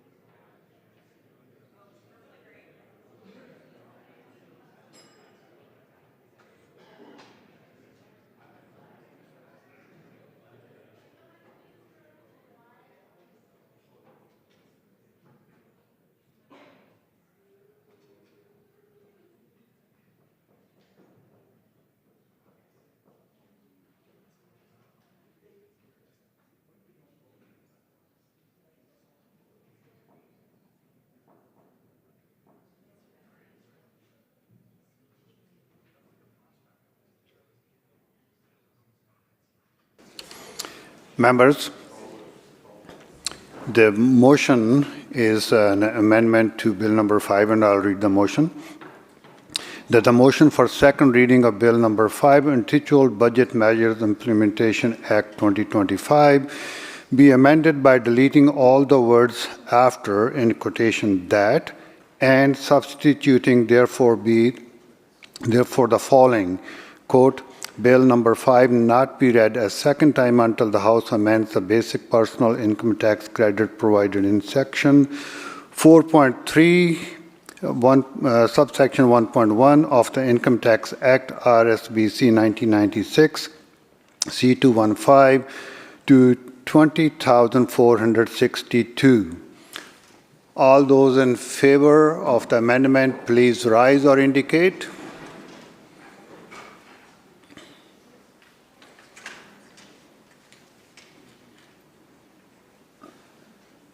Please be seated. Those who oppose, please rise or indicate.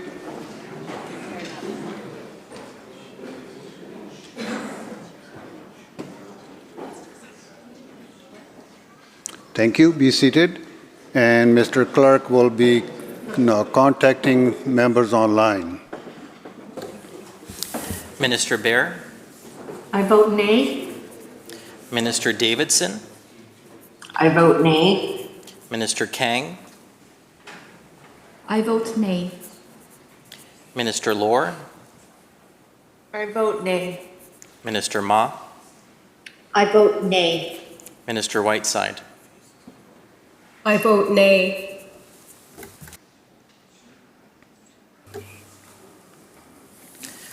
Those voting aye, Sturco, Kindy, Millibar, Warbus, Frestad, Banman, Watt, Cooner, Halford, Hartwell, L. Neufeld, Van Popta, Dew, Gasper, K. Neufeld, Day, Block, Bangu, Peyton, Boltby, Chan, Tour, Hepner, Giddens, Rate, Davis, McInnes, Bird, Lux, Stamer, Moz, Tepper, Mock, Clare, Wilson, Williams, Lowen, Dollywell, Dirksen, Chapman, and McCall, 41.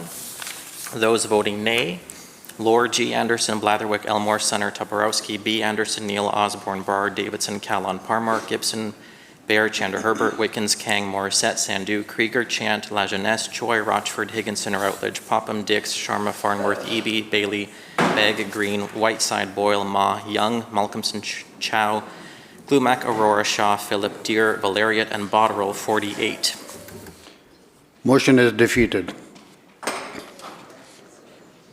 Members, we now go back to the main motion. And I don't see any members standing, and no further speaker. Minister will close the motion. Debate. Thank you very much, Honourable Speaker.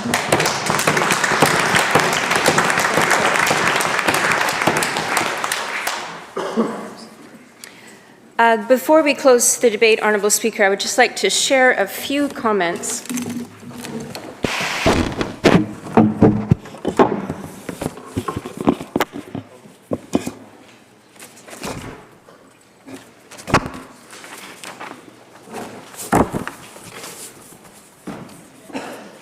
Mr. Speaker, what an astonishing collection of speeches we've heard from the other side of the House in regards to Bill 5. There's so much I could say, but there are a few areas that I must respond to before we close this debate. First, the other side has taken issue with the question of our increasing the film tax credit. Second, the reason we expanded the interactive digital media tax credit. And lastly, a rejection full out of the other side's vision of our province, one that is based on a time long past and not embracing a future of what our province is and what our province can be. First, the tax credit. My goodness, the film tax credit. This film tax credit that is under attack by the opposite side, they've said things like, this is an insider's tax credit. This is only serving a few people. Honourable Speaker, I asked an organization who works closely with the film industry just to run some numbers for us, and let me share some of them with you. All of these are from Conservative ridings. Langley East, $46 million was brought into that riding to 661 different businesses through film work in that riding, Honourable Speaker.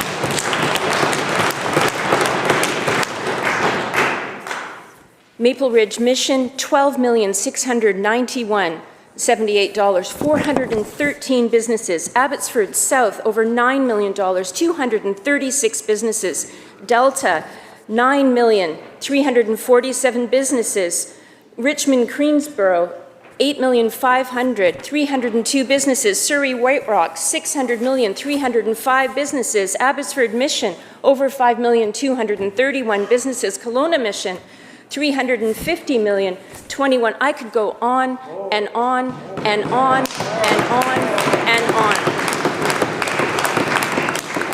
Honourable Speaker, when we made the decision to support more film being done in this province, it's because we care about rural businesses. It's because we care about small businesses. It's because we care about filling hotel rooms and making sure that small businesses are able to sell their products, their food, that restaurants are full. This industry drives that all over our province. Just one filming. Last of Us 2, over $200 million brought into our province. 22 different film locations, Honourable Speaker. This is important to rural communities. And the fact that the other side that claims to be the voice of rural community can't see that is shocking, it's appalling, and it's wrong.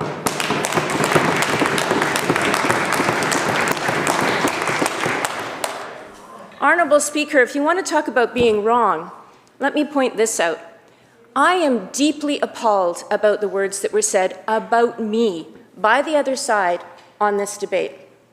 The other side accused me of giving $45 million to a past employer. That is a serious accusation. I challenge any of them to say that in this hallway, Honourable Speaker. Any of them. Any of them. Any of them. Honourable Speaker, I will tell you exactly what happened. I worked in the video game industry for a long time, and I love that industry. I love that industry because it attracts young people into technology. I think of it as the Trojan horse of technology. It brings young people in, and then they go off and do all other kinds of things in technology in our province. I am so gung-ho about this industry that I ended up running the Trade Association, a non-profit that draws young people into this association. I believe that it's a driver of technology in our province, technology that solves problems in forestry and in mining, and solves problems in helping us with clean energy and growing our tech sector across our province, Honourable Speaker. That's why I supported us increasing our interactive digital media tax credit from 17.5. That's why we made that increase. It has nothing to do with personal gain. It's because of a vision of the province that sees us using technology to grow high-paying jobs for young people across this province, and I will not apologize for that.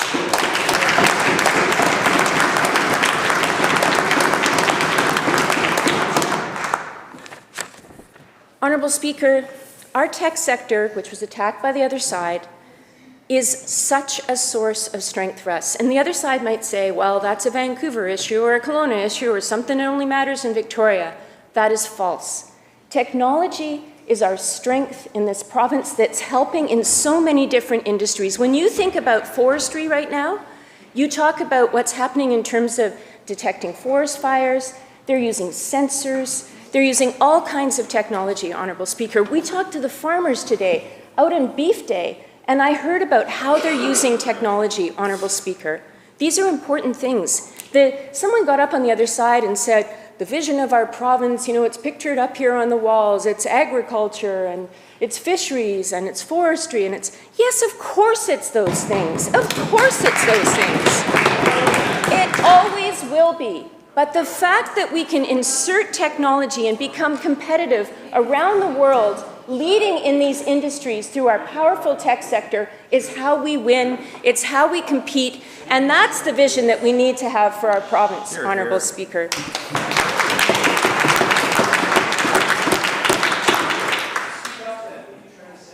Honourable Speaker, I'm proud of the decisions that we've made to support this growth in our province. We're going to continue to do that. And in closing, Honourable Speaker, I move... Thank you, Mr. Premier. I move the bill be committed to a committee of the whole House to begin, move second reading. Sorry, back in the House. Yeah. And with that, Honourable Speaker, I move second reading. I'll just sit down. Get them back in the House.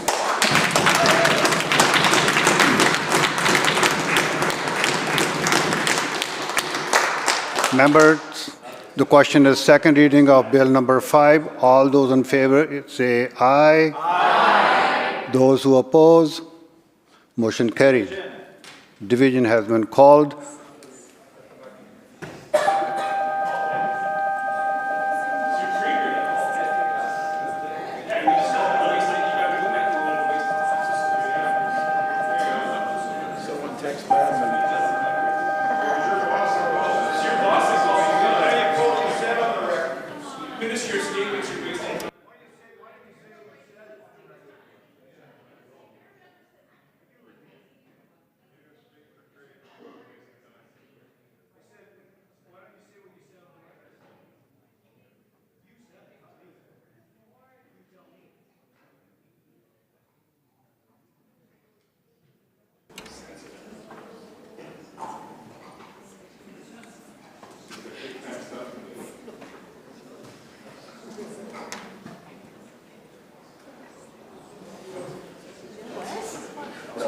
That was terrifying. I would have yelled at someone, like, run to the third floor.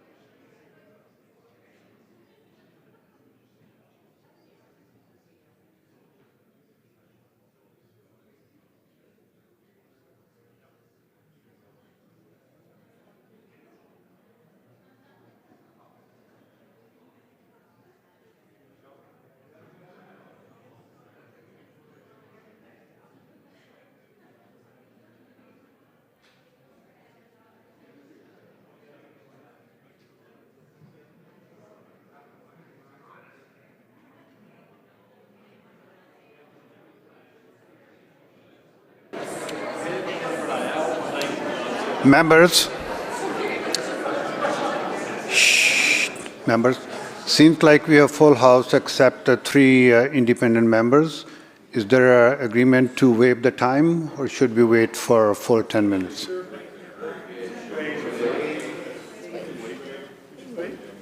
Okay.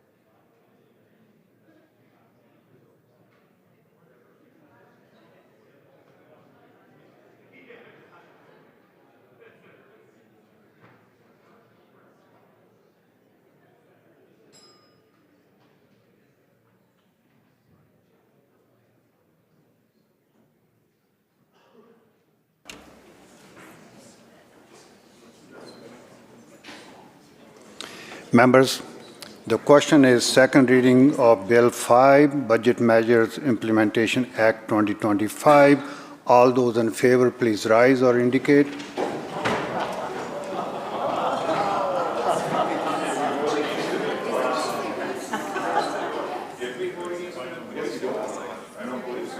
I read your speech, Peter. Thank you, members. Be seated. Members, be seated. Thank you, members. Those who oppose, please rise or indicate. Thank you, members. Mr. Clerk will connect with members online. Minister Bear, I vote aye. Minister Davidson, I vote aye. Minister Kang, I vote aye.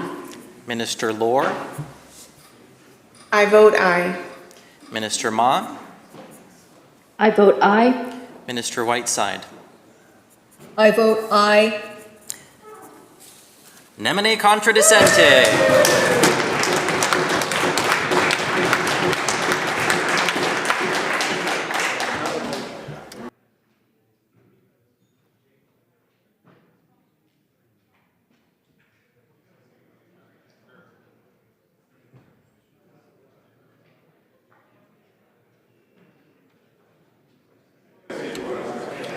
Minister of Finance. Thank you, Honourable Speaker. I move that the bill be referred to the Committee of the Whole to be considered at the next sitting after the House, sitting in the House after today. You have heard the question. All those in favor say aye. Aye. Opposed? Motion carried.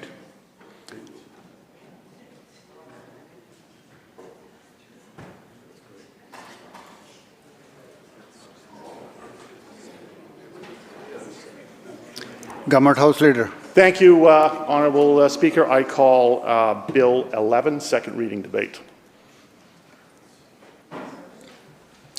All right.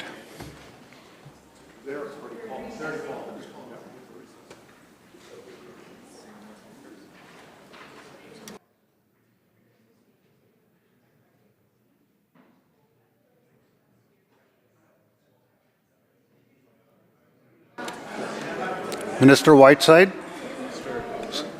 Minister of Labour. Just a suggestion.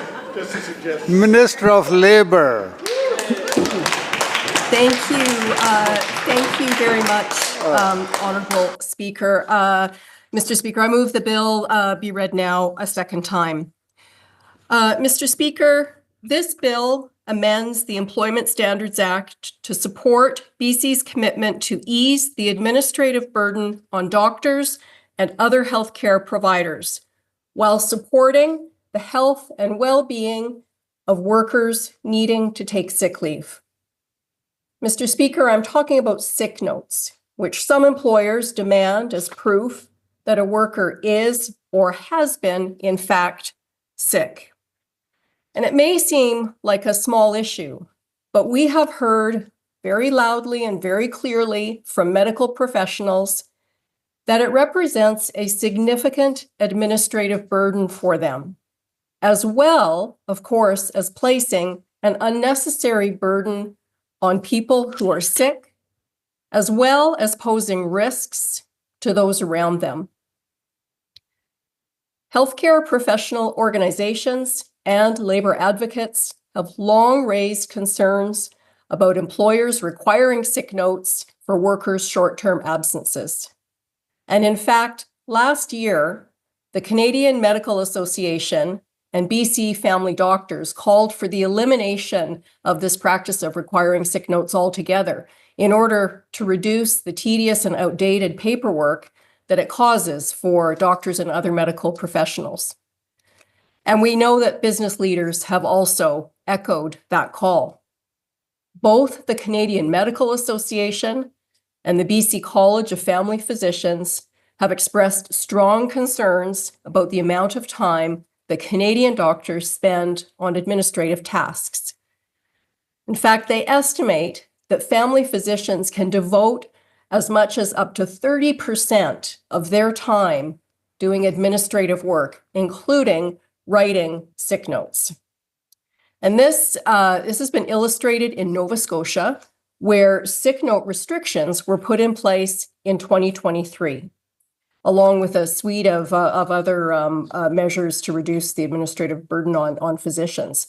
And that has resulted in what they estimate to be a reduction of about 67,000 hours of paperwork. That's 67,000 hours less spent on administrative duties and actually spent on patient care every year. Now, here in British Columbia, doctors estimate that they sign about 1.6 million sick notes every year. And while it's true that this legislation won't eliminate all of those sick notes, and in fact, it's there are times and circumstances where it's appropriate and necessary to have a clinical assessment through some sort of medical reporting.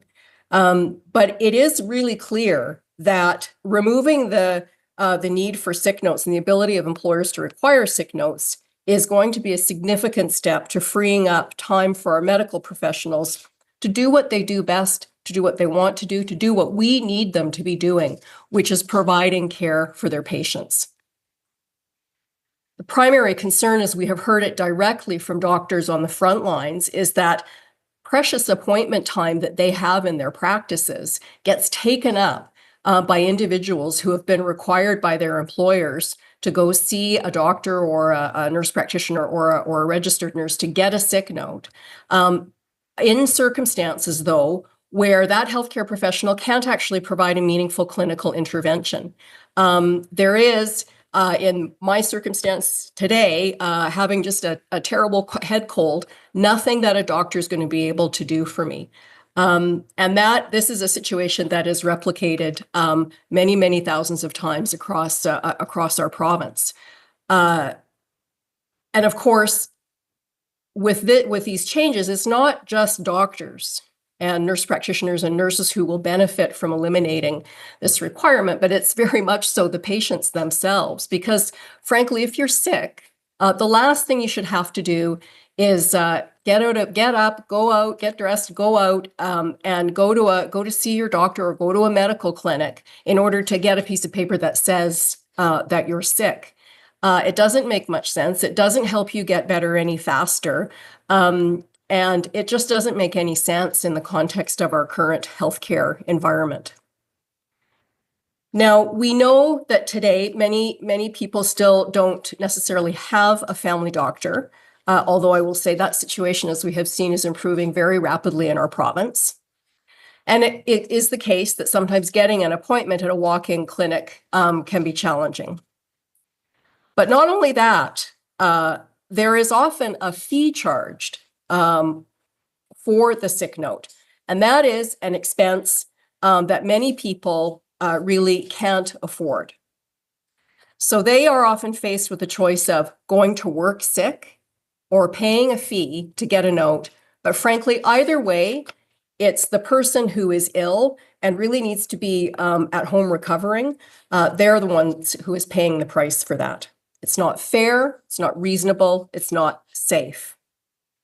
And further, if you consider the situation for somebody who has, say, a highly contagious flu bug, they're sitting in a doctor's office or a medical clinic or the emergency room for hours, maybe waiting to see somebody who can sign a note for them, potentially putting other people who are around them at risk. And I think that we've learned a lot.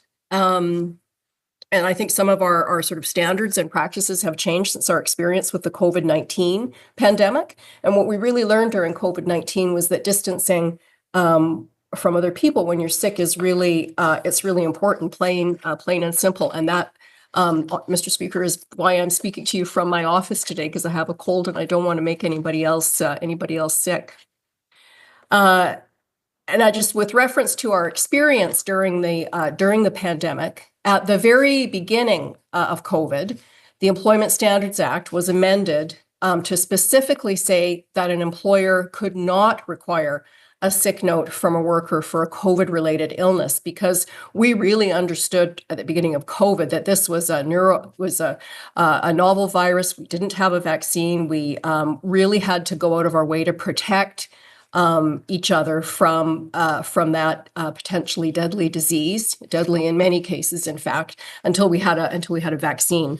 And that was a very, very important public health measure that we took at the time. But we have to reflect now. I mean, why should that really only apply to COVID when we know that other types of illnesses, other types of respiratory illnesses, for example, can be just as dangerous to people with chronic health problems or compromised immune systems. And those individuals are often those who need to see their doctor or their nurse practitioner at a medical clinic and may find themselves right next to somebody who is there for no purpose other than to get a note saying that, in fact, they're sick. So we can do better to minimize the risks that the general population are put to. And one of the ways to do that is to remove the option for employers to insist on sick notes from their employees when their employees are experiencing a short-term illness that is causing them to be at work for a short-term period. And that's precisely what the intent of this bill is. Mr. Speaker, currently, the Employment Standard Act states that workers who have been employed for at least 90 consecutive days are entitled to up to 5 days of employer-paid sick leave per calendar year, as well as 3 days of unpaid job-protected sick leave per calendar year. The Act also says that employers can require their workers to provide quote-unquote reasonably sufficient proof that they are entitled to the sick leave. However, the Act does not define what is meant by reasonably sufficient proof, but it may include a note from a healthcare professional, and often does. As I mentioned, the Act does prohibit employers from demanding sick notes from employees for COVID-related illnesses. And again, that restriction was based on advice from public health officials at the time, noting that healthcare professionals should be focusing on providing patient care, on caring for people who are ill, on circumstances in which they can make a meaningful clinical intervention rather than writing sick notes. And I would further just note since that time that we did not hear concerns so much from employers, from stakeholders with respect to that restriction. So just with respect to how this bill will operate, this bill does not simply apply to all healthcare providers for all illness and injury leaves. This is a very targeted amendment. These amendments to the Employment Standards Act will ensure that employers cannot request that an employee provide a sick note written by a physician, a nurse practitioner, or a registered nurse for an employee's short-term absence. I want to be clear that this is enabling legislation and that the next step, should this bill pass, would be a round of consultations with healthcare providers, employers, workers, small business groups, folks who are interested in and impacted by this issue. We would conduct that consultation throughout the spring and summer with a view to developing a set of regulations. And using the feedback that we get, we would develop regulations to specify a number of things. One, are there other healthcare professionals who should be exempted from providing sick notes? There are also, secondly, the issue to be determined what counts as a short-term absence. And should there be a limit or a specification with respect to the number of instances throughout a year for which this provision would apply? We would expect that regulations would be developed and enforced in time for the fall 2025 respiratory illness season, which would mean easing the burden of paperwork on doctors at a time when the demand for their time and the demand for their expertise to care for British Columbians is at their highest. Mr. Speaker, with these amendments, British Columbia is joining 7 other Canadian jurisdictions that have statutory restrictions on the use of sick notes.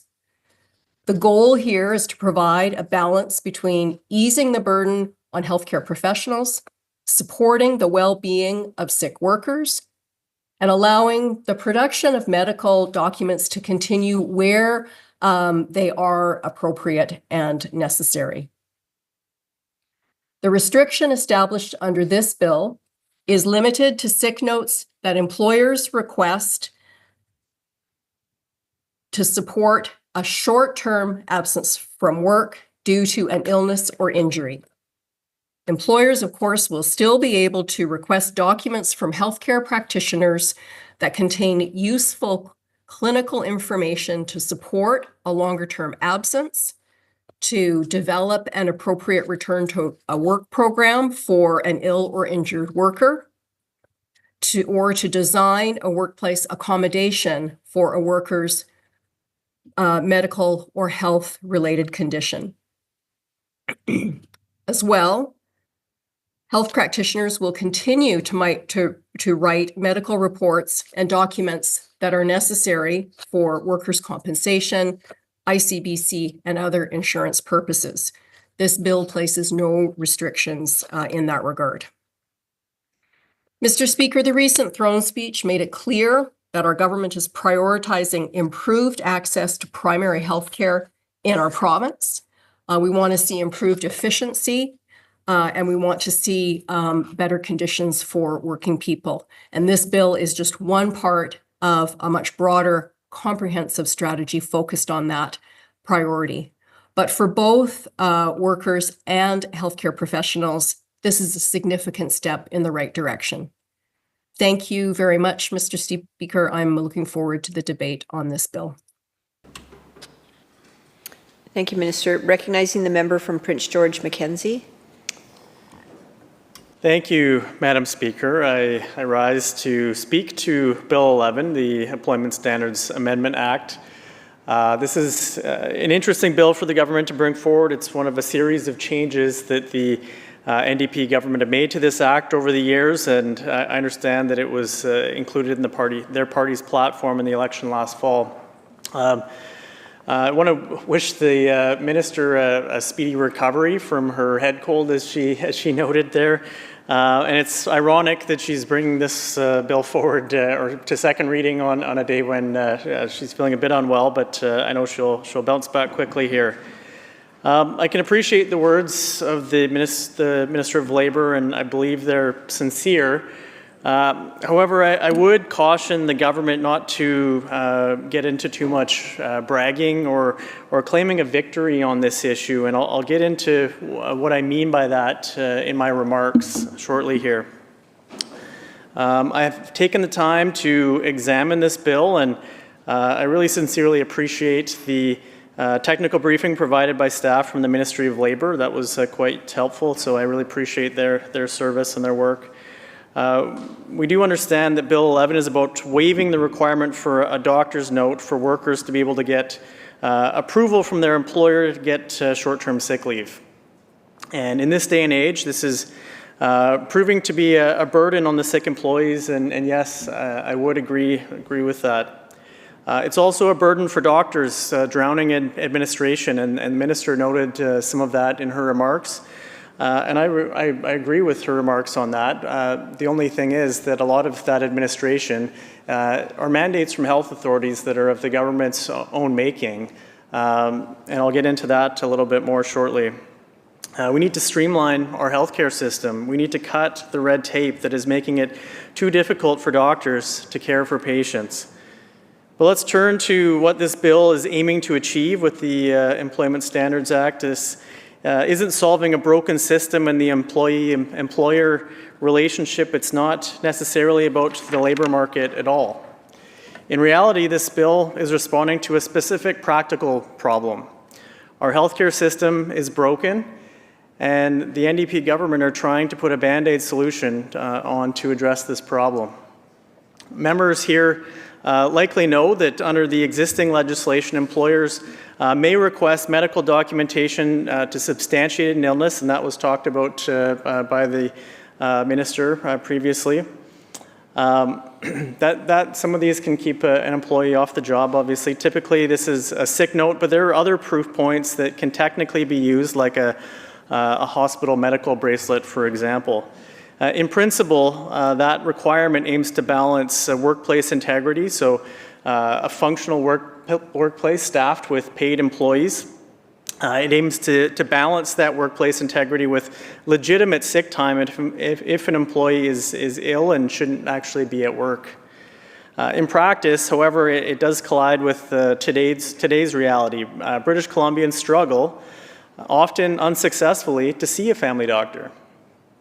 Over 700,000 residents in our province remain unattached to any form of primary care.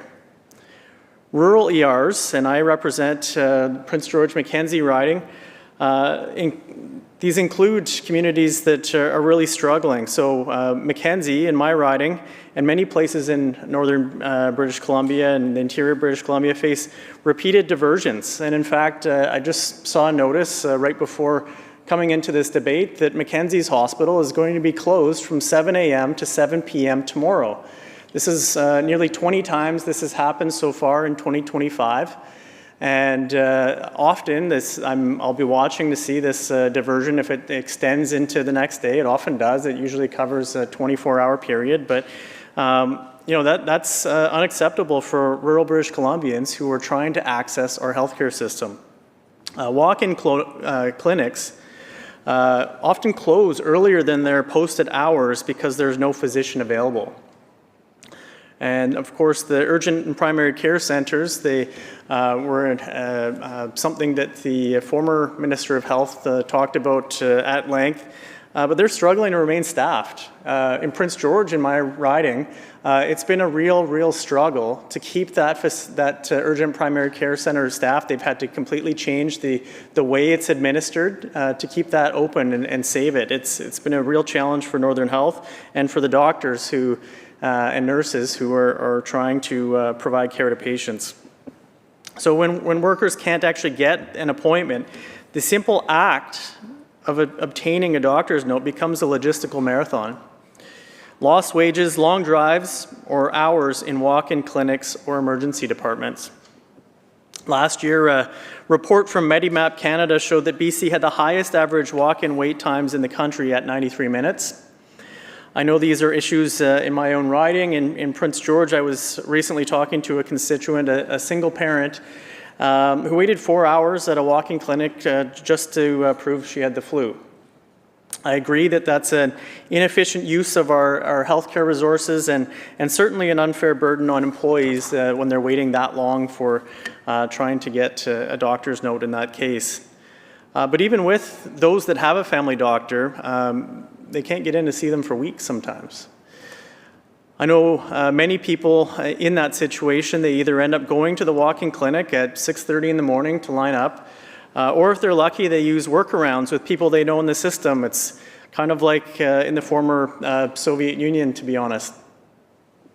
The other problem that this bill highlights, as I've mentioned, is the administrative burden on doctors. And yes, I know the minister raised that as well. I realize that family doctors of BC are the ones that brought this forward, and I don't blame them at all for doing so. They've said that this change can free up more time for patient care and reduce strain on the healthcare system. And they would know about that strain because that administrative burden is one that is burying them in paperwork, and they can't keep up. According to the Canadian Medical Association's 2021 National Physician Health Survey, general practitioners are significantly more likely to say that they spend time on electronic medical records at home. That's 61% of them say they're doing that, and they say that's excessive or moderately high compared to their specialist colleagues at 39%. So I think there is a challenge with GPs right now in making sure that they're not burdened by red tape, that the administrative burden in medicine is linked to rising rates of burnout among physicians, and primary care providers are really bearing the brunt of that. So again, I go back to the fact we need to cut red tape. We need to make it simpler in our systems, our processes, our health authorities, to make sure that we're not drowning our physicians and healthcare professionals in red tape and administrative burden. So now I'll turn a little bit more about what Bill 11 does. So Bill 11, of course, narrows the circumstances under which an employer can demand a doctor's note. It makes what I would say employee attestation the default for short-term illness. So in doing so, we have to ensure that we're also preserving an employer's right to request further evidence in cases of pattern absenteeism. We want to make sure that's not going to be abused.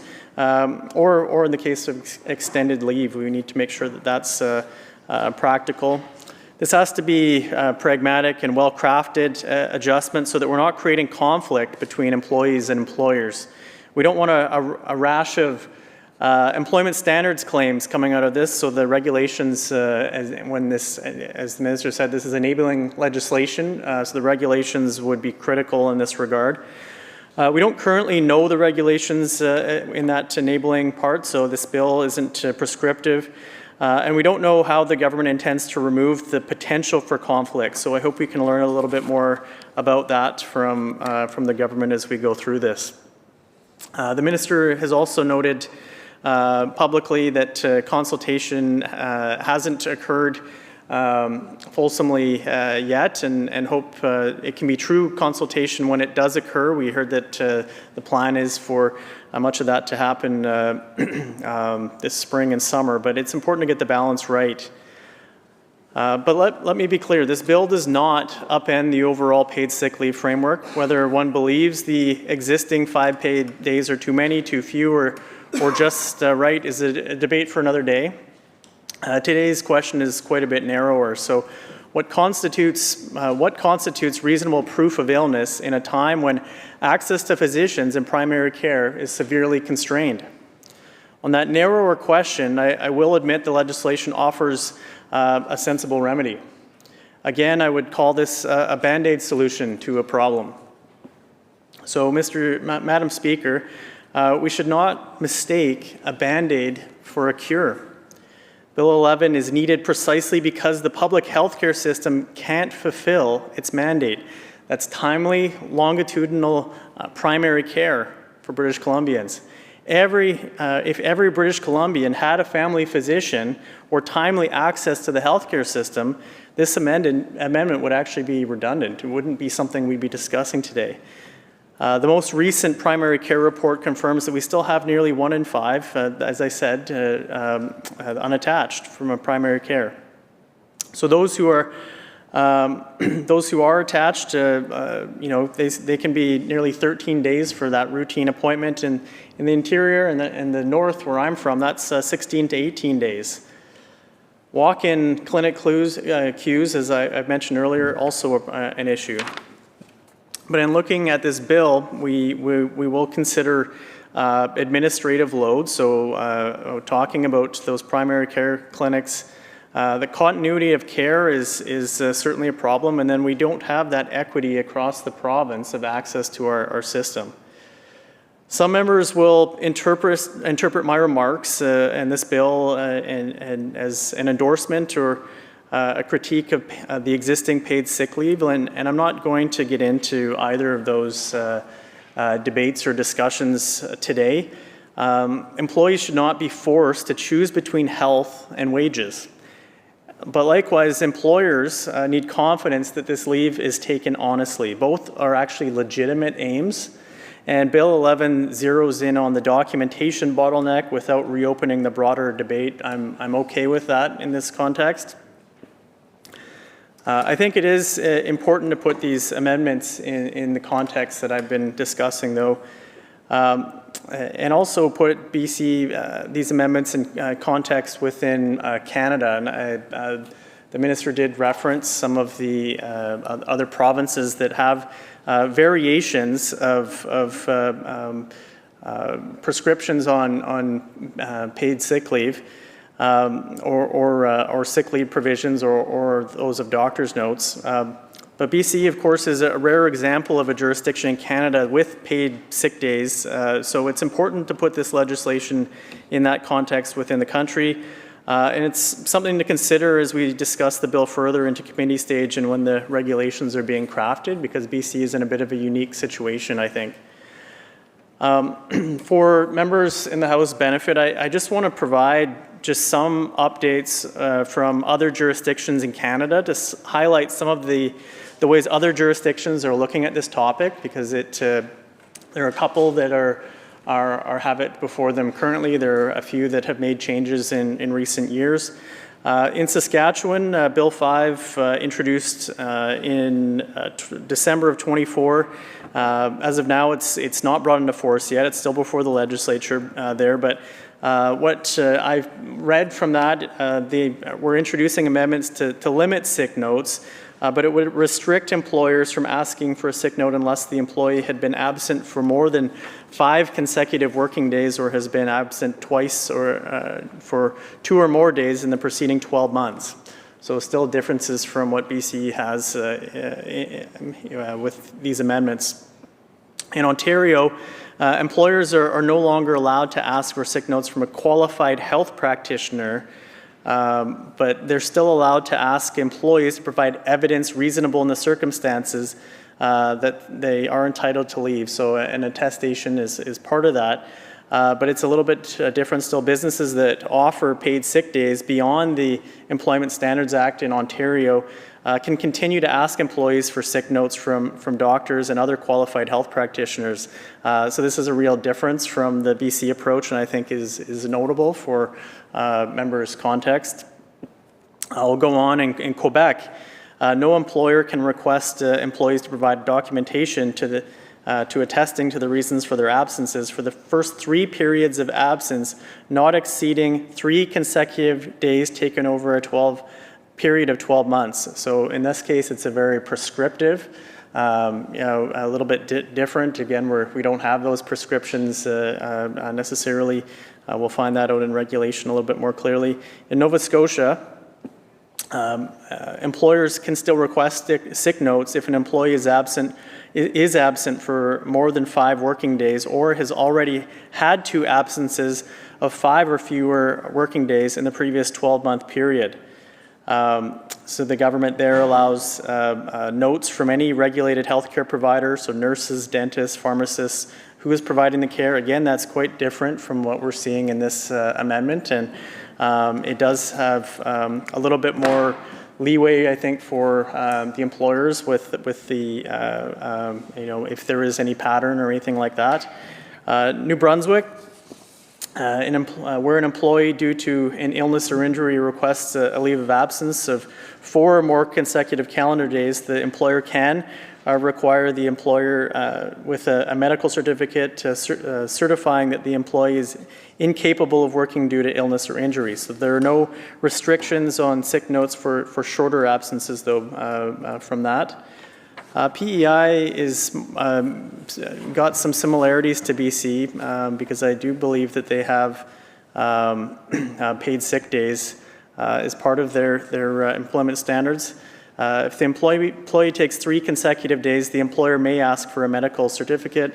Employers are not permitted to request medical certificates for a single day of absence, though. PEI is again, it has these paid sick days, so their employment standards, though, are different. An employee is entitled to 1 paid sick day leave after 12 months of continuous employment, 2 days of paid sick day after 24 months of continuous employment, and then 3 days after 36 months. So quite different from the BC's just straight 5 days across the board. But I hope members will find this cross-jurisdictional review helpful as they're looking at the bill so that we can understand the context of where we are at in Canada. We need to learn what's working and what's not, what isn't from the rest of the country, and I understand that BC likes to believe we are leading, but let's not put our blinders on. We don't always have it 100% correct 100% of the time. So let's look at employment standards across the country and make sure that they work to protect employees, and let's make sure that they're manageable for employers. So there are a number of items that I'll be flagging, several items for the minister's consideration at committee stage, and we'll be getting into to depth at that phase. But really, we do need guidelines for reasonable evidence. And again, small businesses need really predictable criteria, a really clear template that could avoid needless disputes and reduce calls to the Employment Standards Branch, which already has a backlog. The review clause, I think it would be good to actually have this, a review of this in a set period of time, and link that to primary care access in the province. So I'd hope that the government could look at that as a suggestion, and perhaps it's something that could be tied to measurable improvements in family doctor attachment rates, for example. If the government meets, in that case, if the government meets its promises on primary care, we could revisit the need for these provisions in the first place. And the last is really, again, as we look into any challenges to the Employment Standards Branch, there needs to be some way to monitor this for their sake, so they can manage complaints. We don't want a flood of complaints coming into an already stretched system, and perhaps the ministry could require some form of anonymized reporting on employer requests for documentation to ensure the system is not abused by either side. Overall, these amendments are part of successive tweaks that the NDP government have made to employment standards. Previous to this, there were 6 different Employment Standards Act amendments in as many years. And in each case, the goal was claimed to be modernizing protections. So it's important that we get Employment Standards Act amendments right. Industry does require clarity and practicability to keep the good relationship with their employees. I think that's very important. But Bill 11 does follow the same pattern of Employment Standards Act amendments. It tweaks compliance rules rather than addressing the structural challenges. This time it's a structural challenge of the shortage of family doctors. So we have to ensure that these amendments year after year do not cumulatively create uncertainty for both workers and employers. So, Madam Speaker, I will admit in second reading that I will be actually supporting Bill 11 because it adapts our employment standards to current healthcare realities. That's where we're at right now. That's the reality we live in British Columbia, that we have a crisis in our healthcare system. We should view this as a stopgap, not a triumph. When legislation must compensate for service gaps, the work of this House is really only half done. In reality, we're actually removing an encouraged check-in between an individual who has an illness and their physician. Getting a routine checkup should actually be a good thing. In making this amendment, we're actually normalizing that it's okay to skip this step. These checkups actually have a purpose. Time with your primary care provider is actually when we might get an undiagnosed illness treated, or maybe there's a chance for preventative health measures to be taken. If it's an acute illness, maybe prescriptions would actually help the individual get healthy and return to work sooner. We're removing a regular checkup that has been a requirement in the past, and I don't think that is something that we should necessarily celebrate, because we want people to have good quality primary care in this province, and that relationship with your GP, your family doctor, is absolutely critical to that.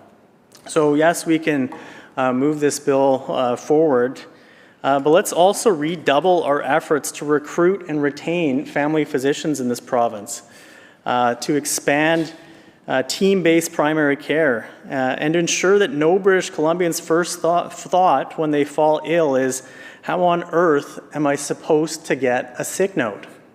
Because it's so difficult to do so right now. The people of Prince George, Mackenzie, and indeed all British Columbians are counting on us for a healthcare system that works, not workarounds that paper over its shortcomings.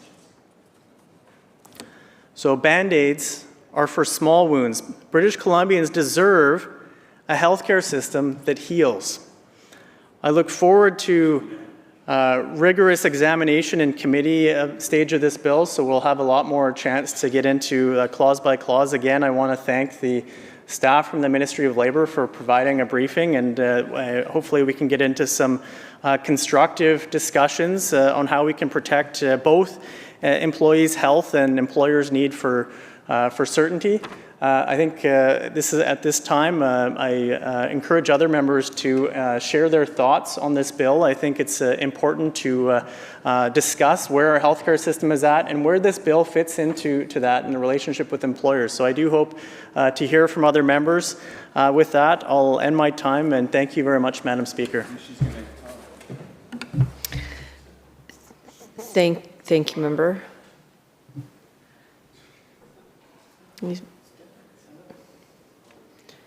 Any speakers? Oh, jeez. Okay. Of course, yeah. Recognizing the leader of the third party. There we go.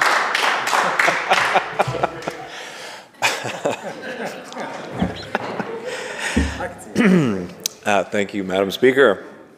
I appreciate the Minister's introduction and the member for Prince George Mackenzie's thorough analysis of this bill. I won't pretend to give it that much depth, so I will keep my comments quite brief, but I believe that these amendments are welcome news for family physicians, patients, and our healthcare system. It means family physicians will spend less time on unnecessary administrative tasks and more time with patients who require medical care. Patients can stay home and recover, as has been noted already, where they need to be when they're ill, rather than travel to a doctor's office for a sick note. Primary care system will benefit from family doctors spending more time on what matters most, providing care for existing and new patients. For nearly 10 years, BC Family Doctors, Doctors of BC, and BC College of Family Physicians, or BC College of Physicians and Surgeons have advocated for the elimination of sick notes. I would like to recognize and express some gratitude for their tireless advocacy. As we've noted, the healthcare system is already overburdened. Requiring sick notes contradicts advice to British Columbians to use the healthcare system efficiently and when needed. And if I may go slightly off script here, I believe it treats people like adults when they should be treated like adults. Sick notes take time, offer little clinical value, and add pressure to our overburdened primary care system. CMA estimates BC doctors wrote about 1.6 million sick notes last year. Medical professionals estimate spending between 10 to 19 hours each week on paperwork, some of which includes sick notes. CMA has said removing sick notes could eliminate 12.5 million unnecessary interactions per year between patients and the healthcare system. That would free up doctor time, open more appointment slots for other patients, and reduce administrative burdens on the healthcare system. So I'm pleased to see this government listening to experts and following through on a promise from their election campaign last fall and aligning with most other Canadian jurisdictions, with some exceptions. We are in the midst of a primary care crisis. 700,000 British Columbians without access to a family doctor, so we need physicians focusing on patients, not paperwork. This is a positive step. Every policy change that frees up doctors' time helps us move toward better care for more British Columbians. We look forward to seeing more steps from this government to address the scale and urgency of the primary care crisis in BC. Green Caucus will support this in second, and I'll commit to consideration of a reasonable number of amendments at committee stage. Thank you, Madam Chair. Thank you, member. Recognizing the member from Esquimalt-Colwood.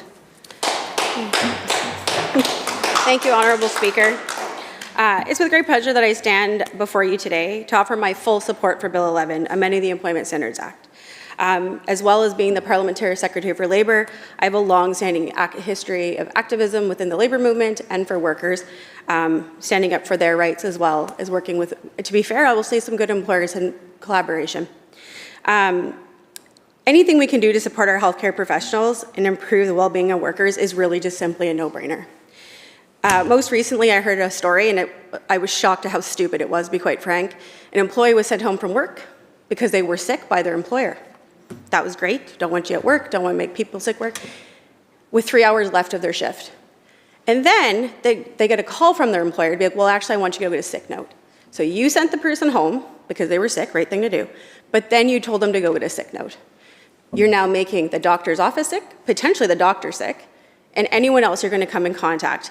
And then wait to come back to work depending on when you get the sick note.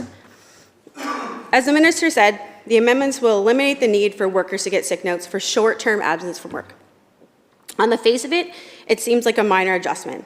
But in fact, it's an important change that will significantly ease the administrative burden for thousands of BC healthcare professionals. The Canadian Medical Association estimates in 2024, BC doctors wrote about 1.6 million sick notes. That's an incredible number. Again, 1.6 million. That's the equivalent of 200,000 patient visits in just 1 year in this province.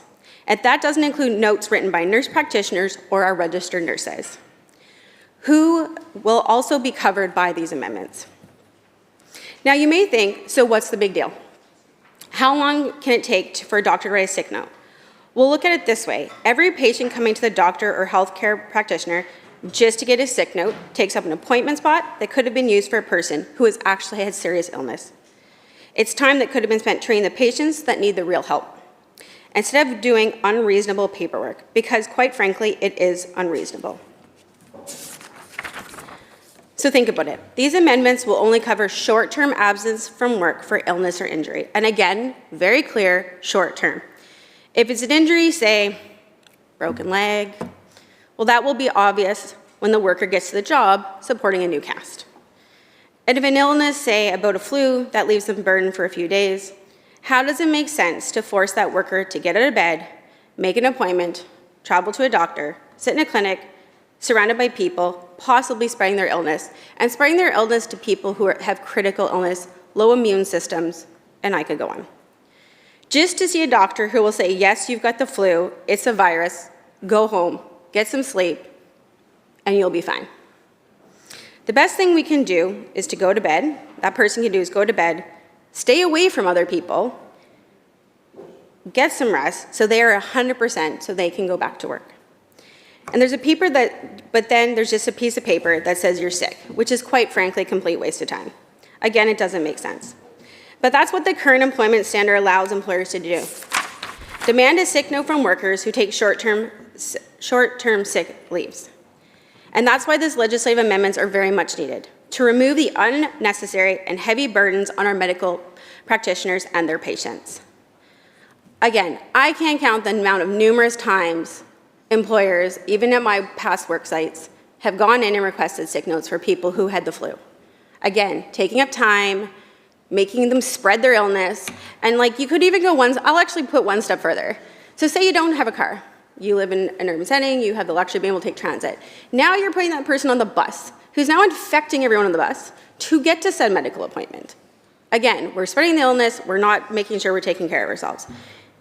To bring practicality, efficiency, clarity, and common sense, this is a significant part of our healthcare system. But it's also important to recognize the changes to the Act are not unilaterally eliminating the rights of employers to manage their workers when it comes to sick leave. Because also, we want to ensure that employers are supporting people when they're sick, which is why there is other language around that to ensure we're doing that. The purpose of legislation is often to outline the broad strokes of a policy, and the details then worked out through regulations. And that is the case here. This bill says, and I'll paraphrase here, that under specified circumstances, an employer must not request an employee is not required to provide a sick note, similar documentation in relation to health-related leave taken on a short-term basis. Those specified circumstances will be defined through the regulation, and those regulations will be developed over the next few months and will involve meaningful engagement and consultation with all stakeholders, including employers, workers, and healthcare professionals. Because you've heard us say other things, but this is very similar to a team approach. We have to make sure we're working together to keep people safe, keep their health safe, and make sure that they're utilizing the services they have. The regulations will look at things like how many days are considered a short-term absence, or should there be a limit on the number of short-term leaves workers take in a year before the employer can require a sick note. These are the kinds of practical details that will set out in the regulations to remove employer requirements for unnecessary sick notes for short-term absences, while ensuring that employers have reasonable oversight and management of their workers by continuing to allow sick notes, because these amendments are both supporting employers and workers. And most importantly, our valued medical practitioners. Doctors and nurses just want to focus on what they do best, which is caring for our patients. Nothing is more important than that. Nothing should interfere with that. We need to make sure that when the people who are really sick need to access it, that they're there, that those practitioners are not spending unnecessary time with people who have things like the flu. As well as you can also point out, this is an affordability issue. Someone's sick one day, they have to go to the clinic, pay a significant amount of money for a sick note. They lose time from work, 1, 2, 3 days. That's loss of the money that they need. And for some people, that is a lot of money when you're already struggling. Any supports we can provide to help them do their jobs effectively and efficiently is well worth this. Again, we talk about our healthcare system. Heard both sides of this house talk about how important it is. We need to make sure we're supporting, our doctors, our practitioners, our nurses. So again, I fully support Bill 11 and commend the medical community for their perseverance in calling for these changes. Thank you, Madam Speaker.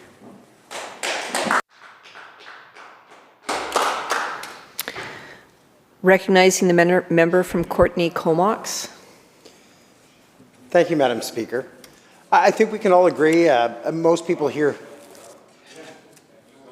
Okay, member, can you note the hour? Noting the hour. It's good. I was just warming up. Noting the hour and move to adjourn debate and continue tomorrow. Reserve my time, and continue tomorrow. Noted. Reserving your slot. All those in favor, say aye. Aye. Motion carried.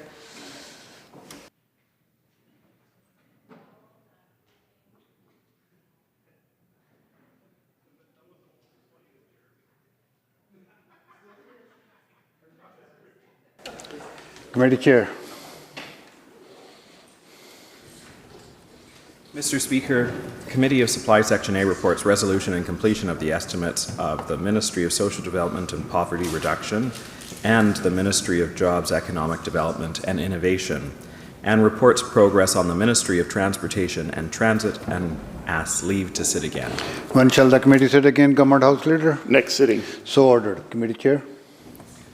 Mr. Speaker, Section C reports progress on Bill number 7 and asks leave to sit again. When shall the committee sit again, Government House Leader? Next sitting. So ordered. Government House Leader. Thank you, Honourable Speaker. I move that pursuant to Standing Order 81-1-2, Bill number 5, all remaining stages of consideration of Bill number 5 intituled Budget Measures Implementation Act 2025 be disposed of by 3 p.m. on Wednesday, May 28th as prescribed. A, if at 2:50 p.m. the bill is still being considered at committee stage, the chair shall forthwith put any remaining questions to complete the consideration of the bill without further amendment or debate, which shall be deemed passed and which shall not be subject to formal division call, but which may be taken in accordance with practice recommendation number 1. B, notwithstanding Section 1A, if the committee has not considered the amendment to Clause 25 of the bill on standing order in the paper in the name of the Minister of Finance, the amendment to Clause 25 shall be deemed to have passed, and Clause 25 as amended shall be deemed to have passed. C, once the title of the bill is passed, the committee shall rise, report the bill complete with or without amendment, as the case may be, to the House. Immediately thereafter, notwithstanding Standing Order 80, Standing Order 81, or any standing order or session order related to the times and days of sittings of the House, the question on all remaining stages of consideration of the bill shall be put forth with or without amendment or debate. If a division is called on the motion for third reading of the bill, the division shall proceed forthwith with accordance with Standing Order 16-2. Bill number 7-2, the question on the motion for the second reading of Bill number 7 entitled Economic Stabilization Tariff Response Act, and the question for any motion amendment thereto be put by 4 p.m. on Tuesday, May 27th, 2025. Without further amendment or debate, and that if a division is called, it shall proceed forthwith in accordance with Standing Order 16-2. 3, all remaining stages of consideration of Bill number 7 entitled Economic Stabilization Tariff Response Act be disposed of by 4 p.m. on Wednesday, May 28th, as prescribed. A, if at 3:50 p.m. the bill is still being considered at committee stage, the chair shall put forthwith any remaining question to complete the consideration of the bill without further amendment or debate, which shall be deemed passed and which shall not be subject to formal division call, but may be taken in accordance with practice recommendation number 1. B, notwithstanding Section 3A. If the committee has not considered clauses 19, 20, 21, 22, 23, 24, 25, or 26 of the bill, they shall be deemed to have been defeated. 2, if the committee has not considered the amendment standing order on the paper in the name of the member for Saanich North and the Islands to add a new clause 28.1 to the bill, the amendment shall be deemed to have passed. 3, if the committee has not considered the amendment standing on the order paper in the name of the member for Saanich North and the Islands to add a new clause 28.2 to the bill, the amendment shall be deemed to have passed.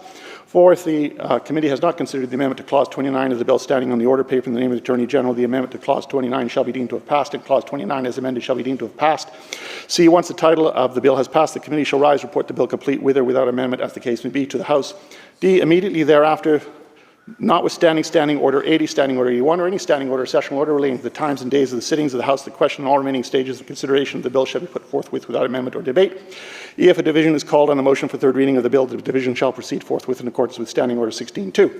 Bill number 11. 4, the question of the motion for the second reading of Bill number 11, entitled Employment Standards Amendment Act 2025, and the question on any motion in the amendment thereto be put by 5 p.m. on Tuesday, May 27th, 2025, without further amendment or debate, and that if a division is called, it shall proceed forthwith in accordance with Standing Order 16-2. 5, all remaining stages of the consideration of Bill number 11, entitled Employment Standards Amendment Act 2025, be disposed of by 5 p.m. on Wednesday, May 28th, as prescribed. A, if at 4:50 p.m. the bill is still being considered at committee stage, the chair shall forthwith put any remaining question to complete the consideration of the bill without further amendment or debate, which shall be deemed passed and which shall not be subject to a formal division call, but which may be taken in accordance with practice recommendation number 1. B, once the title of the bill is passed, the committee shall rise and report the bill complete with or without any amendment, as the case may be, to the House. C, immediately thereafter, notwithstanding Standing Order 80, Standing Order 81, or any standing order or sessional order related to the times and days of the sittings of the House, the question on all remaining stages of consideration of the bill shall be put forthwith without amendment or debate. D, if a division is called on the motion for third reading of the bill, the division shall proceed forthwith in accordance with Standing Order 16-2. Bill number 13. 6, the question of the motion for the second reading of Bill number 13, entitled Miscellaneous Statutes Amendment Act 2025, and the question of any motion and amendment thereto be put by 6 p.m. on Tuesday, May 27th, without any further amendment or debate, and that if a division is called, it shall proceed forthwith in accordance with Standing Order 16-2. 7, all remaining stages of consideration of Bill number 13, entitled Miscellaneous Statutes Amendment Act 2025, be disposed of by 6 p.m. on Wednesday, May 28th, as prescribed. A, if at 5:50 p.m. the bill is still being considered at committee stage, the chair shall forthwith put any remaining question to complete the consideration of the bill without further amendment or debate, which shall be deemed passed and which shall not be subject to a formal division call, but which may be taken in accordance with practice recommendation number 1. B, once the title of the bill is passed, the committee shall rise and report the bill complete with or without amendment, as the case may be, to the House. C, immediately thereafter, notwithstanding Standing Order 80, Standing Order 81, or any standing order, session order relating to the times and days of the sittings of the House, the question on all remaining stages of consideration of the bill shall be put forthwith without amendment or debate. D, if a division is called on the motion for the third reading of the bill, the division shall proceed forthwith in accordance with Standing Order 16.2.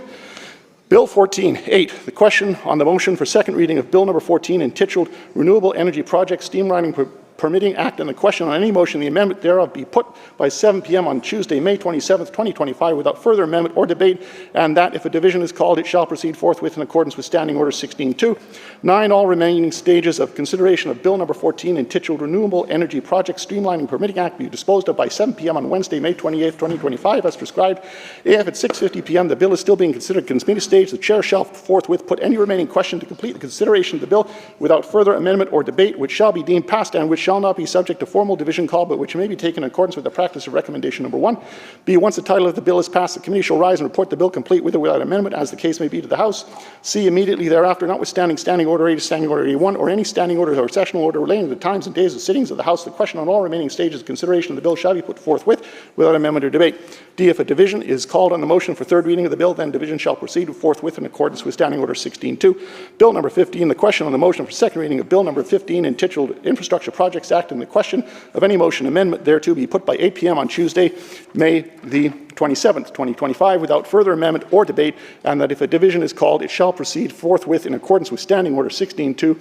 11, all remaining stages of consideration of Bill number 15 entitled Infrastructure Projects be disposed of by 8 p.m. on Wednesday, May 28th, as prescribed. A, if at 7:50 p.m. the bill is still being considered committee stage, the chair shall forthwith put any remaining question to complete the consideration of the bill without further amendment or debate, which shall be deemed passed and which shall not be subject to formal division call, but which may be taken in accordance with the practice recommendation number 1. B, once the bill is passed, the committee stage, as passed, the committee shall rise and report the bill complete with or without amendment, as the case may be, to the House. C, immediately thereafter, notwithstanding Standing Order 80, Standing Order 81, or any standing order or sessional order relating to the times and days of sittings of the House, the question on all remaining stages of consideration of the bill shall be put forthwith without amendment or debate. D, if a division is called on a motion for third reading of the bill, the division shall proceed forthwith in accordance with Standing Order 16.2, and further that for great certainty, a committee considering a bill in Section B may rise and report progress for the purpose of receiving a report from Section A or Section C in accordance with this order.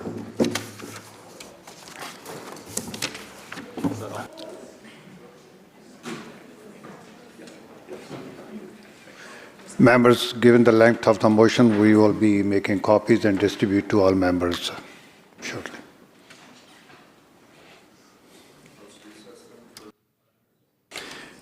House will be in recess for 5 minutes. Phew.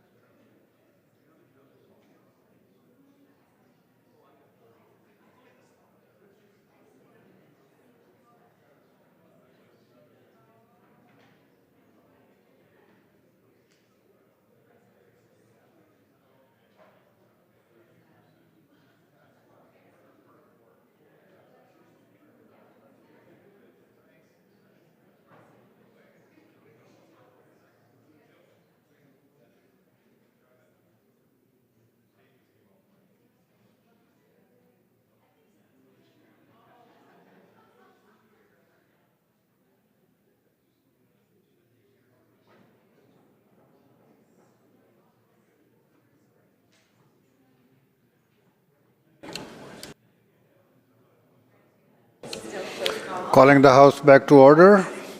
Members, the question is, it's a motion moved by the House Leader. I'm not going to read the whole motion again. The motion is that pursuant to Standing Order 81.1 subsection 2, that's the motion which members have copied. So all in favor, please indicate, say aye. Aye. Oppose? Nay. Ayes have it. Division has been called.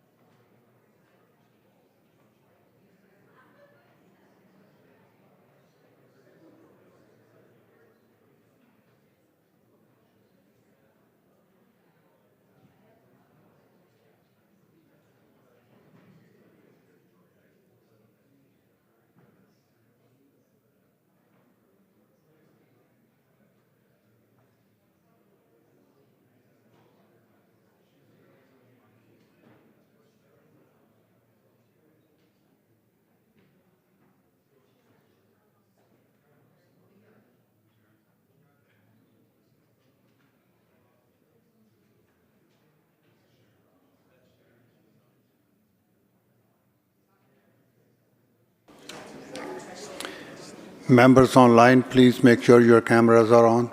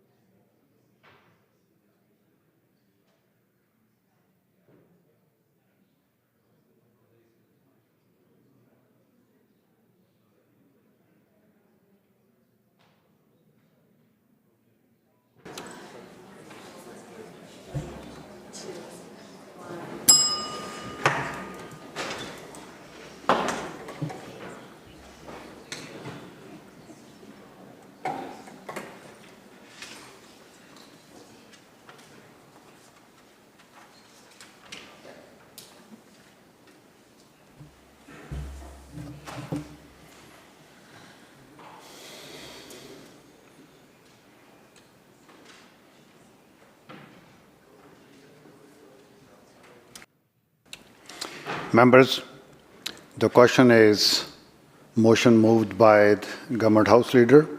All those in support of that motion, please rise or indicate. I'll let you go.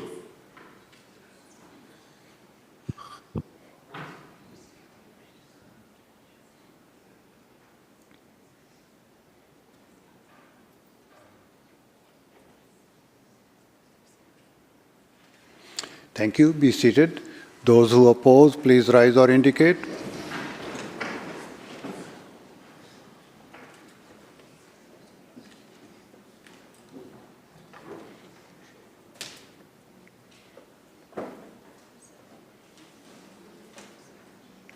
Thank you. Be seated.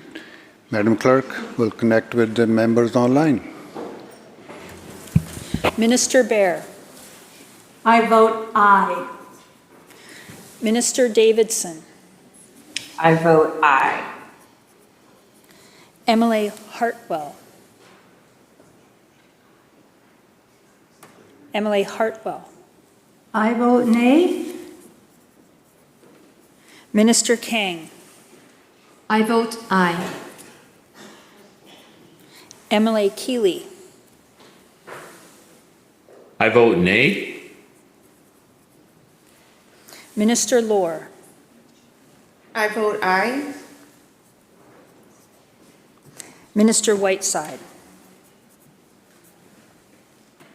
I vote aye.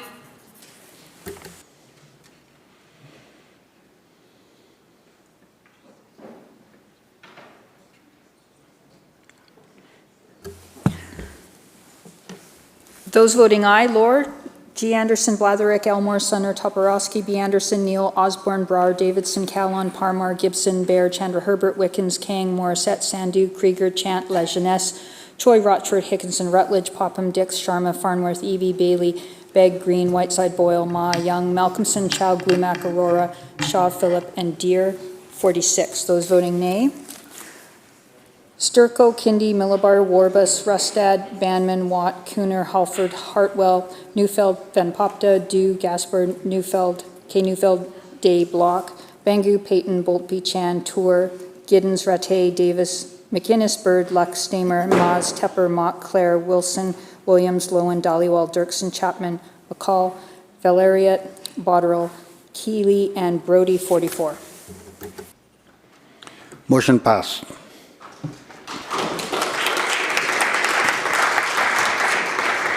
Government House Leader. Thank you, Honourable Speaker. I move the House to now adjourn. Members, you heard the question to adjourn the House. All those in favor say aye. Aye. Opposed? Motion carried. House adjourned until 1:30 p.m. tomorrow.